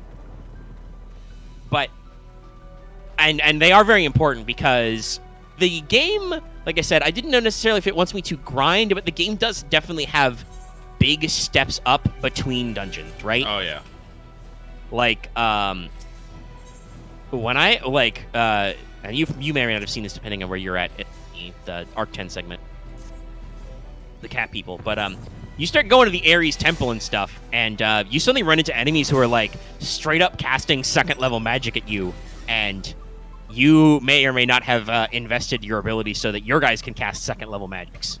You gotta go quite a way down Dagmar's chain in his constellation to get all your level 2 elemental spells. I use Dagmar so much. I already gave him Black Mage, but like, yes, cast more magic. I need magic for everything. I went Shaman, and I think actually it might be... Shaman's interesting. But yeah, so we did discover how to do main jobs. You get it right after you complete the first dungeon. Yep. You find the little job crest. They only give you 2. Yeah, I didn't realize that at first, and I was like, shit. So you got to be picky. And as far as I can tell, you seem to be getting 2 after every temple. Oh, okay. Because I only have 4 people so far. 4? Yeah, I think it's 4. Because it was... Yeah, it's Dagmar and Eiko. Eiko, I made a white mage. Duh. Ulan, because I use Ulan a lot because of her tankiness. I finally bought and equipped her passive ability where if an ally is at 20% or low HP, she just takes the hit for them. It has saved my butt so many times. I gave her Guardian, though, so which was a choice. I was debating that or Oh god, what do they call it? It's the one with the weird spike abilities. Resonator? I don't know. Wasn't it like Harnesser or something? Harnesser, yeah, that's right. I was like debating that, but I'm like, no, I'm building Ulan like a tank, and that's all of her abilities. I'll tank. Listen, I just wanted that because I'm like, sweet crystals. Yes, the Harnesser crystals are cool. I will have to like do that as maybe like a second run or something, or if they let me do something else. The weapons are neat. And then for the other one, because I was using, much like Dagmar, I was using Cress a shitload because she can do elemental damage as well. I made her a Dark Knight. Oh, I did that. Yeah, because that seems to play well to the magic and physical emphasis. Mm-hmm. Like, I feel like I've noticed, like, every other two-handed sword that Dark Knight gets is, like, one of them's mage power and then one of them's attack power. Like, they seem to alternate a little bit. So it seemed on theme. It was good. You know. And then the rest I'm working on. Like, honestly, like, I think Alec is going to get one of the next crests I get just because I am, like, most of the way through his weird swordy job thing, and I've, like, gotten most of his active abilities. I'm just like, this man needs a job. He needs something to do. His role as, like, a basic human soldier is really weird because he can, like, heal a little bit, and he can do, like, some status effects, but, like, not a lot, so I don't know. I don't know what class... I haven't used them much. I've been, like, my main team is Oolong, Crest, Dagmar, and I can't remember her name, but the Summoner. Alessia, yeah. Yeah. I use her a lot as well because she's an off healer. Yeah, she's an off healer, and I'm thinking of giving her Alchemist so she can do a bunch of stuff with items, because I use items actually on a fair regular basis. So. Yeah, I do. Maybe I should go Alchemist. I was debating Alchemist or Chronomancer because obviously, like, Eco's White Mage. Duh. He slots in perfectly there. It's fine. You know, you get access to Curor and Razor. It's fine. Everything's fine. Shaman is actually interesting, so I picked that for Dagmar because I thought about Black Mage. Also, I thought about it for a second and decided against it, but I do maybe want to try a weird, like, it would have to be in like 6 to 12 months or something, but I might try this game again and do some weird shit, like, because Ulan can pick Black Mage as one of her jobs, and I'm like, what the fuck is that build like, right? Because, like, all of her default abilities at Captain are, like, physical damage. Like, she's got a couple of single-hit physical damage, and then she's got Wave. It still uses MP, but it's just a physical damage. Yeah.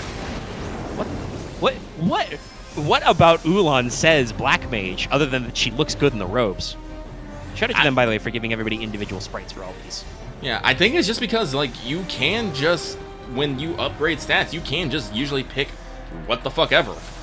It's true, which I really appreciate. Like, I don't appreciate how there's a currency associated with that, and those stat up increases, especially those HP and MP increases. Oh my god. Like, I'm really glad they give you big ones, but you so need those. I cannot tell you how long when I was, like, on my dearth of stat orbs, like, my poor squishy mages were getting hardcore bodied because they were still at, like, 300 HP naturally, and then you get, like, 2 plus 100 HP ups, and you're like, oh, thank god, you can actually live. You can live through an attack. Like, so, obviously, as we say, it's not a perfect system. Kind of wish they'd do something with the stat orbs a little bit, but I feel like that's what I think I would like is, I think I would like them for, if you have to break a stat orb, you would just return it instead of, you know, breaking it. Yeah, if you could actually just reset the orb and, like, move it as opposed to break it, would be nice. But yeah, so go ahead. Yeah, because then you can spend some time grinding things, but you won't necessarily have a you would still have the consequences of you need the stored stat orbs, but, like, as we said, there seems to be jobs for fucking everything, and there's, like, what, 3 more job slots or something? Or is that just support? Yes, you have 4 job slots. You have your starting job, you have your main job, and then you have sub-job and support job, whatever the fuck that means. We don't know yet, so there could just be more All stuff. of which probably take stat orbs for stat ups. And I brought this up. After you complete the second dungeon, you get access to everybody's limit break. Everybody starts with 1, and that accesses your second half of your starter jobs, your base jobs, tree, which is all stat orb slots. There are no abilities or support slots, support abilities hidden over there. It is all just stat orbs. And I'm like, okay, cool. I do not have enough fucking stat orbs for this. I appreciate that this gives you, like, honestly, I bet people, I don't know if people have started doing it, but I bet there are people who can beat this game on, like, a challenge run of, like, starting job only, right? Yeah. Like, just because you don't have to class up. It's helpful because they give you access to abilities. I'm glad I picked Shaman for somebody, because that seems like it has some interesting things. Its primary abilities seem to be, 1, you can get passive abilities to set the weather. Oh, really? Yeah. So, like, you can get the support abilities to be, like, sunny, it's always sunny, or rainy, it's always stormy, you know? So you can, like, do that. That affects enemy spawn rates, and it might affect other stuff. Like, I wonder if maybe if it's raining, if your accuracy's worse. I don't know. I don't know for sure because the game hasn't explained weather to me, I don't think. I've just observed that the weather is recorded and it matters for certain hunts. Certain hunt enemies only spawn in certain rooms when you have the weather right. But the other thing it does is its basic ability is called Elementalist. It lets you do a random basic elemental damage to an enemy. Another ability that I bought for Dagmar is called Eviction. You can just attempt to kick an enemy out of the fight. But its primary active abilities seem to be the ability to infuse your allies so they always do a particular type of elemental damage, which I am very interested in because elemental things are very important in this game. Yeah, that's not. Yeah, I guess mine is more. I guess that's more of an offensive strategy. Mine isn't necessarily that. Usually, my damage dealers are Cress and Dagmar, and then I use basically Ulan to tank or generate focus, so Cress and Dagmar could do more damage. And the same thing with Alyssa is she's either healing or generating more focus, so they can. And if you've got a lot of focus, she can do her summoning thing and actually like bring it in. Mm-hmm. I'm so glad she has passive, so you can also give summons more FP because they're fucking useless. Yeah. Once I realized they're expensive, but once I realized how support abilities work and started like buying them and equiping them. Because audience at home, you have to equip your support abilities too. That's why there's a special support slot, so you can buy more slots because you start with 2. It's funny. I have some characters where I have like 3 slots on them, and I don't own any support abilities on them yet, just because of the way the constellation works. Yeah, it's a little weird sometimes. Yeah, it's again, there's a lot of options and there's a lot of freedom of how you want to do your builds. It's a little involved, but you have a lot of flexibility. But once I realized how good those were and started attacking them, like, goddamn, like, I think it's in her captain job, but, like, Ulan has one to, like, reduce all damage she takes by, like, 10%. I can't Dark remember. Knight has one to have, like, a 40% chance to survive with 1 HP on a lethal hit, which I've had multiple times. Doesn't Ulan have an ability that if she is just, like, 10 levels over or something, she can just instant kill things and you still Yes, I am working towards that one.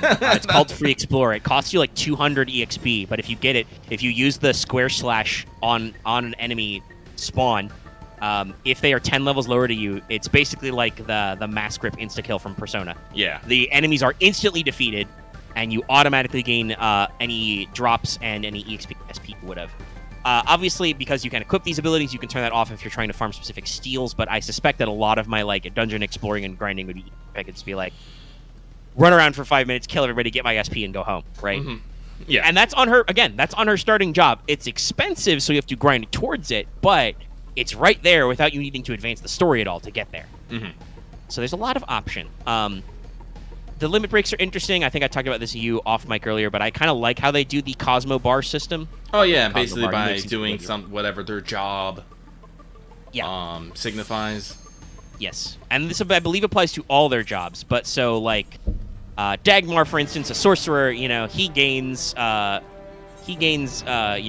gauge by doing elemental damage. White mage, it gets it by healing. Some of these I'm not entirely sure like how they work. Like I gotta be honest, I haven't seen Ulan's limit break yet. I don't know how she generates it. I think it's physical damage, but it might be getting hit because she's a guardian. Yeah. I do at least appreciate that everybody's are fairly varied. Like obviously some of them are just do big AoE elemental damage like you'd expect. Like Dagmar's is do fire damage to everybody.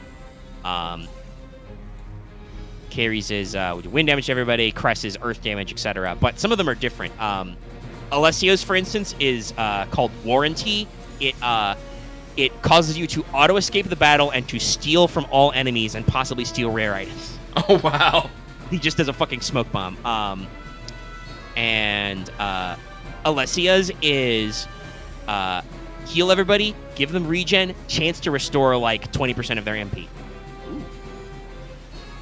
And that's actually interesting because Eco's is AoE water damage.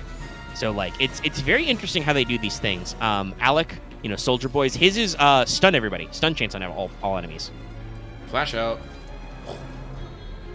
Actually, no, he calls up your winged horse ride to yell at enemies. Rawr!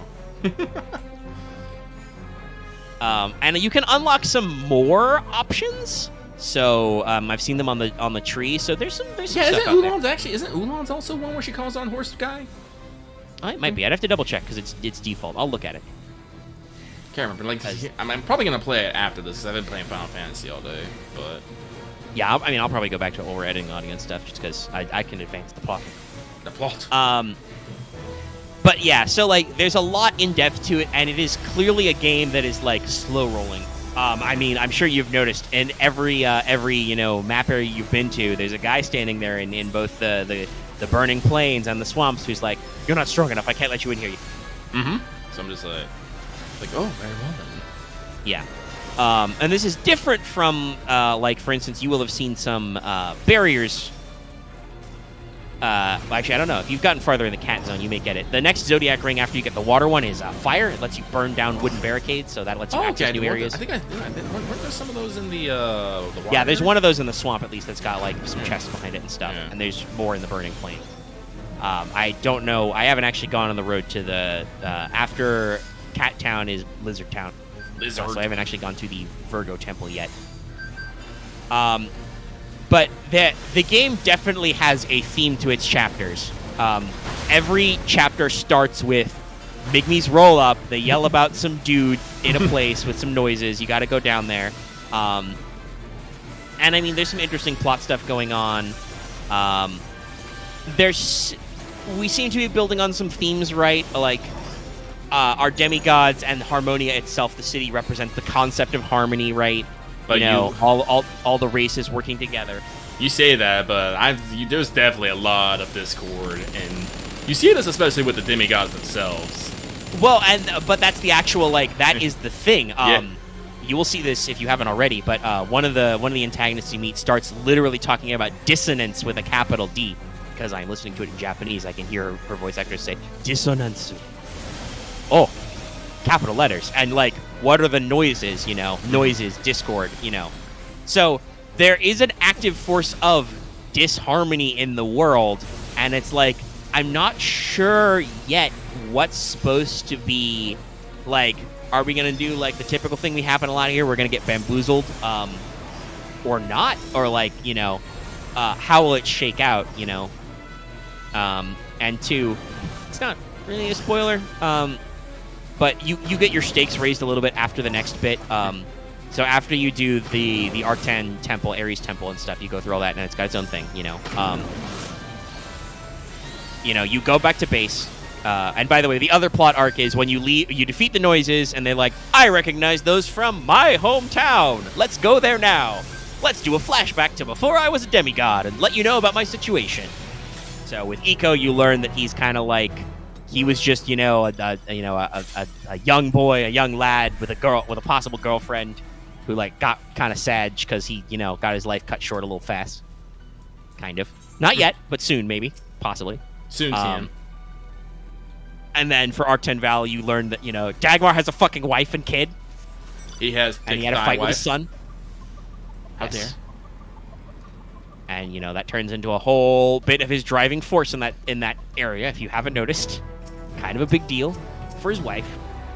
And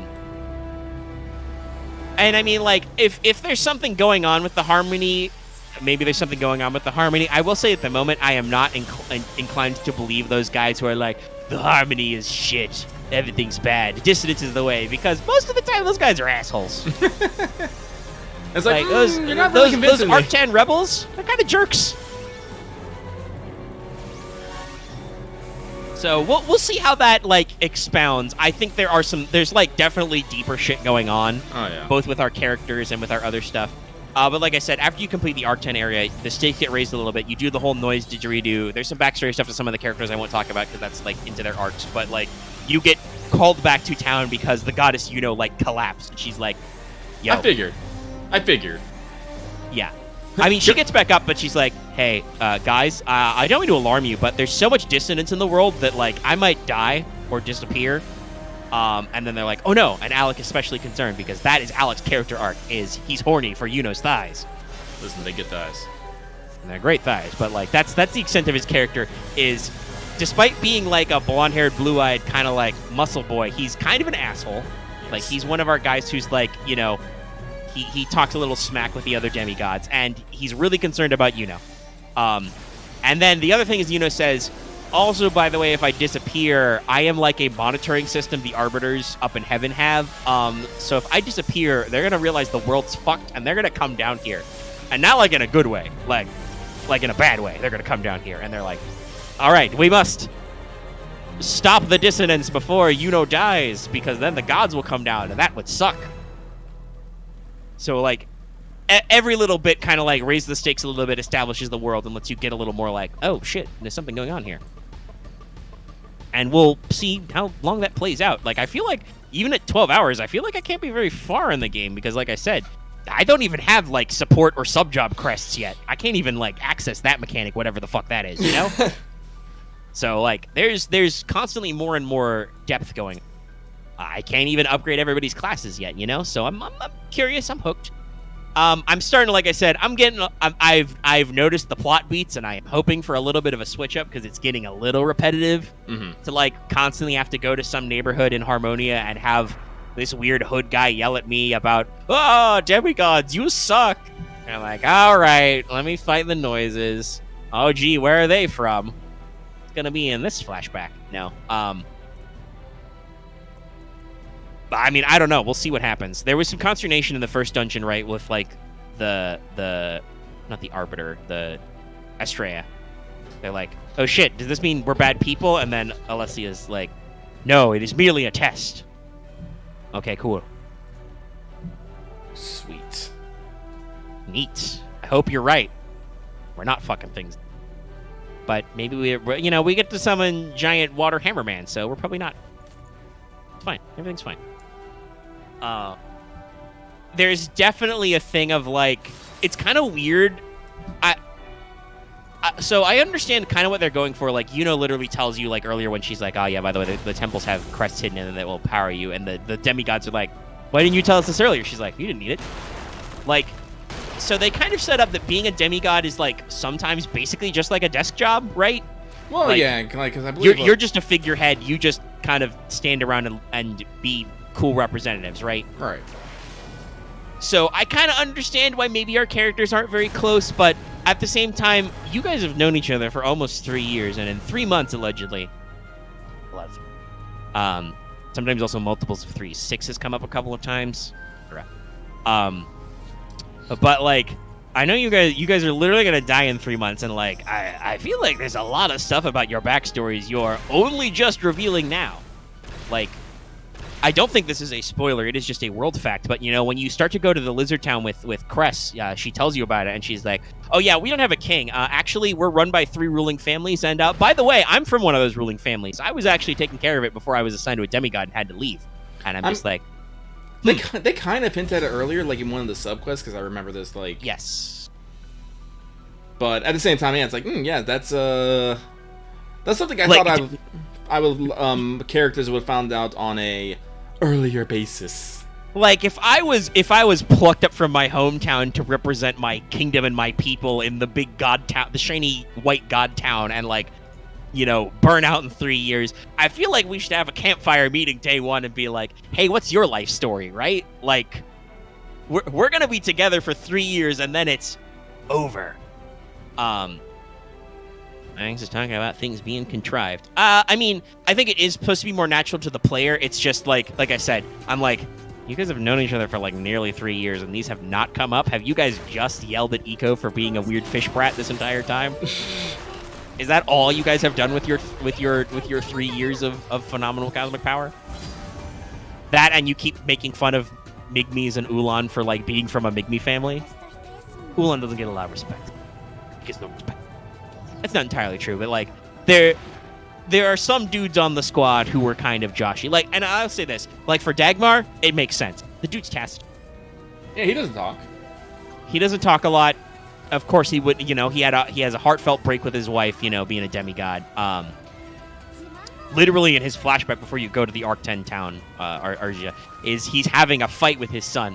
His son wants to fuck a bird woman.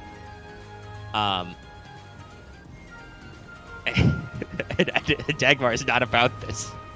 Where's your Arcten pride? Don't you like thighs?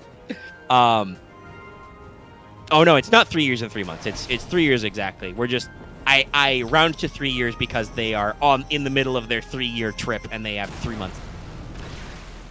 But like some characters it makes sense. In other cases it's like some details about Bird Girl's backstory comes out. I'm kind of like, you're very chatty, bird lady. You didn't mention this earlier? Oh well, whatever. We'll get over it. You know. Kind of actually thought we were going to Birdtown next, but they decided Lizardton. Ramta or something? It's very, like, Arabian/Egyptian themed, like it does the classic music sting when you're in town and stuff. The game is, like, very well designed. Like, the art and animation is really good. All the voice acting so far has been, I mean, it's in Japanese, but it sounds superlative. The musical cues are, like, subtle, but still really good, you know? Mm-hmm. It's a well-put-together game. I've immediately noticed the way the plot has been going for these first couple chapters, and I'm like, okay, are we going to vary this at all? It doesn't stop me from playing the game. I find it interesting. I like the stat orb thing's a little tedious sometimes. I understand what they're going for with the armor having different elemental resistances. I kind of wish you had a little more pick and choose over that because, like, it's a straight stat improvement, but also it's like, okay, but this armor makes me weak to lightning, and you've just sent me into an area that is full of lightning enemies. Actually, it's more like, why is this armor weak to fire? You're sending me to the fire map, you know? So, like, that's a little touchy sometimes. I at least appreciate that the different types of armors seem to have different resistances, so you're not, like, completely fucked all at the same time. Yeah. Like, heavy armors or light armors are different from, you know, mage robes and heavy robes and stuff. Sometimes it's a little weird because I haven't done all my class advancements, I still I see the armor shop and I see a category of certain types of armor or helmets or shields or whatever. And nobody can equip this. I guess it's for a class I haven't picked yet. Oh. But, you know, works out. And like I said, the customization, if you take the time to actually do a little bit of the grinding, and like I said, it doesn't even feel that grindy. You can fast travel from literally anywhere. Yeah, I know. It took me a minute to figure that out, but no, the teleporting things is just a new point to fast travel to. And I was like, oh. Yeah, so the teleporters decide where you can fast travel to. They do not where you fast travel. So, like, you in the middle of a dungeon, you about to fight, like, a hunt boss and realize you need to go back to town and recover your MP. Just beam out, beam back in, figure out where you're going. Like, obviously, if you're exploring a new area, it will set you back if you go back to town to, like, buy more potions or whatever. But for the most part, it's just, like, you can literally just, like when I farm stat orbs, it's like, fuck, I've unlocked some stat orb nodes. I don't have any stat orbs. Teleport to Pesca Springs. Sewers. Put Thief Man in front row. Begin sealing. You know, the dungeon's like 2 rooms. They're big rooms, but there's only 2 of them. You know, do a couple rooms. You're like, how many stat orbs do I got? No, I got like 5. Okay, cool. Stat orb, stat orb, stat orb. All right, I'll be back later. Teleport out. You know, so there's a lot of fluidity and customization.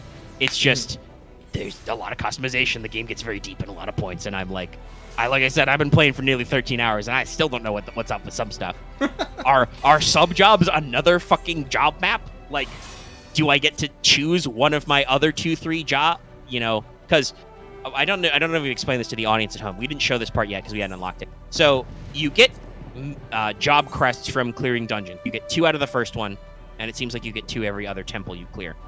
All of which, by the way, are Zodiac themed, because of course they are.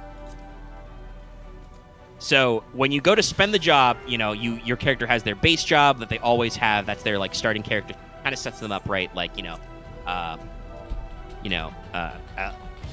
CEO is like thief, less CEO is a summoner, et cetera, et cetera. So you go down to main job, you click that, you get access to 3 jobs, all of which have different sprites, by the way. They have different costumes. I love this. Everybody's got their own unique looks, right? Mm-hmm. And then so you can pick from one of those 3. The game warns you can't switch this choice in the game. So you're locked in as that is your main job, and that changes your costume. Mm-hmm. But you have access to 3. Everyone has 3. And like I said, usually it's like 2 of them are obvious, and then one of them is like weird. Like, for instance, both Alec and Eco can become a wushu, basically a monk. Yeah. With a magic focus. And I'm just like, That's like maybe I'll do like I said, maybe if I get bored next year sometime and I want to play again, I'll do like a weird class game, right? And I'll make Eco a punch wizard. I'll make Ulan a black mage, because you can do some weird choices, but then you have 2 more slots below that we've mentioned, sub job and support job, and like I said, I'm over 10 hours into the game, haven't found those crests at all, don't know where that resource is, don't know how that works yet. It could literally be yet another like ability map we get, or it could just be like maybe you get a special map that's limited to them, etc. I don't know. There's a lot of customization, and there's a lot to reflect on it. You brought up side quests earlier, right? All right. You may not have noticed this because you've only done a couple of characters, but I have discovered that if you keep going back to Harmonia Town, there are individual side quests for every character for every job you pick, I think. Oh, really? Like, I talked to, and they might be of similar construction, I don't know, because I've only played the game once, but like, I went back to Harmonia Town, I talked to Cress's lizard friend, the like lizard cop guy, Lizard cop. at the end of the marketplace, and he's like, you picked Dark Knight. I would have not have thought of that path of you. And he gives you this whole story about another guy who was a Dark Knight and like lost control. And he's like, to show your control, go do this fetch quest.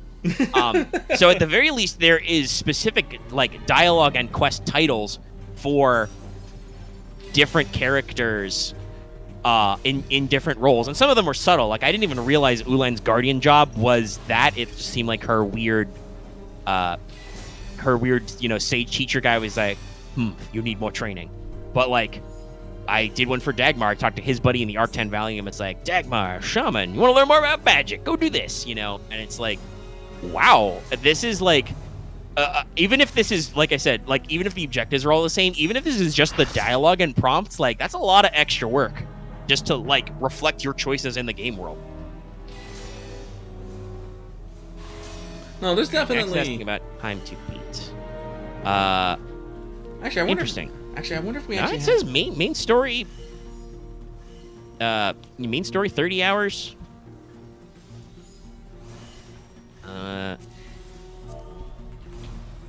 Main plus extras. That can't be right because that's less time. It says that the time for main plus extras is 30 hours and 15 minutes. So I mean, I don't. Yeah, like adding 15 minutes to do the extras. I don't know what that means. So I don't know how to interpret these. It seems like if you speed run it, you can do the main story in about 30 hours. They don't have a completionist stat yet, so okay, maybe nobody's actually beaten all the extra content yet. So, in terms of raw, I don't think I'm a third of the way through the plot because the characters. Well, I mean, I might be if the plot literally ends after all 8 characters get a focus. I'm like in the middle of 3 deep. That's kind of a third. 8 would, if you divide 8 by 3, that would be what? 2.5? 3.5? That's, let's see. 2, 3, 2.6. It was close. So, yeah, I guess I am a third of the way in terms of the raw character stories, but, like, I don't feel like I'm a third of the way through the game because how the fuck is the game, like, unlocking all this shit for me, right? Yeah. So, I am assuming that 30 hours is, like, you do nothing but head down, ram your head against the brick wall of the story until you finish it, right? Mm-hmm. So that makes sense. There's a lot of JRPGs you can actually do that. That also probably fucking sucks because, like I said, there is definitely a tier up when you face enemies in a new zone. Like, they have significantly more HP and they do significantly stronger abilities. But, I mean, I would not be upset if it's on the shorter side. That may mean I may actually be able to get to, like, replay it or New Game Plus it or whatever faster? Possibly? Possibly. Gotta pivot to other stuff. Been thinking of catching. So, like I said, I want to finish, I've never finished Hyrule Warriors. I've played it and enjoyed it, but only beat a few maps, so I should probably sit down and do that soon. Mm-hmm. Yeah, like, it'll probably be, like, 60 hours for me, I would think, at this rate. Of, like, actually taking my time to level up characters and get the abilities I want and actually, like, try and do the side quests and stuff. But like I said, the time to beat website does not list a completionist time, so I don't know if anybody's clocked out like platting the game, how long that takes. If they have, they are not reporting it. I don't think I'll go for a completionist run, but I definitely like, you know, I'll do as much as I can with the time I do because, like I said, like, there's a lot of options. There's a lot of fun stuff here. No, I'm excited for it. Like I said, like, I think I've done enough Final Fantasy today. When we get done with this, I'll probably like grab my tablet and my phone and go jump in bed, play some PS5. Yep. If you've had like we said, I don't necessarily want to warn anybody off the game. If you like JRPGs, it is a good JRPG. I understand why people are like, the plot doesn't seem that deep. Yeah, it's probably not. It seems like it's getting a little like we've hit a stride of our rule of 3, and I hope we maybe like shift out of it. But it's still good, and I have a feel for all the characters, right? Mm-hmm. I mean, they're getting characterization and whatnot, so... I like I said, I'm genuinely interested. I'm like, I don't know if this harmony is a good thing or a bad thing. I genuinely don't know what the end state of this game is going to be. I'm very curious. Like, will these, like, kids causing trouble in the neighborhood be right in the end, or will it have been kind of like, you know, a youthful folly thing? Like... Or will it be a mixture of both? Like, will our characters reach the end of their demigod lives and be like, well, some of that sucked, but some of it didn't. You know, it was important to us to maintain some level of harmony with our neighbors and stuff.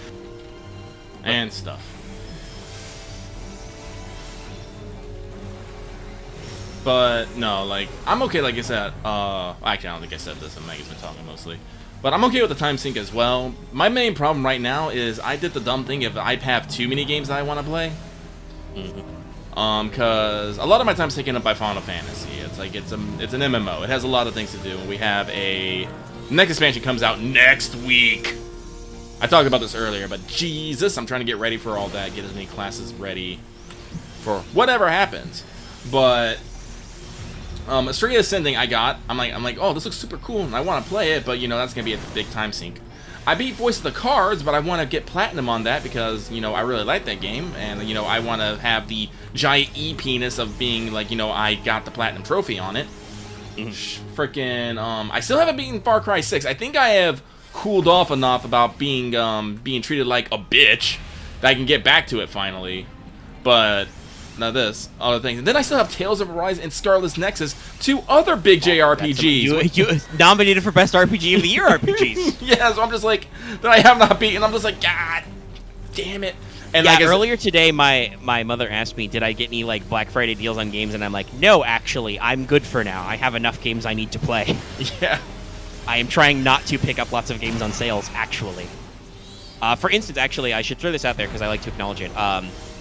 You know, a member of the community, as you know, you guys, your darned generosity, gifted me a copy of Humankind, which I talked about a week or two ago about liking. I have it installed, but I have not had time to play it because I have been juggling all my other shit.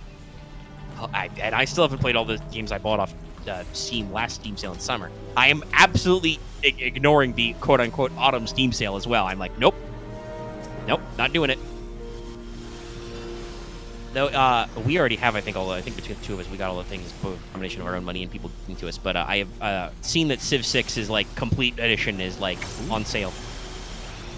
It's still probably really fucking expensive, but if you like Civ, apparently they've got a discount.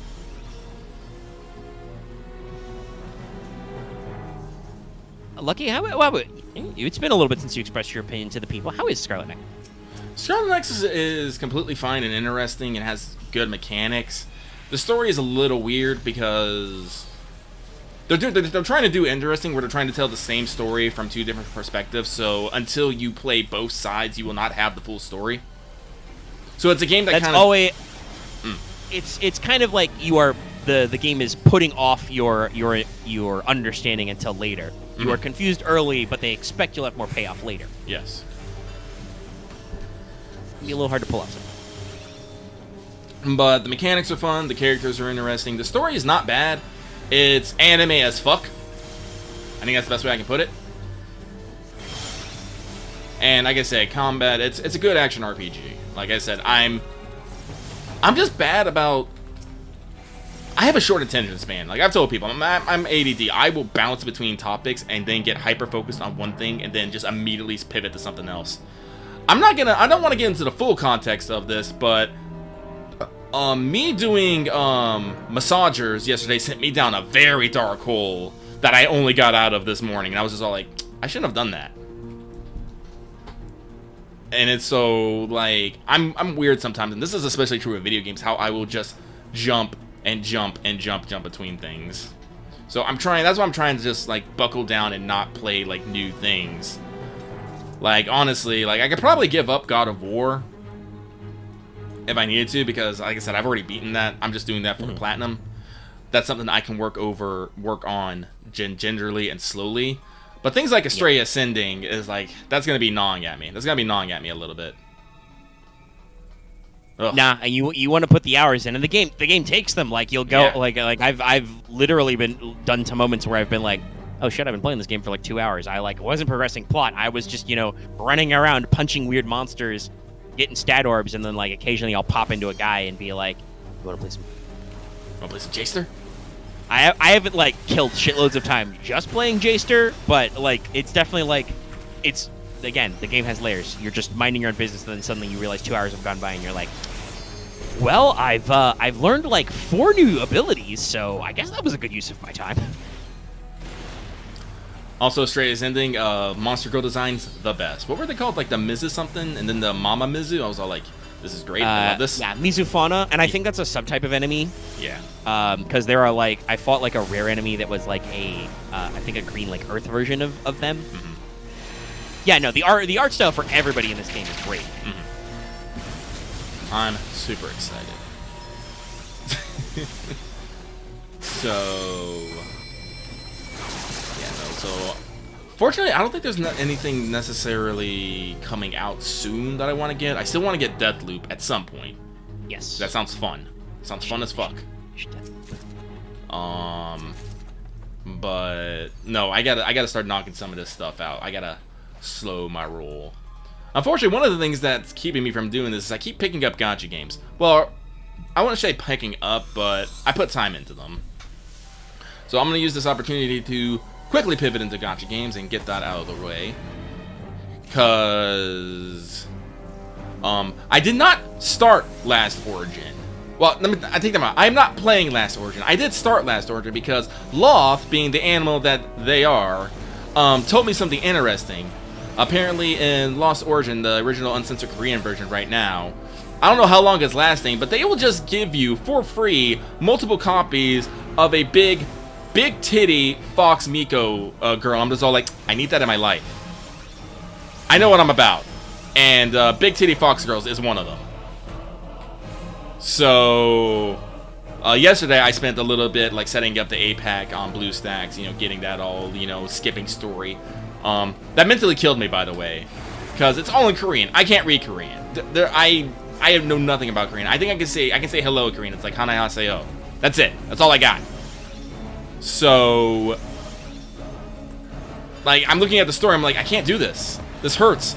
All these, like, things are happening. This maid, she has a very huge boob window and a dog. This dog is great. I love this dog. What's happening here? I don't fucking know. But, I was able to get through enough. And yeah, in the box, there was just like 6 copies of the big titty fox wife. I'm like, yes. Now I'm just going to leave this game. I'm just like, I don't know what's going to happen. But I will forever have a big titty fox wife, and this pleases me. I will go play other things. Unfortunately, I have plenty of other things to play. Yep. Blue Archive is going. They didn't have an event going on right now, but I think they are about to start. They're about to start their next event. They've shown off characters. I believe it's happening after the maintenance on the 29th. So that will be a thing. I'm not entirely sure how Blue Archive events work, but yeah, that'll be interesting first. Yep, it'll be interesting first one. I did follow the Japanese Blue Archive so I can see upcoming things, and they're about to start new events. I think there's actually a girl with a tank, and I'm all like, cool. Well, do I get a girl with a tank someday? I hope so. I mean, there's definitely tank girls, or at least a couple girls with the title screen. Yeah. But unfortunately, one of the things that's bugging me about Blue Archive right now is one of the flaws it's starting to show. It's that the progression's getting hard, I guess I want to say. Because I talked about this before, in which Blue Archive is not necessarily... Damn it. is not the kindest to your AP economy, I guess I want to say. Like, you get more AP, like, the more you level up, but it always takes more to level up, and your AP doesn't necessarily, like, the experience you get for your AP does not necessarily correlate. I talked about this earlier when I was talking about before. You only, like, doing maps, you only get 10 XP. You only get 10 XP, and, well, let me rephrase that. You only get as much AXP as AP you spend. You do a 20 AP map, you get 20 experience. So me, who's like level 40 right now, who needs over a thousand experience to level, that means I have to spend over 1,000 AP to get that. That's a lot. Now, your hard cap, because I'm at the hard cap, I have extra stamina in my fucking mailbox, is 999. Mm-hmm. So like, that's not impossible, but I don't know what it is, but the value, I'm like level 10 or 11. The value of what my native AP, like, I would recharge to if I did actually spend all 999 I have, and gives you, the game front loads you with stamina like they do. Mm-hmm. So if I did spend it all, I don't know what my natural cap is, but it's way lower than that. Mm-hmm. You do get like 50 every day for logging in, but as you say, if that, once you get that exponential curve, that 50 gets like less and less. Mm-hmm. So this is the problem, and because again, talking about it, since your girl's level is linked to your level, like, progression's hard. Like, I'm in World 8, and the recommended level for it is like 46, I think I want to say right now. Now, this is kind of a misnomer, because I can still beat them. Not always 3-star them, but I can still beat them. But the problem is that, you know, I need my hyper-specific damn it. I need my hyper-specific situations. My friend is going to do nothing now, god damn it. So it's a little bit of a problem.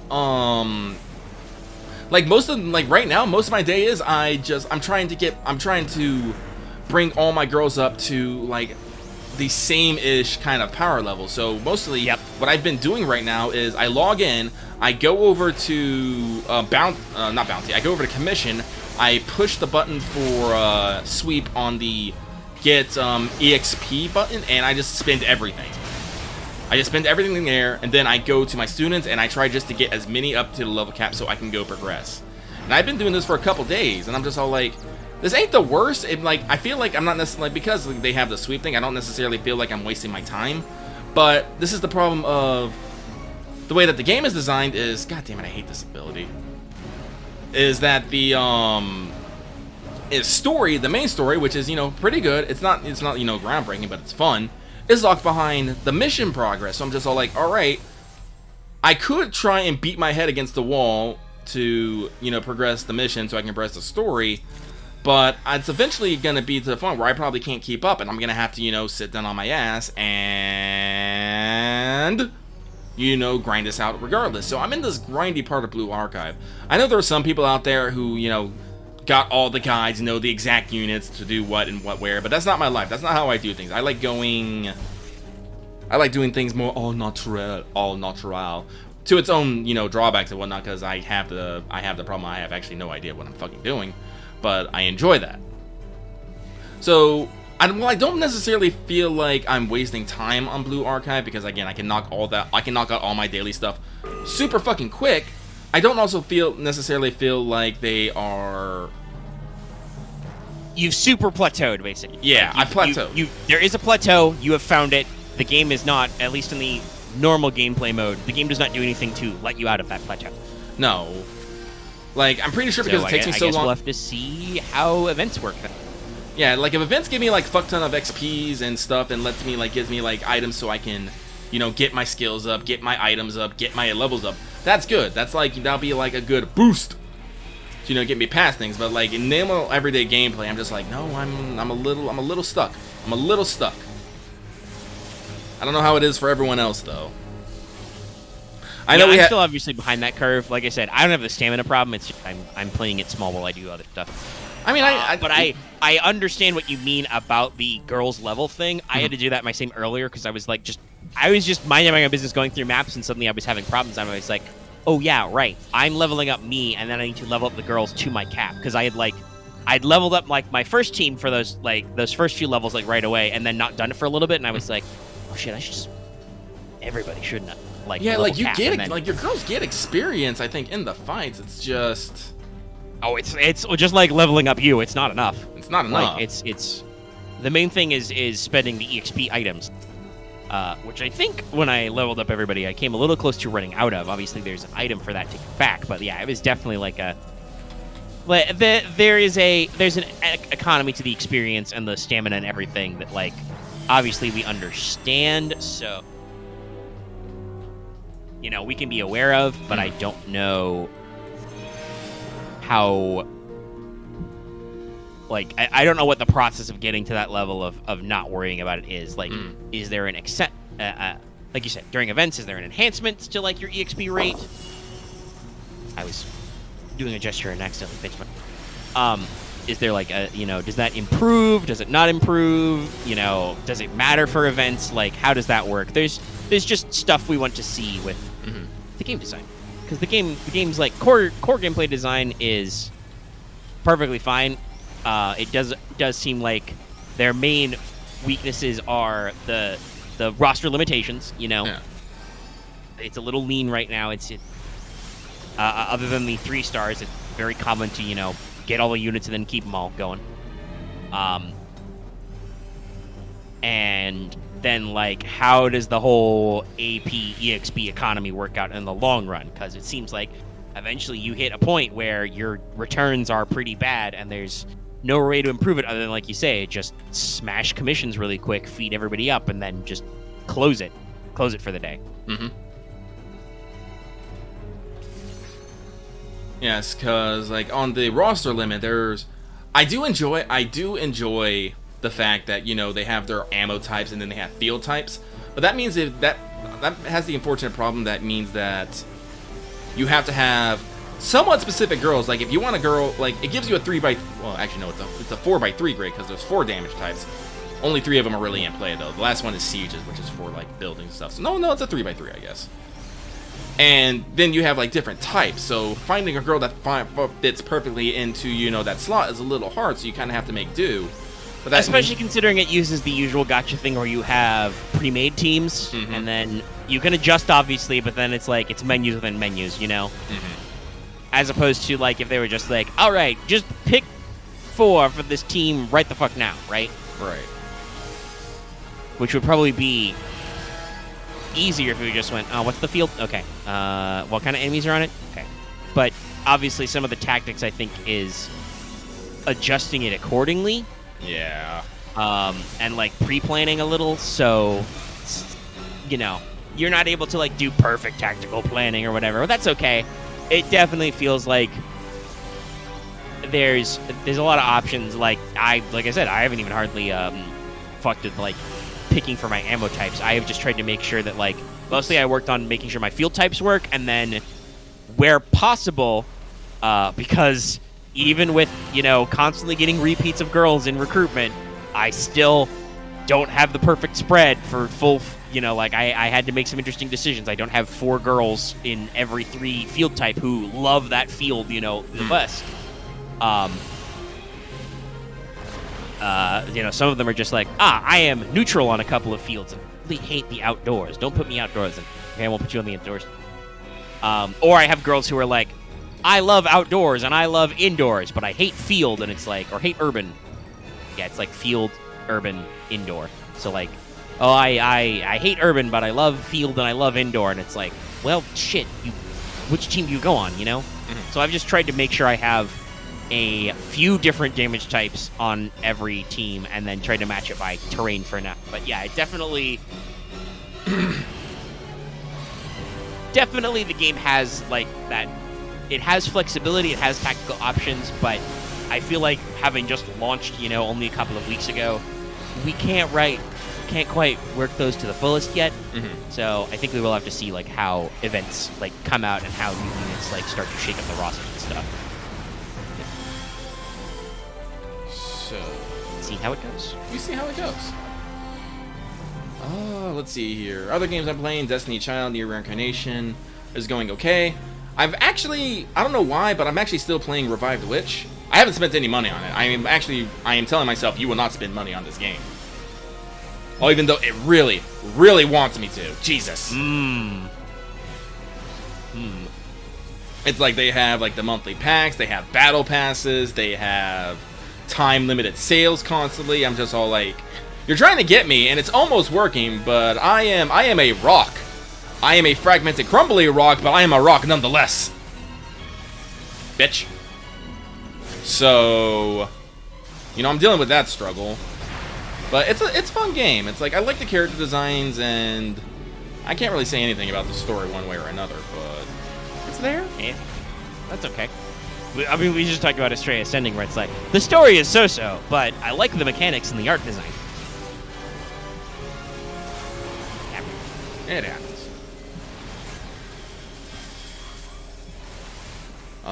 Let's see here. So I guess I will ask just for clarification for the audience at home. What made you decide to go back and try and keep at Revived Witch? Because at first you were taking a path.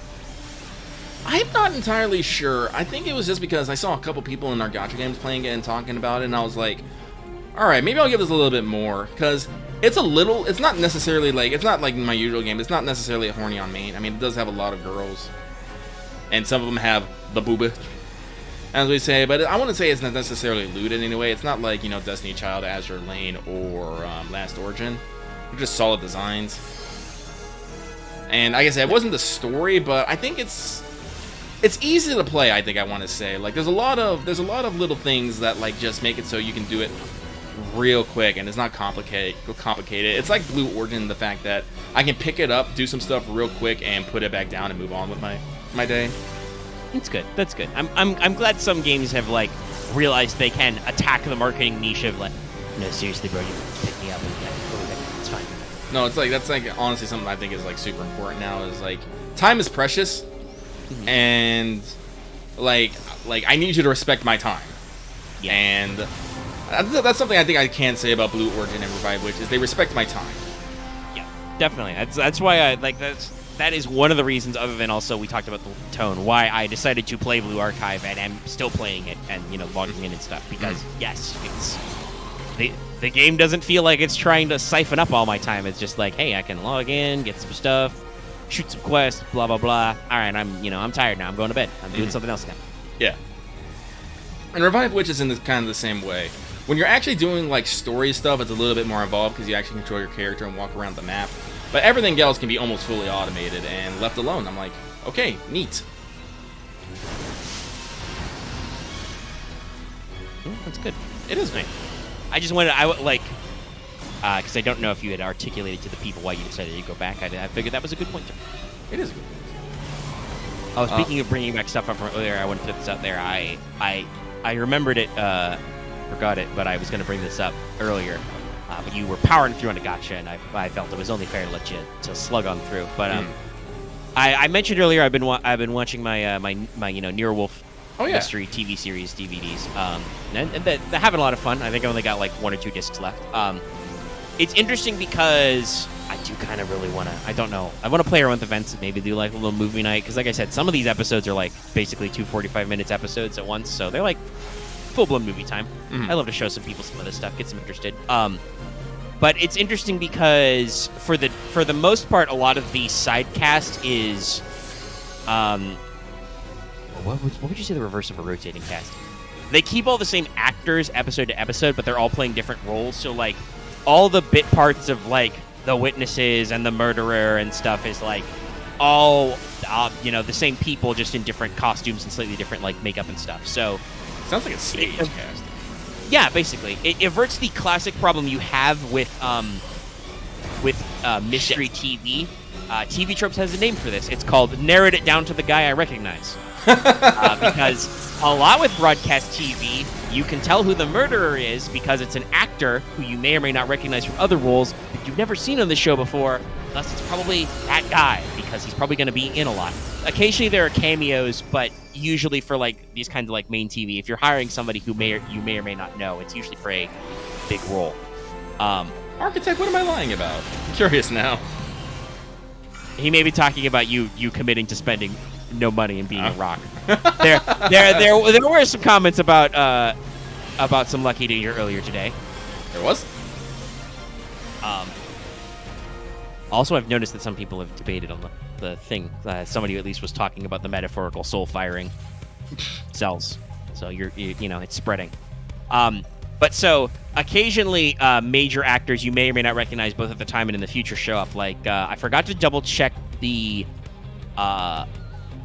credits for that episode, and I haven't gone back to put in the individual discs because it's all, you know, physical media. But I'm pretty sure one of the secondary victims in 1 week was Carrie Fisher. Really? Yeah, I was like, hold on, is that Aussie character Carrie Fisher? And I just forgot to check the credits. One I did check the credits for though was Lucky. Guess what actor I ran into randomly in the middle of the night in Nero Wolf. It's related to a thing you've talked about earlier today. Oh, we just, you know, minding our own business, talking about a South American country. Oh, hey, who's that ambassador? It's Juan Carlos Esposito. Just out of nowhere, and I'm like, because obviously, like, the show's like 15 years old now, and I'm like, motherfucking Giancarlo? And like, I rolled back to the credits because I usually skip the players because it's a little bit of a long sequence, you know, as I'm watching my mysteries in the middle of the night, and I'm like, motherfucker, it says with Juan Carlos Esposito. Like, damn. Glad I spotted him. I'm not always good at that. And obviously, like, it's been a few years. I'm like, huh, funny old world. Yeah, the man does TV, so he just pops up. But okay. Gotcha. I think if we want to talk about the Cyberpunk. I will note this real quick. I do not have things about anime. I do now have a section in my notes about anime, so we are making progress, y'all. We're working towards it. We'll get there eventually. Eventually. I'll go crazy one weekend and watch I won't watch like 5 series. I don't have enough time. Maybe I'll watch like all of one series and be like talk about this. But yeah, we can talk about other some stuff like that. I can. Speaking of Cyberpunk, I can mention that once again Cyberpunk is trending on Twitter for reasons. Now for what? Well, apparently there was a wealth of positive reviews on Steam. Oh yeah, I did remember seeing that. Yeah. Discord, yeah. So, you know, that's good to see. Though I will note that sometimes this trending, it is trending currently because people are kind of talking about the slight. There's a little bit of backhanded compliments. Like there was a Kotaku article on this about Cyberpunk's finally having a good day. You know, blah blah blah. Steam reviews. Everybody on the all the devs who are talking about it are really jazzed about it. You know, this means that their recent reviews are all, you know, very positive, and their overall reviews on Steam are now mostly because the game is perfectly fine. But the article even ends with, like, of course somebody from Kotaku had to get another cheap shot jab in of, like, now fix your game on consoles, and I'm like, fuck you, buddy. The game is fixed on consoles. Like, I know it was rough on old-gen consoles, you know, I'm not going to say it wasn't, but I played the game perfectly functionally on my PS5 before, and as far as I know, it's only gotten more stable on consoles. It was already pretty good on PC. So it's like, there's still a lot of, like, it almost feels like some people don't want to let go of their initial impression. They don't want to be wrong about Cyberpunk being good eventually. Like, CD Projekt Red has straight up said in recent interviews, they imagine that people will think of Cyberpunk 2077 as a good game eventually.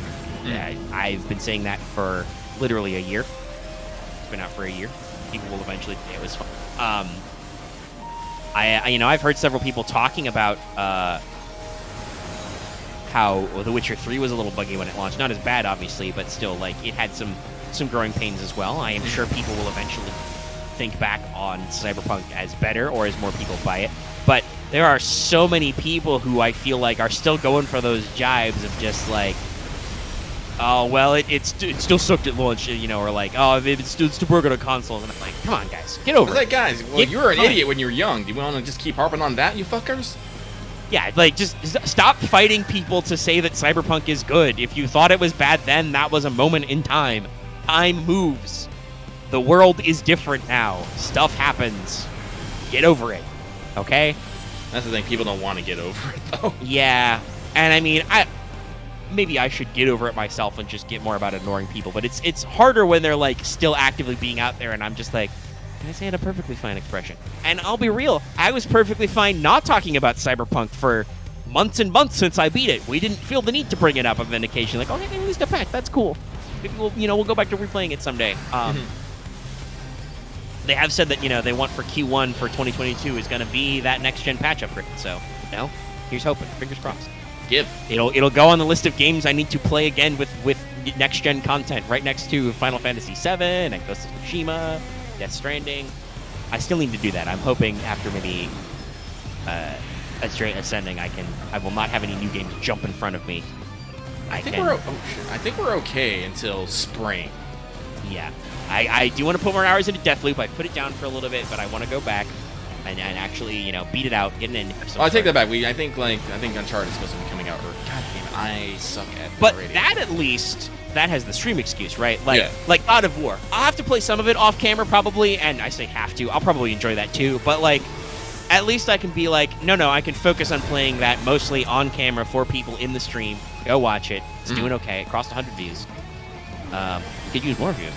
I like but views. Like that, at least I can block out my time for stream games, right? Same with Uncharted, right? Like we'll play that on stream. So that's different from like me clocking in the hours, like doing a straight ascending and stuff. And like, I would not want to just show me do director's cut for Tsushima or Death Stranding. Yeah. But it's a thing. I'm like, man, I really, really like those games though. Like those are some of my top games out of the last couple of years. Death Stranding, Ghost of Tsushima, Final Fantasy VII. Like, I should go back and see what they got for me.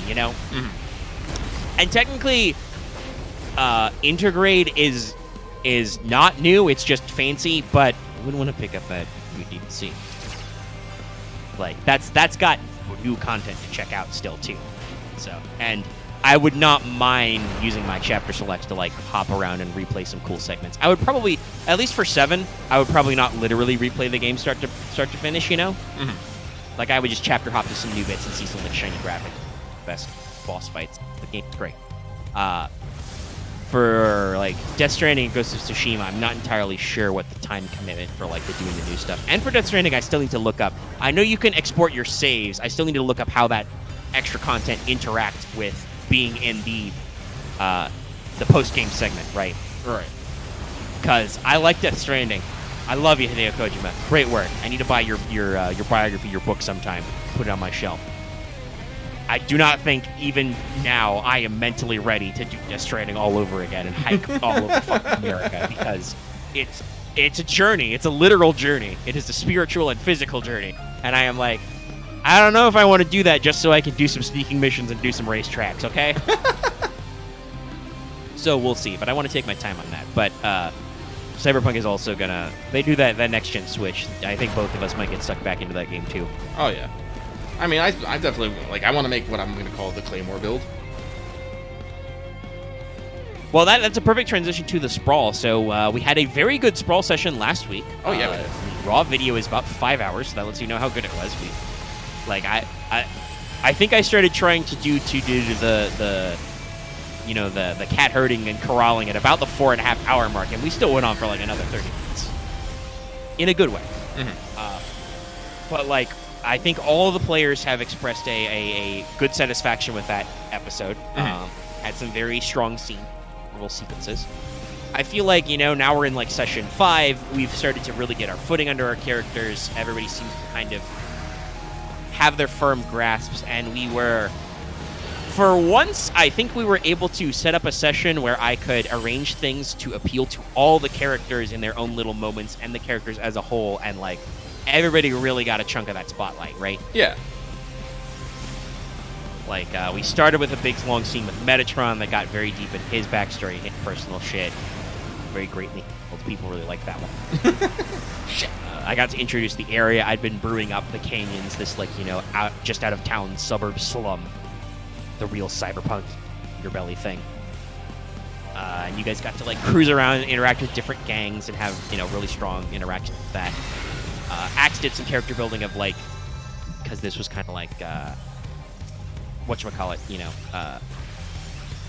this was, an area where we talked about certain interactions with the job, but, like, occasionally, like, there was some black marketeering and some theft in here. So, like, oh, you know, he said, oh, when I was in my different job, I was down here on the beat, basically, you know, tracking down lost objects sometimes.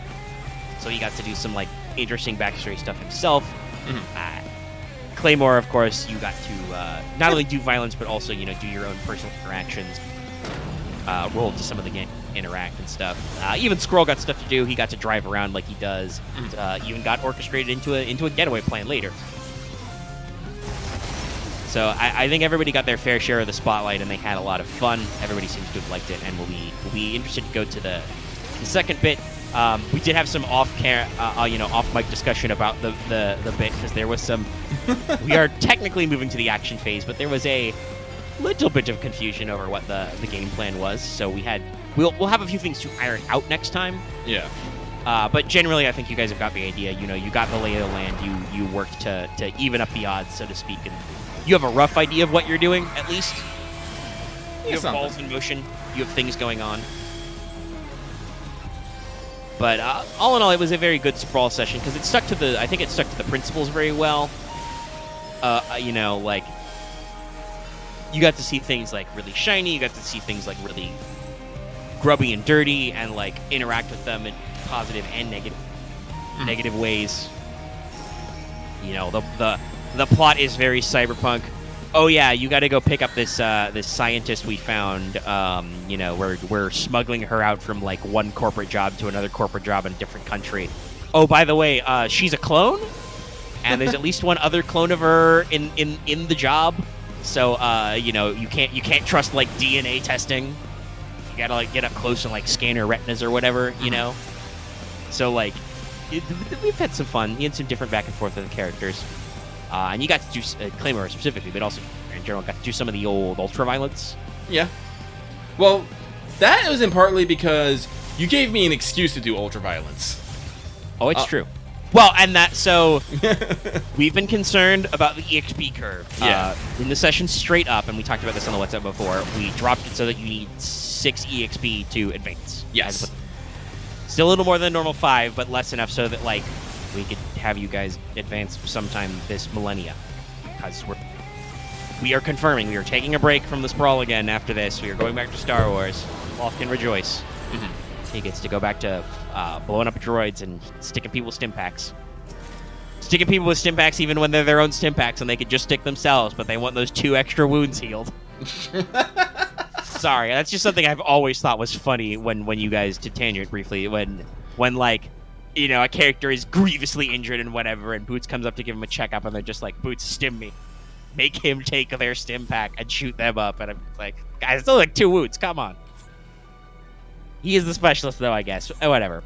But so we are switching back, so we'll be taking a break for God knows how many months. I think I brought this up. I will probably have like rough ideas for the next job, and I will try to like get them sketched out, but I don't have one right now. Like, I don't know what the next step is for these characters. They may depend on how this job resolves, obviously. We have a lot of subplots I could work with the different characters. We're working on a lot of these, but like, unlike so far the first job, the second job, and now the third job, the job sketch, like the job pitch, you know. Usually when I start these sessions, I should say, I think of the mission, the job. Think of like, who's the fixer, who's pitching it, you know, what corp is pitching this to you, basically. Through a fixer, what's the goal? And then I expound from there. I make it very cyberpunky. I get factions and locations, etc. involved, and we go from there. Nothing has yet jumped out to me. I joked that I had some funny ideas because I do want to get Disney Warner involved. Disney Warner Group is one of the companies we made up for our corporation. It is, you know, this supposed to be this multimedia conglomerate. You know, Disney and Warner Brothers ate all other mass market forms of entertainment and media, and are just like a giant in terms of the media production, right? And I want to like get them involved because we've been kind of light on them. They are one of the corps that are not super involved, and not necessarily by choice. Like, I invented a new corporation for medical tech because we didn't cover it, Medicus Imperator. That they've been mentioned. If you guys ever bought like certain medical cybernetics or other products, they might come up. But like, I feel like some of the characters have been explicitly like, I don't really want to fuck with those guys. Yeah. They like run hospitals and shit. I don't think we want to fuck with them. They run hospitals and have connections to drug cartels, to narco corps. Let's not mess with those guys. Yeah. Disney is not like, let's not mess with Mickey Mouse. It's just like they haven't jumped into the setting. So I want to do stuff with them, but what that format takes has not crystallized yet to me. So I will need some prep time. But with that in mind, we're doing a lot of stuff. So we still wanted to speed up EXP because obviously otherwise you guys are playing forever your stuff. Which is not how I believe you should play Power of the No. I think there's a reason why the original Apocalypse World is 5 EXP. You're supposed to advance decently fast. And also, to be fair, there is another cap on this game, which is cred curve, which is a little weak. Yeah, I've been exploring that a little bit. Yeah. Because, and I mean, it makes sense, especially for you as the killer. The part of the killer's thing is the chrome, right? Yeah, the street, right? That's your fucking opening monologue, is talking about, like, all the different corpse the killer's, cyberware is from. So, like, yeah, that's kind of expensive. Even if we play nice and go, like, okay, well, in our tech base we've established, like, medical cyberware is probably less expensive. Still, like, 4 cred.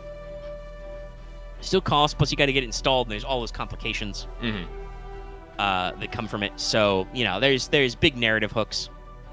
I have hopefully done enough over the past couple of weeks of, like, letting all the players know not to be, like, the most concerned about some of the negative stuff. Like, I know some of you guys were, like, very much wanting to avoid the bad tags on cyberware, so much so that, people were talking about getting, like, a double or triple owned kind of a... And I feel like we've kind of, like, gotten out of that. Like, you especially have been more open to being, fuck it, just rolling dice and stuff on some of the things, and yeah, the thing about everybody out about like some of the consequences. Yeah, it's one of those things like how do I want to put this? It sounds worse than it is, maybe. Yeah, cause like I like talking about the sprawl, I really do. I drag people into conversation into about every couple days this week. Like, earlier in the week, I started thinking about, like, how do my custom gun actually work. We looked up some stuff. We found out there are already fucking exist fucking fragmentation grenade shells. The Frag 12s. They literally, like, you can just put a fucking grenade in a shotgun and, like, yeah. Okay! Yeah, I did already know that. The 12 gauge is a marvelous caliber because you can fit a lot of things in a 12 gauge shot shell. No, but some things you probably shouldn't fit in them. But like, there's a lot of like we didn't even get to like where that might go in the future. Like, you could probably get like micro camera drones and shoot them out of your gun. Oh, if you wanted like a weird gadget. Well, if like, I get that eardropper or like a one cred or something. Like Martha's already gonna be mad when I have a fucking VTOL military VTOL flying around shooting things. I don't want to get drones too. Maybe not a drone, but like you could shoot like a camera and like eyeball something. Because guys, certain people or characters are not always around in every scene. No, but then I can't remember how we got on this, but there's definitely a moment of where I'm talking about how we don't like specifically. I was talking about like how you aren't a fucking bloodthirsty GM. In my opinion, sometimes you're way too nice. Because I remember how we got on this conversation because it was a whole like sprawling conversation. You started it by bringing up because I think you were trying to like budget stuff and figure out about rolling to go under the knife, right? Yeah. And you were like, "Hey, Omega, what does the game mean on the 6-?" Like, the cyberware isn't like lost, and I lose my cred, right? I was like, check, flick. No, it just says there are ... complication. So I make a move, and presumably it is a move specifically about whatever you just did with that cyberware is now really fucking complicated. Yeah. Like, it doesn't mean that your cyberware is not installed. It doesn't mean you immediately die. You might have a Cortex bomb in you, but hey, guess what? That's story. Yeah. Axe threw out there.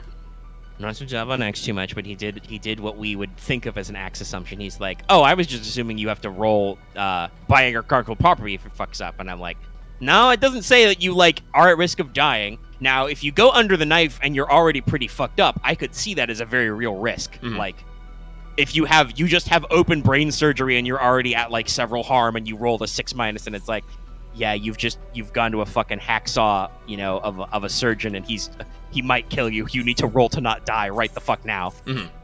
But that's a very specific narrative response to a situation. And that was, I think, something that was... You guys... well, maybe not Dallas. Dallas has been away for, like, the last couple of days for the holiday weekend, which is... We need to confer with him about some... Is the question of the dirt bike. People have been wondering. But... for the rest of the three of you, I think that conversation, because you were all involved in it, put you at ease of, like... I know, like, sometimes we have to, like, relearn this for certain games. Like, as you say, I am generally nice. Sometimes I am probably too nice. Though I do kind of like how it works out for me sometimes where, like I said, usually I'm nice because I want to see what you guys do and work out. And, like, I try to figure out what the game says I should care about. And if the game doesn't care, I don't care about that thing. Other than, you know, whatever inherent cares I have about how cool of an idea it is, you know? But...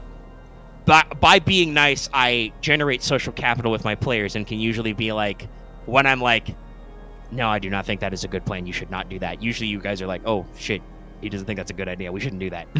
That's true. That's very true. And not like in just a, like, as I've talked about my famous move where I play back my understanding of a player character's plan to them is with all my qualifications and ask, are you sure you want to do this? And then we either go, you are right. I don't want to do that. That sounds bad. Or it's like, yes, smash button. But, you know, we don't always know what the game expects us to care about, right? Like, that's why you ask, hey, what does this mistext mean? And I'm like, well, it doesn't say anything necessarily explicitly happens. It just characterizes it as complications. And what I interpreted that as at the time and interpret it now, and we'll say to you guys and anybody listening and whatever, what that says to me is that it wants me to immediately act on that complication. There are moves that are like, stuff happens off screen, right? Or you do foreshadowing. What this misresult saying things are complicated means to me, it's like, oh, no, I should make a move that has consequences right the fuck now. Like, or at least goes into play right now. Like, maybe a Cortex bomb doesn't come up right away, but like, I should make a move that is significant to this situation happening right away, because it is a direct complication of the result of, hey, you just had this new piece of thing shoved in your body. But clarifying that is not a specific outcome was good, and I think it's let some of you guys, like, relax a little bit about things, because I was able to, like, bring up straight up, like, you know, there's nothing specific negative here. We can just do whatever works. Like, that's how most things in the Sprawl is, but sometimes there are specific consequences. Yeah, like, again... Like, I'm starting to get the realization that if it doesn't say, like, there's a move or something happening, nothing like crazy, well, something could crazy happen, but it's not necessarily as dire as one would think. Yeah. Like, I'm worried about failing like the next person, but I will say that I am, you know, concerned in the fact that, you know, I don't want my character to have to acquire agricultural property, you know? So... Yes, nobody wants to buy them. To spell out the joke for people who might like. But I think the original question on your end that prompted was you were more concerned about, like, hey, if I spend 8 cred on something expensive and I fucking poleaxe this roll and roll Snake Eyes, you know, does that mean I lose my 8 cred? And I'm like, no. That is not explicit. Yeah, maybe you lose your 8 cred. If that is like that could be like the plot is like a guy just fucking lies to you, takes your 8 credits, shoots you full of anesthetic, and then fucks off, right? With your money. But then that's like, that dude has my fucking money. I'm gonna go get him, right? Yeah. Like, that turns into a job plot, or at least a subplot. Yeah, because like, I enjoy the idea of getting chrome, and I want to get more chrome. Also because I think I can turn it into an interesting plot point. For those who don't know, I went and bought 2 pieces of Cyberweaver last time, and I got hardware decay on both of them. Yeah. And to me, that seems a little, Kramer, that seems a little weird. Yeah. Because you explained it as like it's planned obsolescence. I'm all like, why the fuck is my stones and stun top tier, have planned obsolescence? I was able to actually turn that into a joke and force a cred out of Dallas, which is great in my opinion. And Dallas played along perfectly. He's like, okay, I understand. Oh, we're sorry. He rolled with it remarkably well. I know. And took it very seriously. Like, he really took to it of like, no, I need this extra credit. I do not want to owe Claymore at the end of this. I need this job to go well, and I want Claymore to be there to make sure it goes well, and I do not want to owe him that extra money, right? I know, like, this one, like, I am enjoying, like, this is one of the things I was actually talking about with the other guys later, is, like, I enjoy these little moments. I think I actually typed it out. I didn't say it, but I was like, thank you, Dallas, for going along with my selfishness. Because that was... Recording. Oh, yeah, it should be in the text. In the video. But it's like, it's little things like that, you know, I feel like give, like, you know, personality and, like, character. Is just like, yeah, no, Claymore's kind of a thug sometimes, but, you know...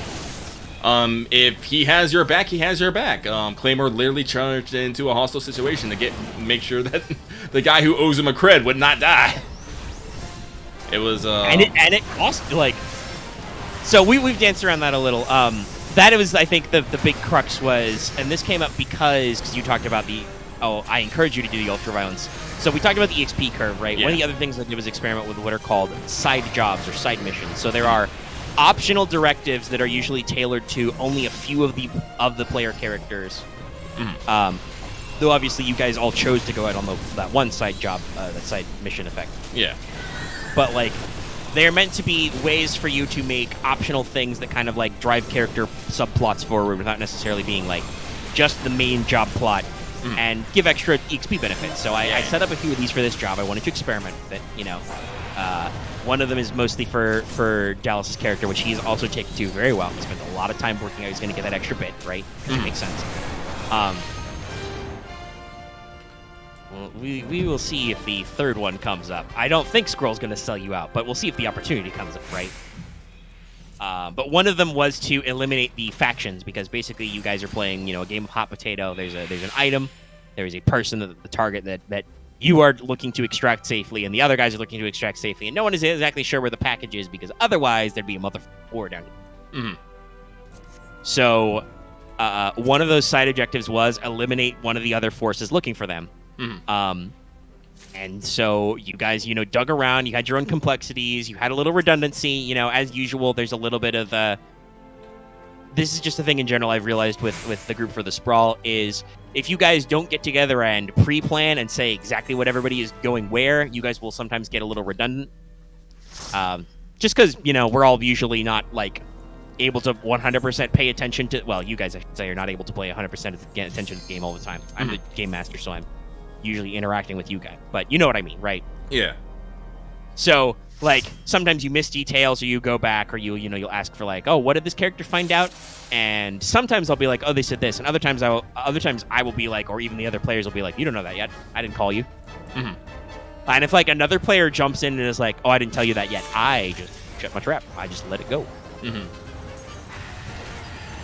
Like, I occasionally will be like, for the sake of the effort, I will be like, okay, we are going to move on. You guys should share all your information. Okay, cool. Yeah. But for the most part, I'm like, oh, when players are like, oh, I didn't tell you that? Okay, all right, we didn't tell you. That's what he said. So we have a little bit of our usual, you know, dog and pony show. We do all the dance. I know it's at one point you sounded a little frustrated about the intel gathering. You were like, man, I feel like I wasted some of our time by doing this. Because you were of the idea that you got some slightly redundant.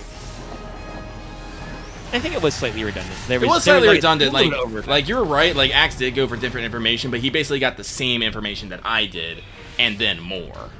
Yeah, he got kind of some of the same information you got through like a side angle. Yeah. Though I did make sure to mention that, and you guys use this later.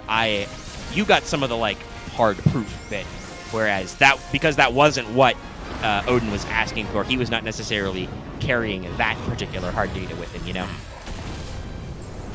And even referenced like some of the stuff you pulled up later. It's like, oh, hey, you recognize those photos. You got those bits. But so that I think kind of led us to drive towards the ultraviolence. You were like, oh, hey, you know, we do the dance, we go out there. Of course, gets hopeless and lost. You find the guy, you radicalize the guy successfully this time. Oh, I'm so glad that's a running reference. But he did his special move to like talk to a guy about stuff and then bait him into action and be, hey, go do that. You couldn't see how that played out. You heard a little bit out of it, but you guys like springboard off that of like, okay, we need to find these guys. If you don't know the guys we're talking about, Because this was such a major subplot of the episode, I used it as the title. It was the Bloody Leaf. Yeah. The Canadian ultra-nationalist terrorists, because that's how cyberpunk works. And I have actually like articulated their ideology in full in the backstory and stuff because, spoilers, they become a threat now later because of your action. So they will probably be a recurring element. So I have actually like tried to codify kind of what they're about and what their relationship with some of the corps and some of the country stuff is. But so like you actually like guys go to their their place and I'm like yeah, I've decided they're probably holed up in like an abandoned high school. I think I technically retconned that because I think I first said they might have been operating out of some motel rooms, but maybe that's just they were like sleeping. Maybe they weren't sleeping in the the high school. It was like a command post. Because there was like as we described, there was like lots of like old school Wi-Fi and telecom stuff they were taking advantage of. But so like you guys actually like got in there and you worked on all this stuff and like you all had your own agendas and it was a very good time because I played to one of the main ideals of the game, which was move snowball. Oh yeah. And stuff just kept happening. It was like, okay, what do you want to do? I'll scout the place out. I assess. Okay, cool. You got your hold. Ask a question. You actually sat on one of the hold, as you can actually do, and worked on. Okay, there you go up. Some things you can just solve with like gear. It's like I think Axe spent one of his hold to get you like a grappling gun or something. And I'm like, okay, fine, no rolls required. You have a thing. Gun. It's fine. And you go through all the rigmarole. You're like, okay, I want to sneak up on those.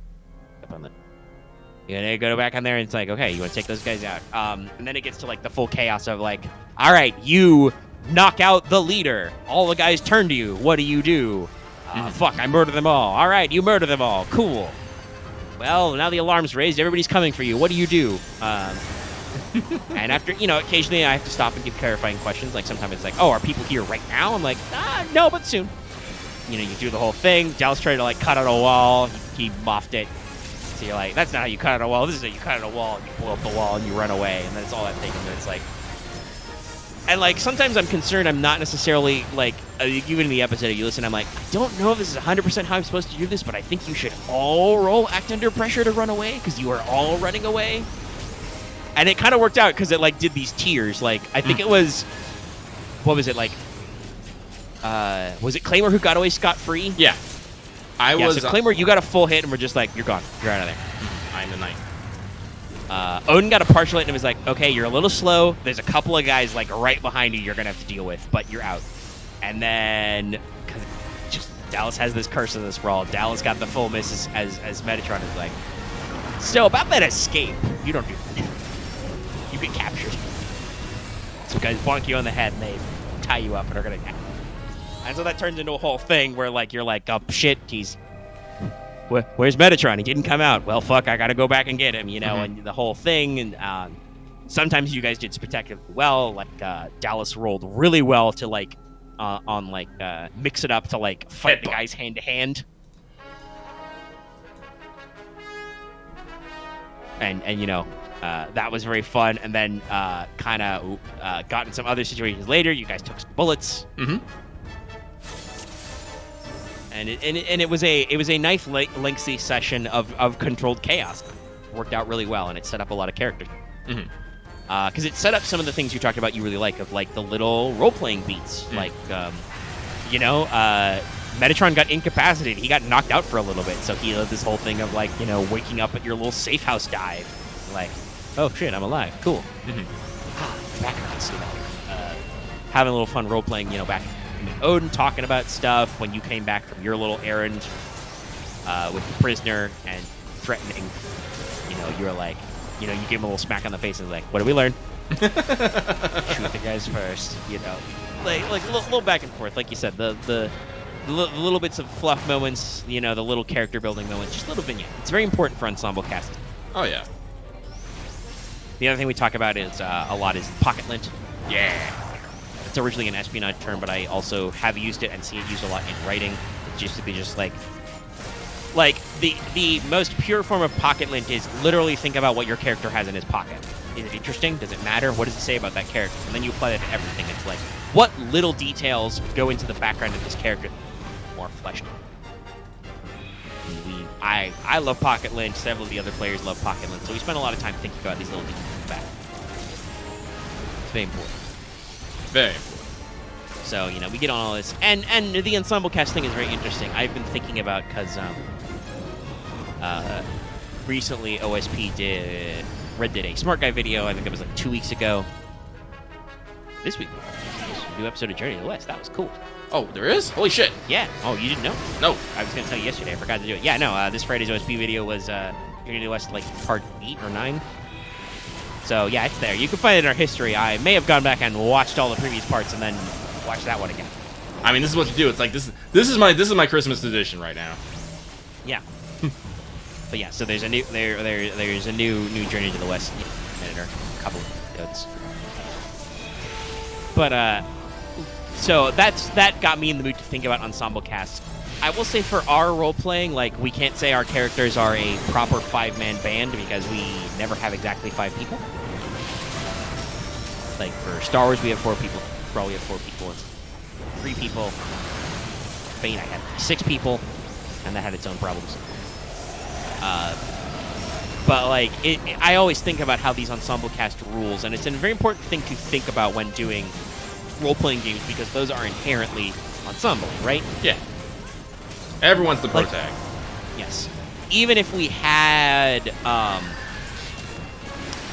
5 characters, we would not be strictly speaking playing by the TV Tropes brand 5-man band TM rules because one of the archetypes of the 5-man band, quote-unquote, hero, like, the idea is that even if you have an ensemble cast, you usually still have a forefront centerpiece character who drives a majority of the plot forward. Mm-hmm. This is not always true with role-playing. Often it will turn out that way, whether that's just for individual character arcs or overall.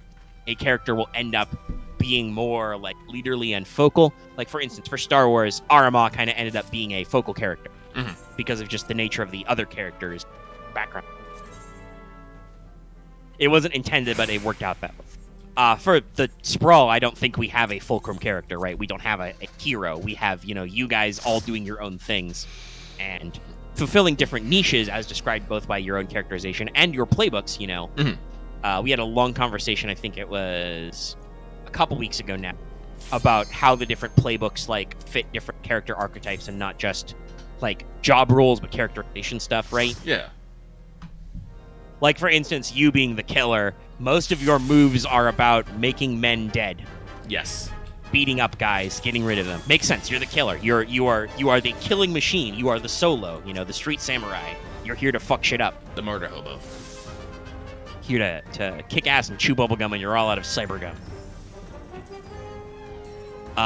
And what moves you have that are not revolved around, like, getting more chrome, getting more guns, being harder to kill, killing harder, are, you know, do you actually take, what do they call it, emotionless? I haven't taken it yet, but I'm planning. It's in your plan, right? Yeah. Like, that's another one is where, like, when... Fusional synth, or what is it? Emotionless is when I play hardball, I roll synth. Yeah, okay.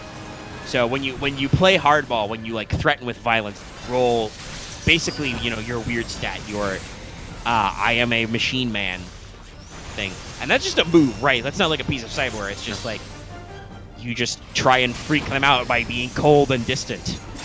As opposed to the, you know, the normal way with Edge of, like, oh god, get you. So there are characterization choices in how the playbooks are written in this brawl, but there's also a lot of them are, like, a decent number of them are just job focused, but it can kind of cut both ways, you know. Like, let's see, killer is what are your hard, motionless, loaded for bear, more machine than meat, corporate secrets, so, and military background. You have taken. Yes, I have taken military background. So, like, yeah, there's some interesting, you know, characterization things. You know, the serious badass move can kind of have some other stuff like that. Mm-hmm. And we had this conversation. Axe obviously also likes to think about his characters and his characterization, and, you know, we have about, you know, whether he's doing his best job as doing this character or what he can do to like embody his character better. And we've had multiple conversations about what the soldier is about, and the soldier is interesting because they are about being the professional, right? Yes. They are here to do a job. We are, no, we're professionals. We are paid to do a job. We will do it. So a lot of their moves are about being better at the actual literal mechanics of doing the job, like or professionalism. You know, one of Axe's favorite moves to do is you get options even on a miss on get the job and get paid, right? All right. So like you get more out of doing jobs. You know, exit strategy, stuff like that. Slippery cover-up jobs. You know, he recently took and used recruiter to actually like recruit small specialists to do things. So we've had conversations about how that works out with characters. That can show up in role-playing of like doing these elements of like going into everywhere and talking about the different things and how that bit works, doing those. And it's good. And it kind of sets up what your roles in the ensemble are, because everybody has their specialties, has their strengths and weaknesses. You know, for instance, while he is not the only possible face job, Dallas's character Metatron is the pusher, which is one of the face splats, right? So he does a lot of your person-to-person talking. Odin does a decent amount of person-to-person talking, but a lot of that is in like professional stuff. He like summons contacts, he hires hirelings, stuff like that. And you even talked about him how like what he should be like quote unquote doing in a mechanical sense to like do the most for his character thing, and we're like, no, you should be more big picture, you know, look at maps, you know, use maps to your advantage, exploit them. I even reminded you guys in the middle of that conversation, like how, for instance, reveal knowledge, yeah. Like what that specifically says when you talk about your enemy's preparations, positioning, or disposition. So anytime you want to like work on one of those, you can spend an intel and bring up a knowledge, right? Right. And like he has a lot of moves as the soldier that are about gathering intel, so it's like it makes sense to like hit on how you can apply these. I don't think Squirrel has them, but he's interested in a couple of the driver moves that are like rush forward into danger, like a cool guy, you know. And honestly, Squirrel already kind of embodies that. Like he doesn't always get hands-on per se, but Squirrel is not averse to being present at the scene of a shenanigan. No. Like, he waited in the car when you guys did the high school thing, but he was still on the scene. He had drones ready to deploy in case there was a fuck-up. Like, he was there. He's like, nah, I'm not gonna, like, climb any buildings or do any sneaking, but I'll wait here in the car. If you need help, holler, kind of it, right? Mm-hmm. Oh, I needed his help. And he was ready to beat feet and pedal to the metal, and his poor car got a little beat up. Got a few partial. Yeah. Like, I was like, okay, they're only like, you only got some like partial hits. You're not like, no permanent damage or nothing. You don't need to complain about, but like, you got a little gummed up there in your process.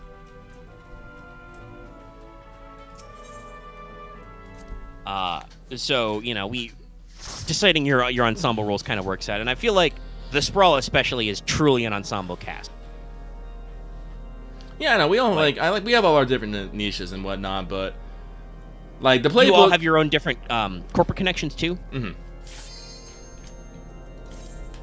Everybody really does like have different roles and play them, and we kind of like we either cycle through scenes of each of you doing your thing, or when you're all together, you guys have all these little moments where like you all bring your own thing to the scene. Yeah, very something. No, I like it. I do think we need to work on maybe our planning phase more, where, you know, we actually talk about what we're gonna go do. But other than that, oh well, no, I guess I know. Well, I guess I kind of complained about it, but like we're talking about like the little communications. I did bring up that I was hoping people would do it a bit more, because a couple times I don't necessarily try to play Claymore as mysterious, but he is a little mysterious. Yeah. Like going off and doing weird things isn't necessarily, you know, weird, but I definitely have played Claymore that like somehow he just has things or does things, and I think it's the unfortunate reason of that I don't like private messages if I just say it, you know, on air so everyone can hear it. Yeah. And I do think that kind of has the problem of, I don't think other players do this intentionally, but because they heard me say it, they don't think about it any further. They know what happened. Like with Himiko Nakamura, like normally one would ask, "Hey Claymore, how did you get the master key to the entire fucking hotel?" And I made sure to a couple of times emphasize, like, role-playing wise how that. But I think honestly, just Claymore's murder aura was just like, no, we don't want to ask. We don't ask. Yeah, I'm trying to think, wonder if maybe that's it, but like, I probably wouldn't have like been straight. I wouldn't have like straight out answered it, but I wanted to, like, give that thing. It's just like, oh, I have friends in high places, or I think you did eventually use that line, like in the second half. Like, there were some questions of like, how did you get that anyway? And they're like, oh, don't you worry about it. Yeah, no, like I would have like kind of avoided it because not supposed to out that. And in this second job, this also kind of happened. It might come up later. I don't know, like, because I did air. Well, yeah, Axis said both in chat and out of it that, like, he thinks Odin would possibly, because we were in a big wind down for the session. The session was like 5 hours long, so it needed to end at some point. So like we didn't really get deep into it. But he and some of the other characters may have questions about what exactly happened when, like, because you did capture the leader of the Bloody Leaf, and that whole thing, and you did do like an interrogation out in the desert, and then you just left and didn't come back. And like, nobody has yet asked you what the deal was, and I suspect some characters will not. Like Martha's Squirrel doesn't give a shit. Nope. I mean, that makes sense. You told Squirrel to carry the package. The package went somewhere. He doesn't care. Not his business. Not his business. Squirrel is an interesting professional. He's like, okay, you want me to do this? All right, I'll do it. What you do that's not in my car, not my problem. Whereas and Metatron was passed the fuck out, so I don't even know if he knows that you took a prisoner. Actually, no, yeah, you brought her out, you dumped her. Yeah, he was there for that bit, but he doesn't know where that went because he was knocked the fuck out. So he may or may not care because he was busy being passed out from taking a bullet in the spine. Don't worry, body armor caught it, and being like, "Oh shit, I'm not dead," Yeah. But like, it definitely is a thing where like Axe made it known out of character, like he would have his own input in the scene, but also out of character, he was like, I didn't want to harsh Lucky's groove. Because it was a good scene you did that was basically just, you doing a lot of monologue and me reacting kind of a thing. I kind of pulled... Like, the thing I like about Apocalypse World is it's a system that lets players kind of take control of the narrative and build things as they go. Yeah, because literally the way I run the game is I tell you the situation or the setting, and I say, what do you do? And then you tell me what you do. And I'm as the MC, I'm either like, okay, roll your dice for this move. Or I'm like, nope, keep going. All right. So noted. This happens. What do you do next? That let you do that thing of like, you just like, I grabbed the girl. I'm like, okay, you got her with her. And I'm like, as an MC, I don't know where the fuck we're going with this. I assume you guys were just going to like, tie her to a chair and, threaten to like stick car batteries to her ears until she told you what their plans were. But no, you had your own specific ideas in mind. You had some subplot stuff going, which was very fun. Yeah. And it turned into a whole thing. And like I said, I literally told you as you're making the mechanical roll to this circumstance, you've done your whole monologue. I'm like, oh, please get 7 to 9. Please get 7 to 9. It's so much more fun if you get 7 to 9. And you're like, well, I got a 9. I'm like, yes. They're coming back. Yeah. Because it was, I think it was play hardball. Yes. Yeah, because you had your machete out. You were threatening with violence. You were threatening harm if they did not go along with it. So the results for that are like on a 10+, NPCs just do what you want. On a 7 to 9, for NPCs, I choose 1. They attempt to remove you, but not before suffering the established consequences. So basically, I think I said is like she would like try to like bite your throat out or headbutt you, but you would get the stab in. They do what you want, but they want payback. Become a threat. They do what you want, but they tell somebody about it. And I was like, oh, I'm doing payback. She's gonna remember this. You murdered a dozen of her men and tied her up and threw her in the desert. She's gonna be annoyed. She's gonna come back. Yeah, no, and I did it because I wanted to kind of ingratiate myself more into this weird, I don't want to say a plot point, but a... No, you could call it a plot point. This is a potential plot situation, is the clone subplot. Yeah, and I wanted to ingratiate myself to it, so... it was actually kind of interesting. I literally came up with it on the spot. Excuse me as I fucking humble brag here, because I actually really enjoyed that I did this. At one point, I was thinking about this because you had talked about the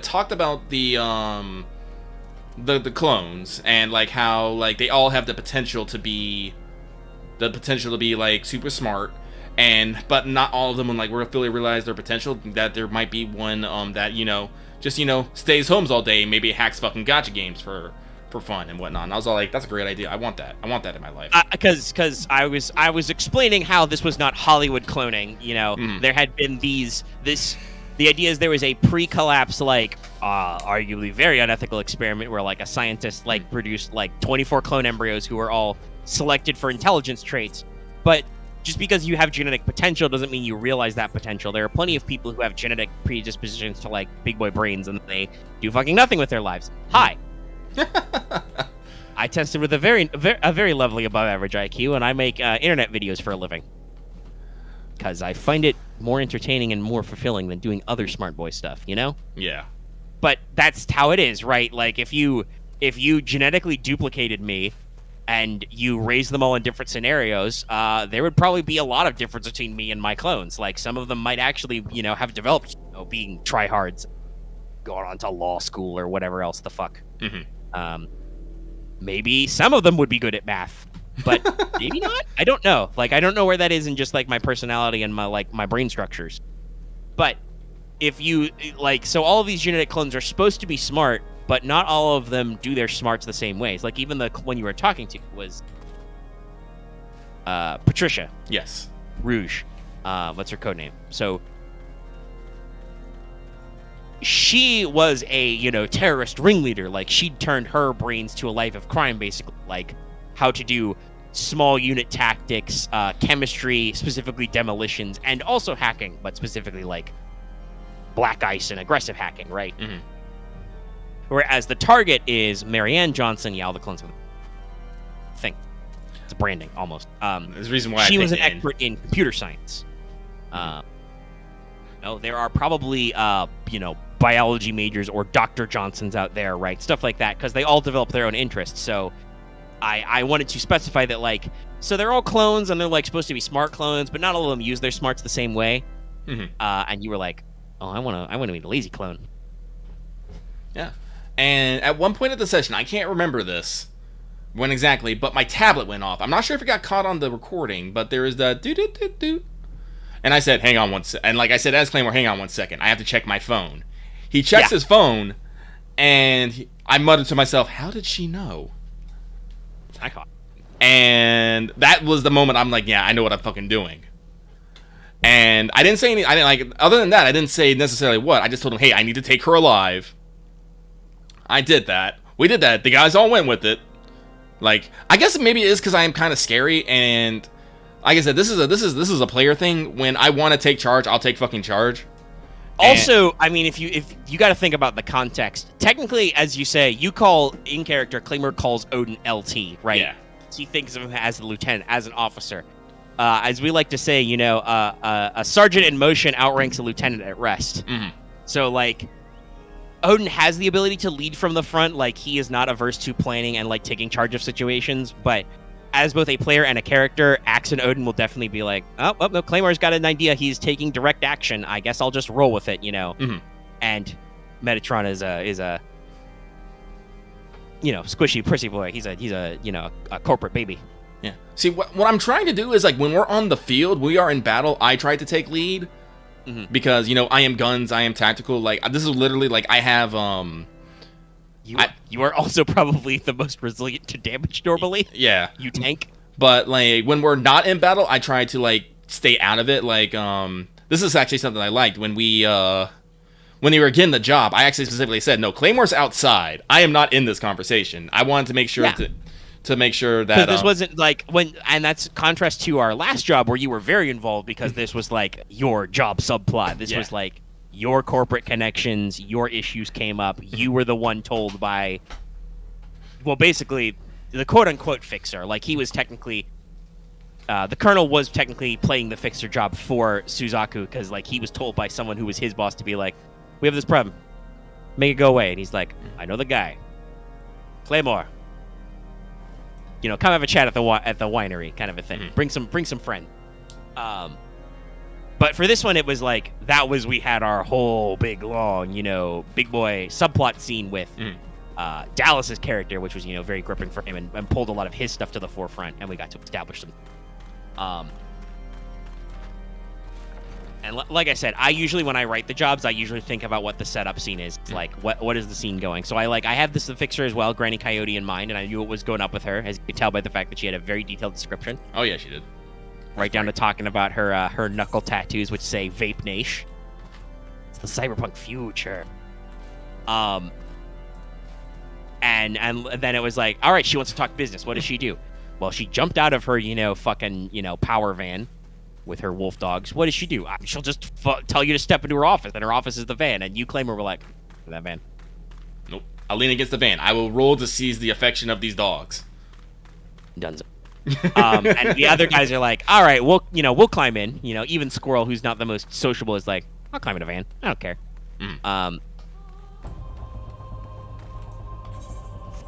And so, like, we'll probably rotate. I definitely want, like, because I definitely know when I want to do something, it's going to be very hard pressed for anyone to stop me unless they have a very, very good reason or argument. Like, honestly, the person you may or may not be fighting the most is going to be me, basically. Or I'm like, hold on, I don't know if you know. Well, yeah, you did that. I don't know if I necessarily planned for you to go off on your own and do this thing. Yeah, and do it. This is also one of the reasons why I wrote down my subplot ideas, and I like this is what I'm thinking about. But going back to the thing, yeah, so no, like I literally like listen to the sprawl. It's good. It's actually I think it's like one of the best we've done. I think also to humble brag myself, I believe, though I will put it on to you, I do believe that you even, you know, said shout out to my improv skills. You guys do ask me to improv a lot. Oh yeah. Basically. Oh yeah. Like the whole job is just I invented an area, the canyons. I made it a whole like a threat, like it's a location that like has its own like greater subplot. But you are now inside. You are in the subplot. Oh no. But it has like gangs and territory and different things. It has that own special move that you guys used and abused to like, oh hey, we'll just go out on the streets. We're looking for stuff in the canyon. And I kind of like that because it lets you use the like hit the street effect with a different stat, but instead of going to a contact, you go to the canyons, and that has its own problem. But like, you guys took that like very high level and just really ran with it. Like at one point, Dallas is just like, "Oh, I think I'm just chilling at the cantina." And got it? There's a cantina. And like I'm like, no, that makes perfect sense. Of course, there would be some kind of bar, you know. And, you know, you went to visit one gang and the other, so I'm like, okay, you guys are actually speaking of the gangs. Because of the way this like, setup works, I have conceptualized the gang, but I have not yet, like, formulated it, so we do the whole thing. And so, like, you went to go see the 776ers, for instance, and I was like, okay, who's going to be in charge there? They're all, like, you know, like, ex-military, ex-cop survivalists. What is it? The Brigadier! You know, go through that whole thing. And, you know, Axe went to go see the Wireheads, and I'm like, I like that guy didn't even have a name until the end, and I was like, oh fuck, he's was he 16-bit or 8? I think he's 16-bit. I'll double check. But like that went through a whole different scene of just like he's like, all right, I want to go talk to these guys. Show up here, and I'm like, okay, where are they hanging out? You know, and you guys just basically ask me for the skinny, and I paint the picture, and I will ask you guys clarify like, you know, that scene in Celestine Stone's office. I was like, what do you imagine the decor is like? Dallas, you know, this is your character's mother, your character's main corp. What's the decor in here like? You know, I have my own ideas. I have little touches I want to. But what's this like? And that's, you talked about this earlier, how Powered by the Apocalypse lets the players kind of take control. Like, very often I will kind of ask you guys, like, okay, how do you picture this interaction or this bit? Like, what's this like? And it lets you guys really go. And like I said, get something else. No, I don't think it's. I can expound on it more, but it's not. No, and like connected. as we were saying here, we did take the dinner, and I did go. I basically gave myself a sub objective when I was taking this place because originally I just wanted XP. Omega was like, "Hey, if you take out one of these guys, you get XP." I'm all like, "I'm gonna take out one of these guys and get XP."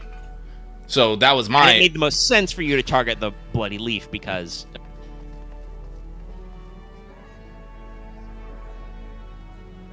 And then Omega? being foreign terrorists. Yes.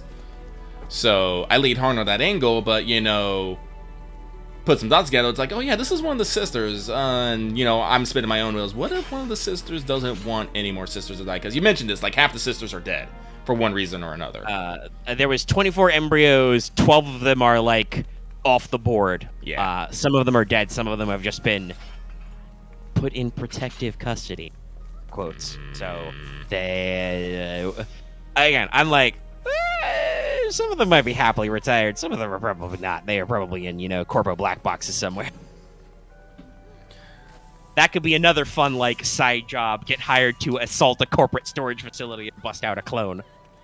Probably save that for a couple later because you guys might need some serious shit for that. Corporate black sites are probably kind of a big deal. Probably. But do that, I grabbed that. Again, no one questioned why I wanted her alive, but you know what? I'm like, that's fine. That's all. Well, and honestly, I'm gonna guess they probably assumed what I first assumed, even though I did catch your little aside bit. I did not necessarily know exactly where you were going with it. Like, I caught that you said something in character. I was like, interesting.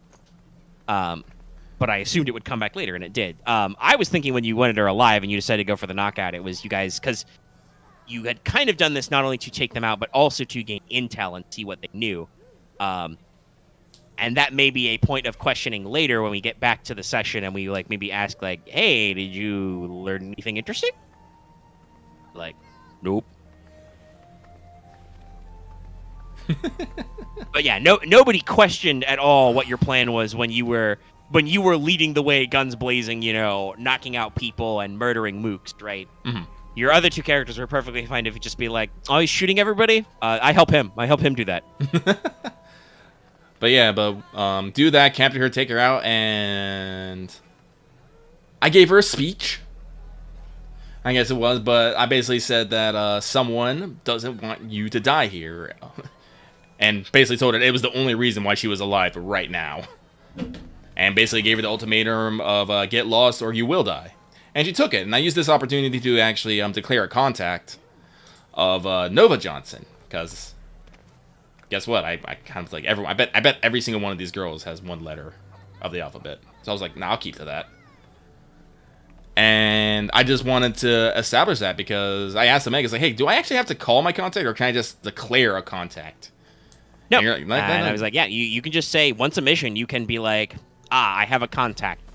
Here's their name. They owe me or I owe them, and you were able to be like, well, she owes me now, Mm-hmm. So yeah, Nova Johnson, like super genius hacker. She's actually one of Claymore's gaming buddies. That's a funny story. Probably the only time she's had a grown black man kick down her door screaming about hackers. Yeah. And also, like, it's talking about Moose snowballing. It's interesting how all this stuff works out because it makes perfect sense for you to make a hacker contact because you guys didn't have a hacker to start with. You kind of have a hacker in the Metatron, but he's not very experienced at it. And as you've seen, he sometimes makes mistakes. Like he did a lot of his own snooping and got into trouble. And that is also what your not contact, but like outsider and outside specialist type hacker problem was in the first one, right? Right. Like he gave you the bit you needed, but he also ran his own job. So it makes perfect sense especially for Claymore to be be looking at hacker stuff because that's not something you do, and then it just kind of like snowballs. No, so I think everything fell really neatly into place because it establishes more not more, I guess lore. It establishes more lore. It sets up future threats and more potential plot points, which is the thing I'm all about. Like, I like succeeding at the job is good and all, and getting paid is good and all. Here's the thing: I'm not doing much with creds. Creds is just gonna go into more cyberware until I get second skin and I buy a fucking VTOL, military VTOL. Like, I actually wrote down, like I mentioned this earlier. I actually wrote down all of Claymore's current subplots that I can work on, because like I said, we're gonna be gone for a couple months. I don't know if I'll remember when we get back.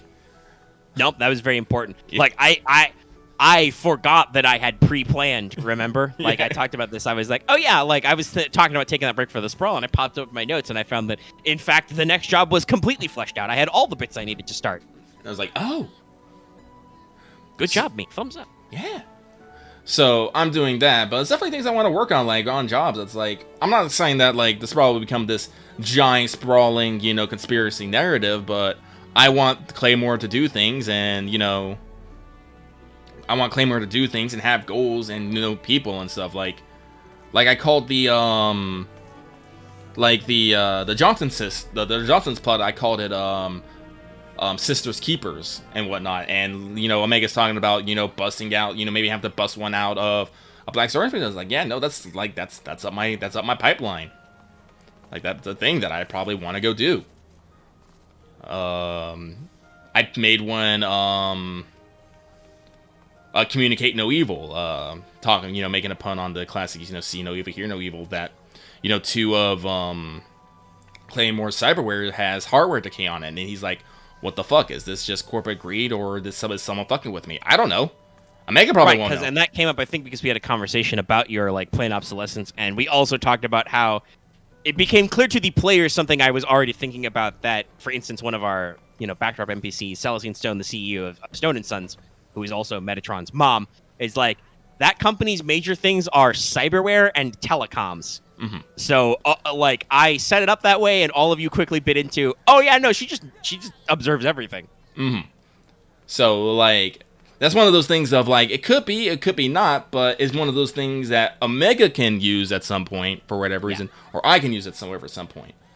Wrote another one, The Blades. This is more of a general one, where just how Claymore has all his old war buddies. They're all named after swords. This is a joke that quickly got established. And they're all, doing various things. This is, like, probably where most of Claymore's contacts are actually going to come from, as I established that. And the last one is, because I was actually thinking about this, like, in tabletop, I think, like, you don't have to have it, like, fully fleshed out, but you should have an idea of what you want your character to do at the end. Like, where do you want your character to go? Where do you see them, like, at the end, like, once they're done after all this? What's over that last hill and whatnot? Because I think things like that actually give a lot of drive into seeing what you want to do and how you want to do things. Mm-hmm. For Claymore, he has this whole backstory about, I don't think I've actually explained it, but he has a whole backstory that I wrote up. And I was looking through it, I was like, I could probably, make, like, Claymore has an, capital E enemy somewhere that he wants to get revenge on, but Claymore is many things, but he is not stupid. Ignore that -1 mind. He's not stupid. And, he can't Johnny Silverhand and, V this, Arasaka Tower. Or I could. I'm pretty tanky. But who knows? But it's like one of those things of like, no, I'm gonna need guns, I'm gonna need vehicles, I'm gonna need people. I need to gather all my resources, and, I need to be the perfect killing machine. So he's currently running jobs, getting cyberware, making connections, gathering supplies, all that stuff for his just one last job, his Mr. Joel's. It's not the exact same way that they're doing it in red markets, because, he's not getting a payoff, but it's one of those things of like, he can't quit until either he's dead in the ground or this job gets done. Mm-hmm. Yeah. And I'm like, yeah, no, that's actually perfect, because it gives me reasons like why I'm getting a fucking military VTOL. That's all like. And I would say I think that Powered by the Apocalypse also especially like plays into this, because you literally have limited advancement options. Mm. Like you have, it's I mean, it's not quite the same in this brawl, but in the original APOC world, you literally have your bubble images. You bubble in with your number 2 pencil, right? Mm. You scratch off the advancements when you take them, and once you take so many, you get access to the future ones, which like include the ability to retire your character to safety, to start playing a straight up second character, like to expand the cast by like having like primary and secondary characters, etc. Mm-hmm. To bring in new energy, right? And so this is a good idea to think about what you would take, because you can only take like, what is it, like 2 or 3 moves from another playbook? You can take 3 moves from your playbook, 2 from another playbook, and if you get neural interface, you get free. You can take a couple of other moves, which are advances but don't count against your total. Yep. So like, as a player, if you are playing this brawl for any length of time, you should think about what you want to do with your limited options. Like, where do you want your stat buffs to go? What moves from other playbooks are you going to take, because you can only take a few? And how that all, shakes out. Like, I think Dallas, for instance, recently took a fixer move, I think, to roll style for her assist as opposed to links. I think it was like Smooth Talker or something like that. Yeah. So, like, it doesn't matter how well connected he is to the characters. He is good at assisting, which I think makes sense for his character, right? Right. He's a smooth talker. He's a marketer. He's kind of a corpo slick guy. When he's not being, like, really mysterious and spiritual, which is only some of the time, though he does occasionally get into these weird, like, one-on-one conversations I like. But it is important to think about your arcs. This is another thing we talked about with a game we have not played a single hour of, but we have talked a shitload about, L5R. The current edition's 20 questions ends literally the 20th question is, how does your character think they'll die? And it has no mechanical benefit. Nope. Like all the other 20 questions, like they set up characters for your backstory, you tie them into your different advantages, disadvantages, your skill sets, you can take extra skill ranks and stuff out of, items that go in your character sheet and stuff. The how does your character think they'll die is just think about your character. How do they think they're gonna bite it? What is their ideal death? Like, what are they thinking about? Do they plan to go out, fighting 20-1 odds? Do they plan to, die fat and happy surrounded by loved ones? Or are they gonna, die with a shaven head retired in a temple? Like, what do they think, how do they think they're gonna go? And just whether or not you actually play that out in the gameplay, you have no idea. But that gives you the idea for, like, what does your character think the end of their arc is? And it makes you think about these things and think ahead. It sets you up to play to your... Yes. So I think it's a very good, thought about, extra plot threads. And we go these back and forth and kind of work out. I've also already, thought about how they play. And, honestly, you guys have an interesting relationship with certain corps. You're very close to some, so I've had to think about, how I can make that work with corporate clocks. Mm-hmm. But I think I've got, good ideas. I've talked about how, if you guys start, agitating, Suzaku's corporate clock, for instance, I would just have their, black budget team who is, basically operating completely autonomous, be like, hey, there's one guy who keeps causing us problems. I know he's, a loyal employee, but he's fucking with us, so we're gonna fuck with him. Boom. And then it's, you have to act against your own, this company who you, have all these strong connections to and stuff, but they have their own independent arms of the octopus and stuff, typical, corporate, backroom politics to deal with as well. Same for, Stone and Sons. Does it make sense that Stone and Sons would take a swing at a VP and a son of the CEO and president? I mean, even corporations are gonna have factions in it. Yeah, and it's yes, if the right things come up. I already talked about this threat. If the board knew, they would put pressure on it, and Mommy Dearest would have to. Actually, my usual terminology is maman, because Dallas's character has some French Creole and some New Orleans. So yeah, maman is she would probably have to do something. Now she might not want to murder you, but it might be some guys show up and tase him and shoot you guys so you can't be witnesses and drag him off somewhere. Right? Mm-hmm. Turns into a whole thing. Yeah, we're about to hit 5 hours. We'll hit the 5 hour. That's okay. Other than the fact that I'm going to be very hungry. I haven't actually eaten dinner yet. Yeah, but I'm pretty hungry myself. Super hungry either. But we'll wrap up after this brawl. I thought we would, but I also knew we'd talk further about this because we're like Lucky says, he keeps randomly accosting Secret Tabletop Cabal with his sniper thoughts. And I am usually on deck to at least talk about them as the GM because you guys ask me questions, so I like to be responsive. Occasionally, I have to let you know that hey, sometimes my responses are slow because Like last week, I was like, yeah, I can look that up for you in a second, but hold on, I'm in the middle of shooting progression. I am knee deep in the Yu-Gi-Oh tournament, my dude, and you were like, oh, okay. But yeah, so like I have my own thoughts of like how that can work out. We've already established, that Samuel Stone has like, brothers and sisters, quite a few of them. So like we can have like internal family politics. Like one of his siblings think he's, fucking it up or whatever. Thinking about like whatever your, capital E enemy is, I'm already like, okay, so clearly you have to have been betrayed by a guy. What are they like? In my mind, I'm letting you know, think that their code name would be Dirk, and they are just liquid steak. They're gonna talk about hunting jackals and be very British, and talk like this and probably be really good at CQC. Let's make him Russian and have him work for a Russian corp. I can switch my. Oh, you already actually have other things? Okay. Well, I like this at the act. Like I said, the liquid snake thing. I'm just like imagining like super pale hair, slicked back, got some cyberware stuff, but kind of lean. Okay, he doesn't have to be Russian, but we still need to make him work for like a Russian corps or something. That works. We can bring that up because you guys have consistently been amused by the Soviet Alaska joke, so we could easily make that work, right? Right. So we could work with those things. I have in terms of like long-term character interactions, fucking poor Squirrel.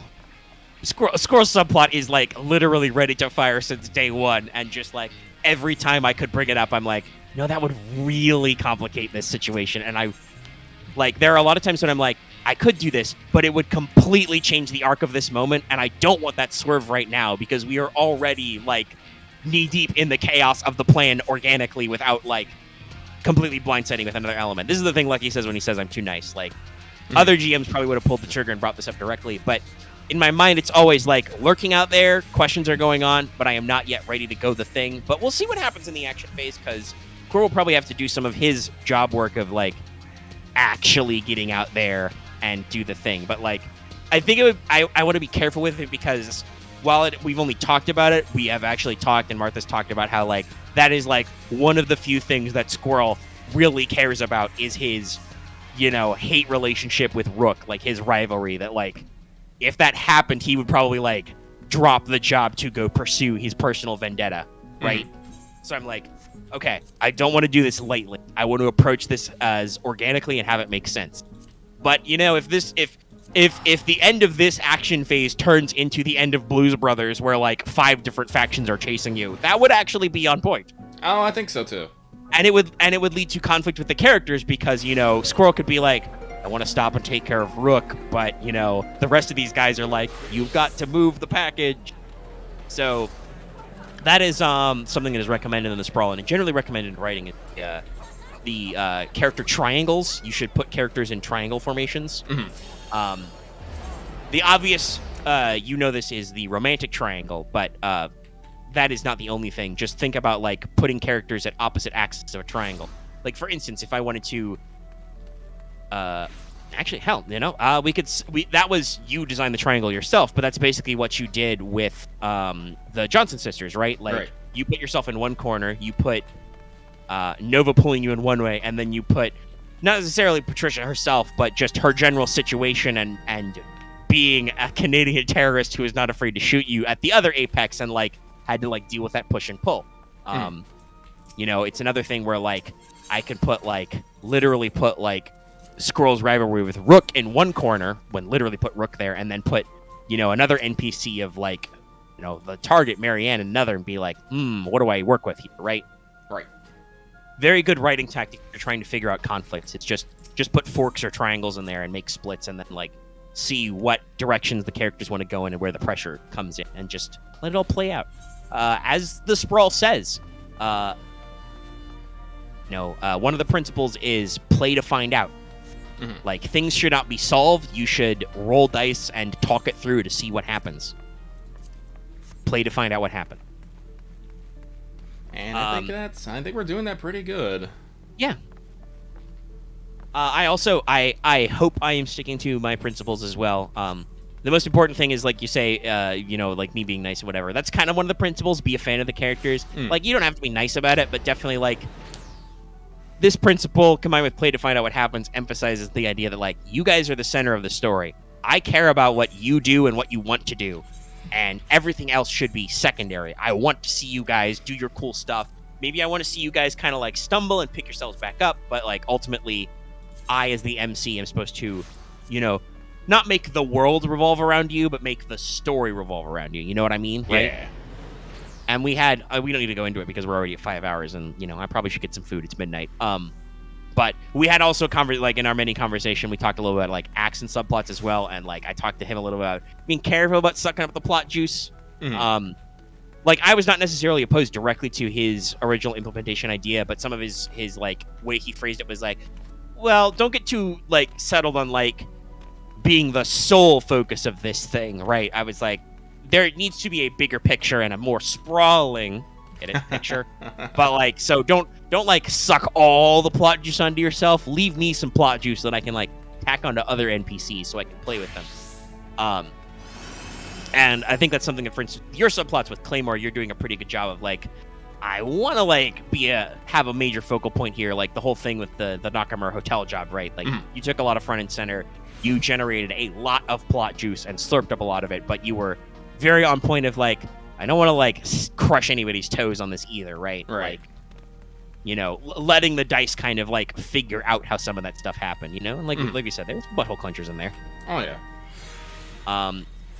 The other thing that I think reinforces this focus on the player character is, another major principle, which I think a lot of GMs should apply to more things. Treat your NPCs like disposable assets. Basically, my NPCs that I have are fun toys. I should not be too attached to them. And if something happens to them, or if I have to, like, rotate them out, actually, just let it go. Like, you guys can get attached to NPCs. Like, Dallas is already like, man, I hope Granny Coyote doesn't die. I'm writing her down as my contact, and I want to, like, talk to her again. And I'm like, well, we'll see. If it comes up that Granny bites it, that's how it should be. I should not necessarily, like, let characters stick around too long. And in general, I think that works for adversaries. Like, obviously, like, for instance, I've talked about, Marco Gerardo. You guys really locked onto that mystique. I have, made a whole thing about how he's quote-unquote fucking immortal and whatever. But, like, if you guys actually, like, take him out, that's not a big deal. But we'll see what happens, because you gotta, like, actually, shake it out and see what's up. And, like, part of that, of him being, in effect, we can, like, roll back and forth, and see what happened. Now, this does technically mean that, like, your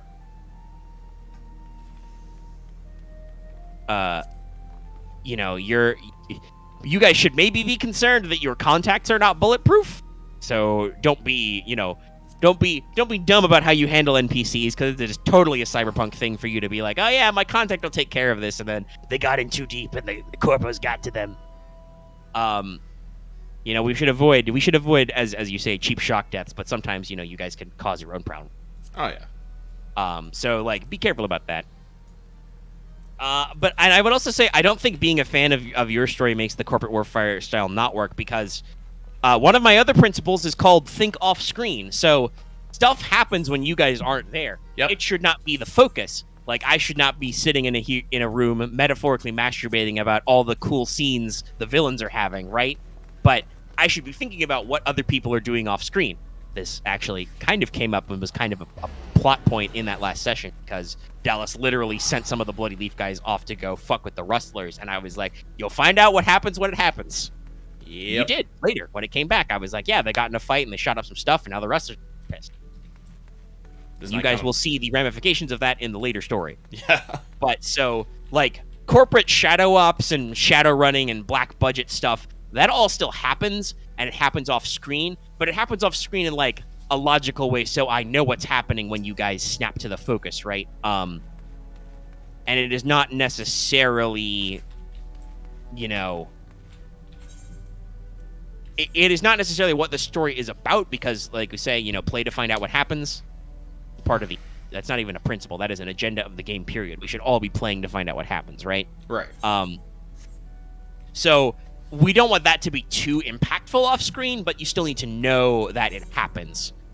And yeah, Axe talking about his subplot thing, and like, yeah, I don't know how you'd like if you want to focus on it too much, but like, I definitely when we set up the AI thing and when you made that part of your character, and I told you to keep that directive in, I was thinking that would expand, and that could actually be like a job line. Maybe you guys find one of the strong AIs, you know, a product of the Kyoto Miracle.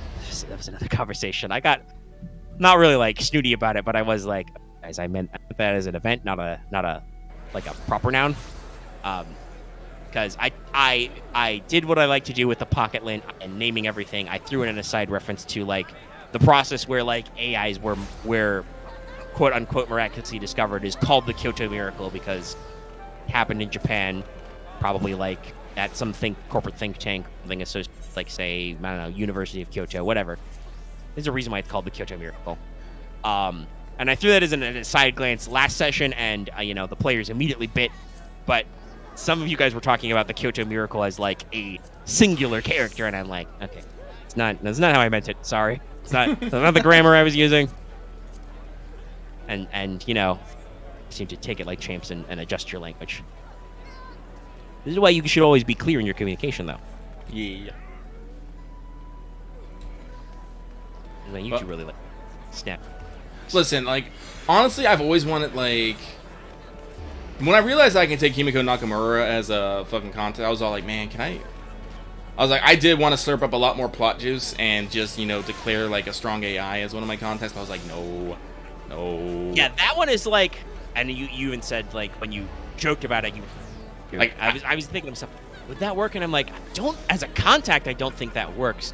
We could probably justify how, like, they owe you as, like, you smuggling the thing, but I'm just, this is the thing you talked about later with, like, how that would lead to plot things, because the AI plot coupon is very in demand, right? Yes. That would probably lead to a lot of more complications and questions in your backstory that we are not prepared to answer yet. Yeah, so I was like, nah, I'm gonna pass on it. But it's like still one of those things I want to be involved in. So you're like Kyoto Miracle, I was like, yas.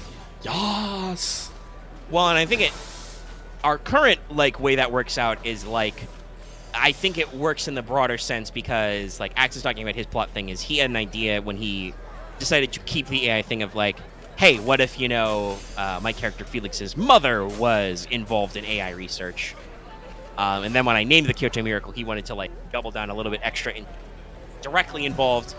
And being on the team is okay. The reason why it came up with like the plot juice was like he wanted to drop that as his contact notes. It's like Kyoto Miracle Maker. I'm like, okay, that might be a little too much plot juice. You might not be able to hold that plot juice, buddy. And even you were kind of like, yeah, I don't know if you had all that plot juice. That might we'd be like, why aren't you like dead or in prison somewhere, kind of a thing, right? Yeah. I explained I explained narrative ramifications of that, because that's something about the sprawl is you can't just consider mechanical ramifications. You have to actually think narratively as well. Like that, and that is the limiter on contact of only get one permission is like, yeah, you can name a contact, but you have to explain how you know them and then like how they owe you or you owe them, right? So it's like some of these things work. Like there are probably a decent number of people in, say, the Stone and Sons boardroom or other greater ethos, or maybe even some other like corporate brats that like Metatron could be like, oh, I know them from my backstory. But like, if he wanted to suddenly yell out to a contact of like, I mean, yeah, just because you don't mean it that way doesn't mean that I didn't think the phrasing was a little too punchy. Sometimes you can be too punchy. You got to roll it back. Got to make it a little more plain for the audience. But like, and for instance, one of the contacts that last mission Squirrel named was, he was like, I know a local drug dealer. Mm-hmm. Sure, I know a guy to go to. And I was like, correct, you know a local drug dealer, because, you know, that's kind of Squirrel's backstory. He's kind of a street kid who kind of, you know, found his way into doing this like corporate courier thing. He's the delivery. Oh God, if we ever wanted to do that would be a very funny subplot if we ever wanted to do a thing about pizza delivery. Like Squirrel was tied up in the pizza delivery business. Because like that's a joke from Snow Crash. That's basically the intro. Is our literal hero protagonist is delivering pizzas for Cosa Nostra Pizza, which is backed by Little Sicily, the mafia franchise, right? But they take the whole 30 minutes or less thing very seriously. But that was a much bigger gag in like the early 90s, I think, is when Snow Crash was originally published, mid 90s, something like that. Pizza places don't really make a big deal about 30 minutes or less, or your pizza's free. Hey, listen, Squirrel needs to make scratch on the not side. Necessarily makes sense.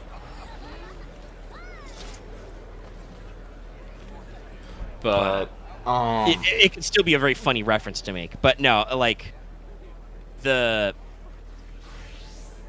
thing with context is obviously there is a mechanical, but the main is the narrative. If you have to explain, like Squirrel can say he knows a drug dealer, like a street level drug dealer, but for Metatron to be like, I know this guy, this is what he owes me or I owe him, is like, well, that may or may not work. You talked earlier, and I forgot about it at the time, but I want to bring this back. You talked earlier about how you usually don't DM me about stuff and you let it go out in the open. Mm-hmm. Dallas DMs me about things he doesn't need to DM about. Yeah, I know. And I usually say them out loud. I mean, it's his way of not interrupting the flow of the conversation usually, because he's thinking in 3D chess or whatever. So he's like, I have a plot point I would like to raise, or can I bring this up? Or like he'll ask a clarifying question. I will use that as an opportunity to pivot him and say, yes, here's the answer to your question. You DM'd me. What would you like to do about that answer? But it's not strictly necessary. Axe occasionally DMs me with stuff, but that's usually like, literally like, hey, I'm kind of like the first thing about it, the plot character, like Odin's mother. That was like, just like, I have an inkling of an idea for a backstory thing I want to work on more, just to let you know, because you're the GM involved. But it's not like a complete subplot. Marth usually does not DM me directly about stuff. If he's just doing things, he just makes sure to type it, because sometimes the internet fights with him. I'm the same way. Drops a text like, here's my subplot. Yeah, if like something's happening, I'll just type it down, or I'll just say it. Because I'm in the mind of like, if it comes out like, if someone metagames, I'm just gonna yell at them. Like, so, and sometimes like I said, you don't want to disrupt the flow. Mm-hmm. I was thinking about a whole topic earlier about like different kinds of conversation etiquette. I don't think it needs to be a whole topic, but I've definitely noticed a trend lately of some people in our Discord community are like dropping reply ats and adding people, and some people are like, yo bro, why are you adding me? And like their response is like, oh sorry, forgot, thought I was in a different Discord. And my personal thought is just like, are there other Discords where they're like, you should be like at replying me like 12 hours later? That's weird. Like that, but that's but that is still different standards of communication. I suppose in some community context, some people probably are okay with that. I generally am not. Please remember to turn off the at reply on. I will probably see your reply anyway. Yes, Axe. The answer to your question is, if I say something like, if you had known what I had done in the desert with Patricia, and acted upon that, I would have yelled at you.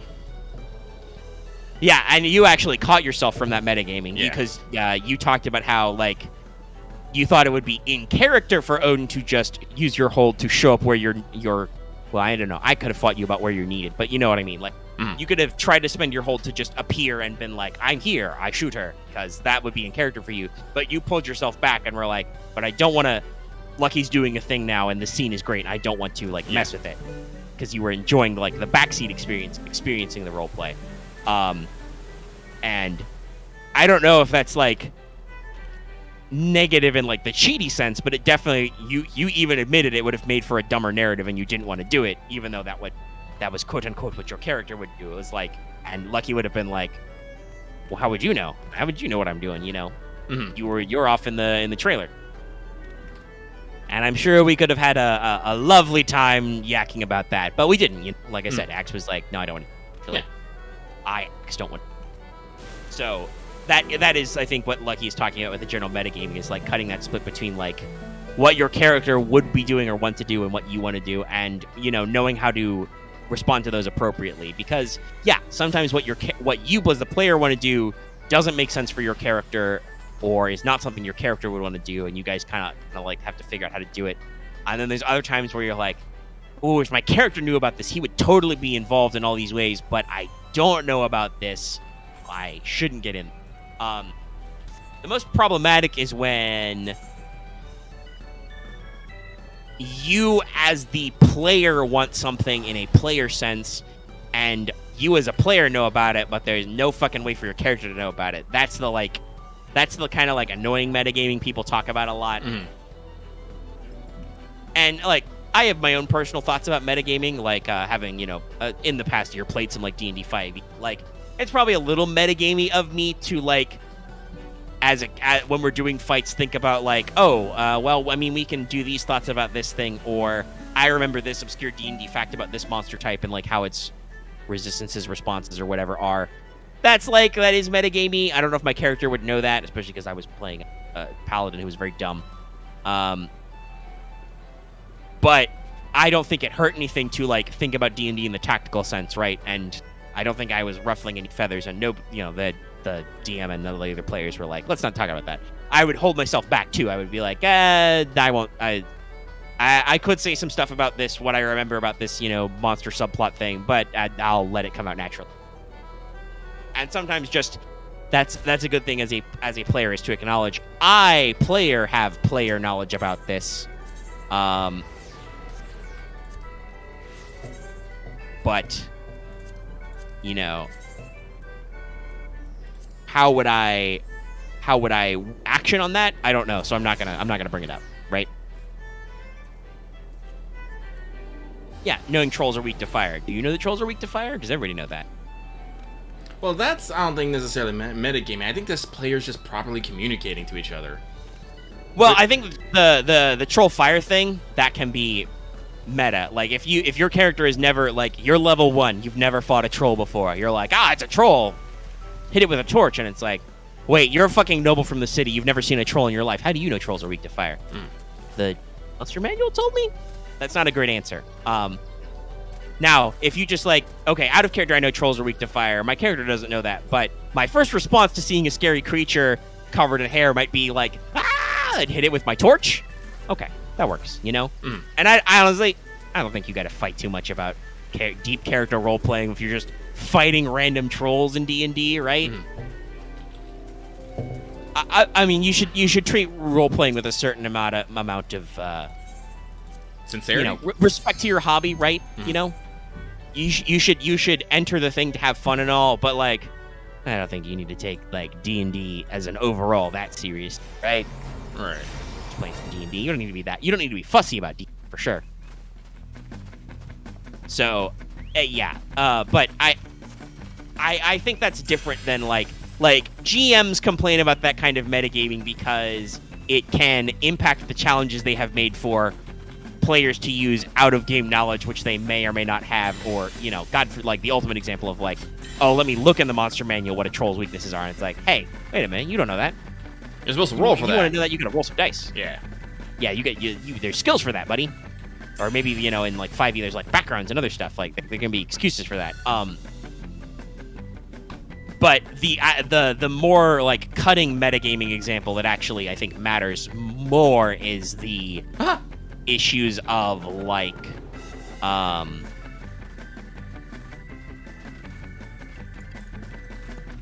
the, like, your character wants to get involved in a scene or react to knowledge that you, the player, were at the table for, but your character was not, and like, people sometimes can't hold on to that. And as an example of something big boy that this is like is, for instance, if you watch Critical Role, Matt Mercer doesn't do this as much anymore, but for several early parts of some of their campaigns, he would send all the other players like out of the room, so that they literally could not interfere with the scenes. Right? They couldn't get any outside knowledge.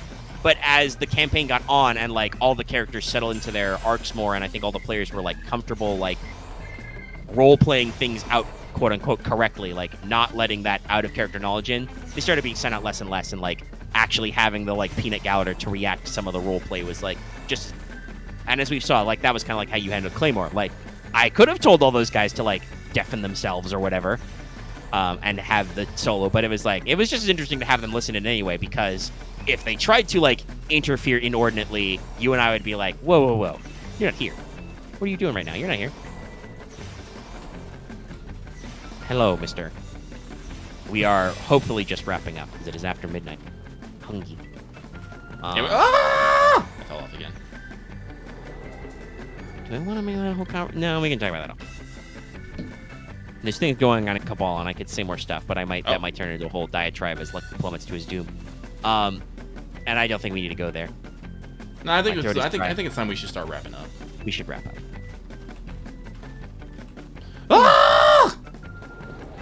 keeps falling to his death. I assume since you were in the gold saucer earlier, this is like a minigame thing? Like a little parkour race? Yeah. That's kind of cool. But yeah, we're over 5 hours. We have a very healthy what's up. We should... The people got us talking today. Flex bones. And the outro, it goes a little something like this. If you're watching this video on the YouTube, you should go ahead give it a like if you liked it. Let that algorithm know. If you do not like the video and comment that you like the video, I will summon the Wild Hunt and I will take you to the very top of Gold Saucer and force you to parkour your way out of it. That's right, I will parkour kidnap you. I'm like Saw. Would you like to do a race? So you better like this video now. Threatening people had threatening people in an esoteric way, I should clarify, had a very positive response on Let's Suck FGO. So I will shall threaten you again. Give this video a like, if you dare. You can also leave comments in the comment section down below. You can also join our Discord, where you can get in all those happy, fun conversations we talked about with people, and hopefully not get replied in the middle of the night, whatever your time is. Click that link in the video description and on our channel page. If you're new here and haven't already, please subscribe to our channel to get more What's Up Omega every week, more Let's Suck FGO, our regular podcast about FGO, a gacha game we play a lot. You can be sure that in the next couple of weeks, we will probably have some even more big boy episodes, because we got a new story release coming. If you want more info on that, check out today's episode if you haven't already. It's out. You can also check out other stuff we do. Check out our Monday streams. I'll be back playing more God of War, more Dad of Boy. I'll have to think up another funny subtitle for the show. But we'll be doing more of that for a few hours on Monday. I do have plans for a Wanted. Is this like a... I'm very curious with the sticks thing. Is this like a concert thing, or are you like waving in airplanes? We're waving in airplanes. It's a concert thing, but we're special people. We're special people. Okay. And I'm just getting on into it because I am a lemming. Yeah. But this does remind me of a thing I wanted to bring up. Apparently there was a, like, Babylon's Fall, like, some people in accessing some Babylon's Fall beta, and some people noticed that some equipment assets and emote data was straight borrowed from Final Fantasy XIV. And once again, the Final Fantasy XIV staff, it was Yoshi P himself, had to get on Twitter and explain this to people, even though that's not his fucking job. The man is working on Endwalker. He's very busy. He had to come on Twitter and talk about Babylon's Fall, and basically the Final Fantasy XIV staff were like, hey, we'll do you a solid. We have some assets that, people never see anymore. We'll let you reuse some assets and, retexture them. So apparently some animations and some gear at certain low levels were straight borrowed from 14's asset library to reuse, and that was coincidentally the levels and classes you saw a lot in the beta. So it's not like they're being lazy. They're hard at work, but they thought they'd save some time, and I'm, to be honest, not too fussed about it. People get fussed over the weirdest things. Oh, man. If you can reuse an asset, you should reuse an asset. Like, don't be lazy about it, but, like, if there's no reason for you to make a new asset, just use your old assets. That's just how asset creation works. You want to save yourself work. Work smarter, not harder. And if you want to work smarter, not harder, ring that bell for notifications so you always know when we post a new video or when we stream. That way, YouTube sends you a little alert on your phone or your computer or whatever and lets you know, hey, those guys posted a video. You can jump right to it. No worry about checking your sub box at a regular time. And no worry about whatever the hell YouTube's recommended videos are today. God knows what that'll look like for you guys. It's always so weird for me when I pop on and I'm like, what the fuck is this recommended for? So, consider ringing that bell. It helps you. You can also support our channel, not only through Super Thanks and Super Chat, but also through memberships. Get access to membership badges and emotes. Support our memberships on YouTube. Usually a helpful member will come along and dump emotes and stuff, but we've been going for 5 hours. I don't even know if those guys are awake out here anymore. I don't know. But it's cool. You get a little badge. You get a little... And, of course, like I remember to say at the front of the show 5.5 hours ago, you can support us on Patreon as well. You can get access to this episode in an audio format, downloadable. It will be slightly shorter because I will edit out the dead air. The audio of us, no game audio as well. Mm-hmm. Care about that kind of thing. So you can listen to us on Patreon for as little as $1 a month or approximately $10 a year. There it is. Thank you, Architect. Somebody was awake down here. Showing those emails. But yeah, Patreon also really helps support us and get us going on our tech and stuff. And it's good, and you get stuff out of it. That, I think, will be that for this week's What's Up. So, let's skedaddle on out of here. All right, see you next week, everybody. Bye. Alrighty.